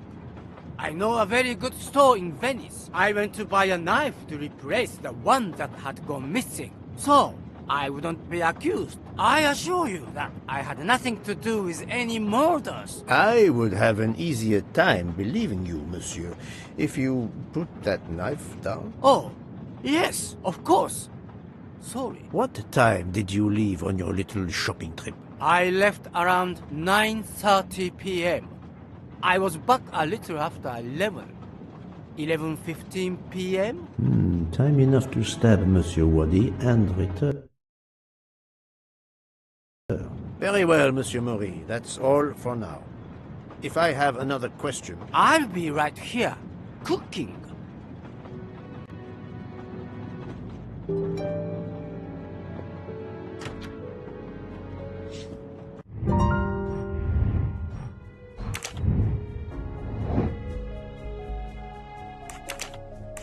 Think, Poirot. That is not a good answer. No, not good. This is wrong, but I'm never far from the truth.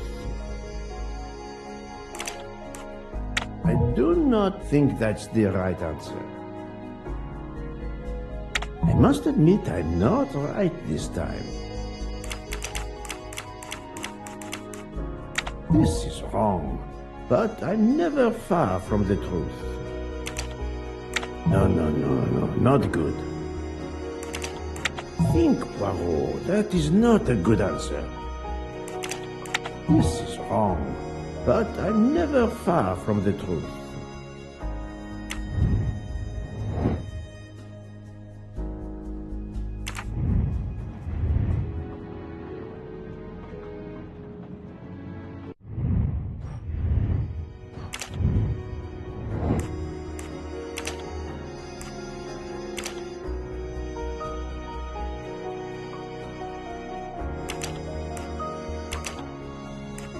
No, not good.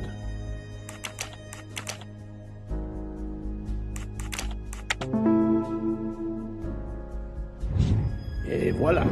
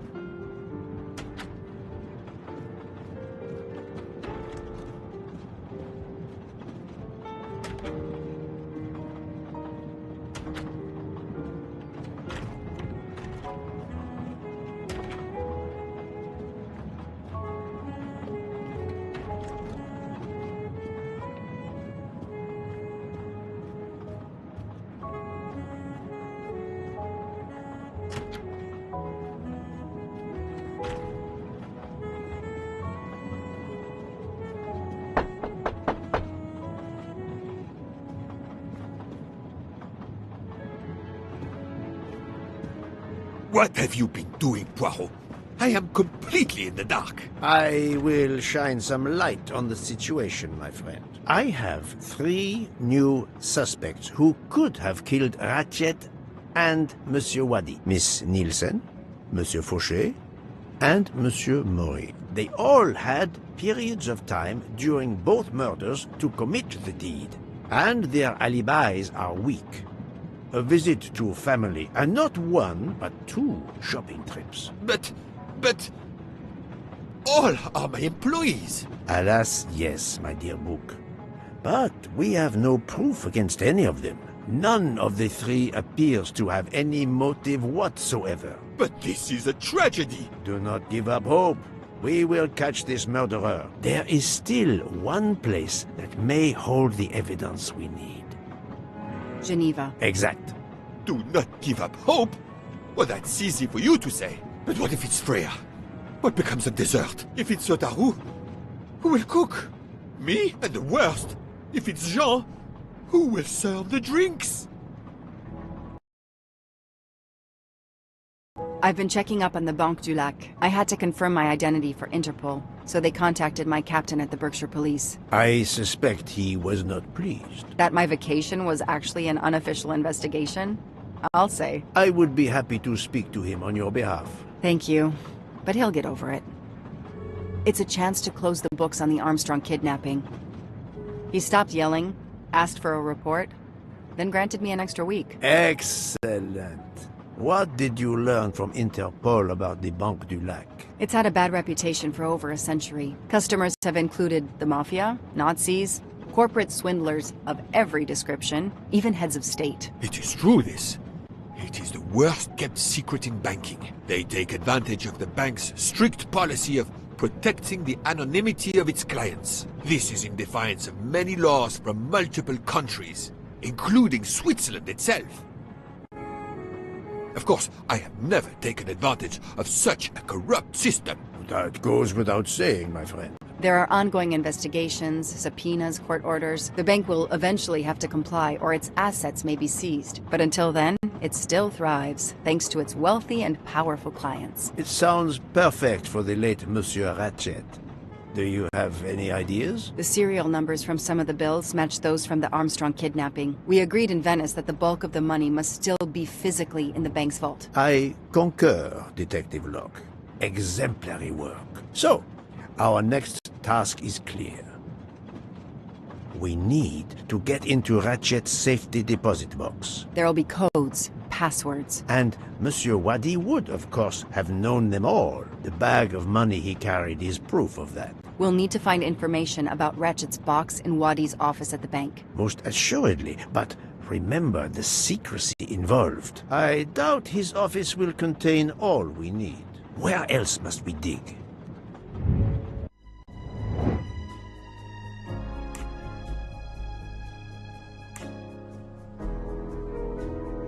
I do not think that's the right answer. Mr. Mac, I must admit I'm not right this time. There was nothing else. That's the right answer. Mr. Wadi couldn't keep all of his secrets at the bank. Hopefully we'll find something in his apartment. We already have his address thanks to his passport, and his keys we retrieved from his body. The train stops in Lausanne at 8 a.m. But that's far from Geneva. I can delay the departure until 11 a.m. No later. The police are expecting us in Paris by the end of the afternoon at the latest. They won't tolerate any delay. The bank doesn't open until 9. I can see only one way that gives us a chance to be on time. Ferries travel between Lausanne and Geneva, but it would take over 3 hours. We can't depend on finding a faster boat. Better to take a taxi and pray traffic is light. We could search the apartment and the office together, but we won't have enough time. Better to separate.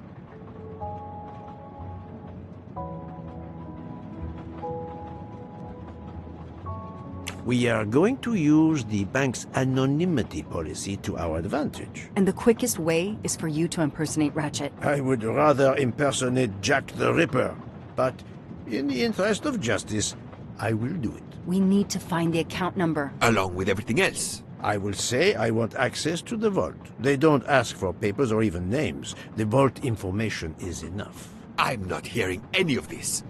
I run a train company. I don't rob banks. Perfect. Let's recap the plan.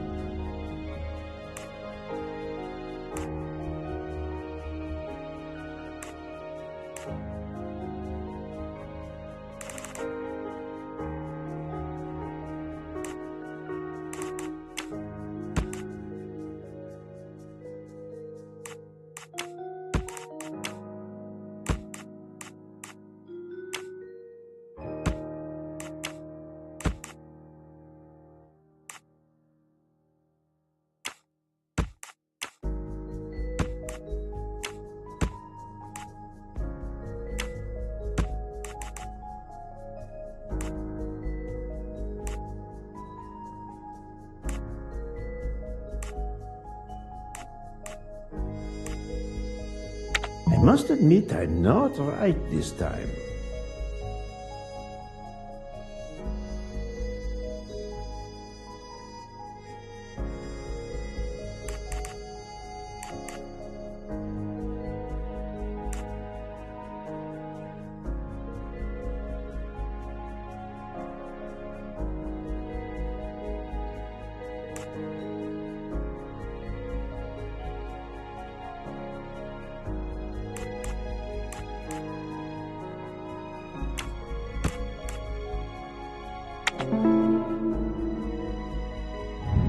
Et voilà. To sum up, we're going by taxi to Geneva. Then we'll split up. You're going to search Mr. Wadi's apartment. I'll search the office at the bank. When we have all the information we need, you pretend to be Ratchet, and we can finally find out what Ratchet is keeping hidden in his safety deposit box. It sounds impossible. Not for Detective Joanna Locke and Hercule Poirot. We should get some rest. You are right, Detective. We face our greatest challenge tomorrow. Together.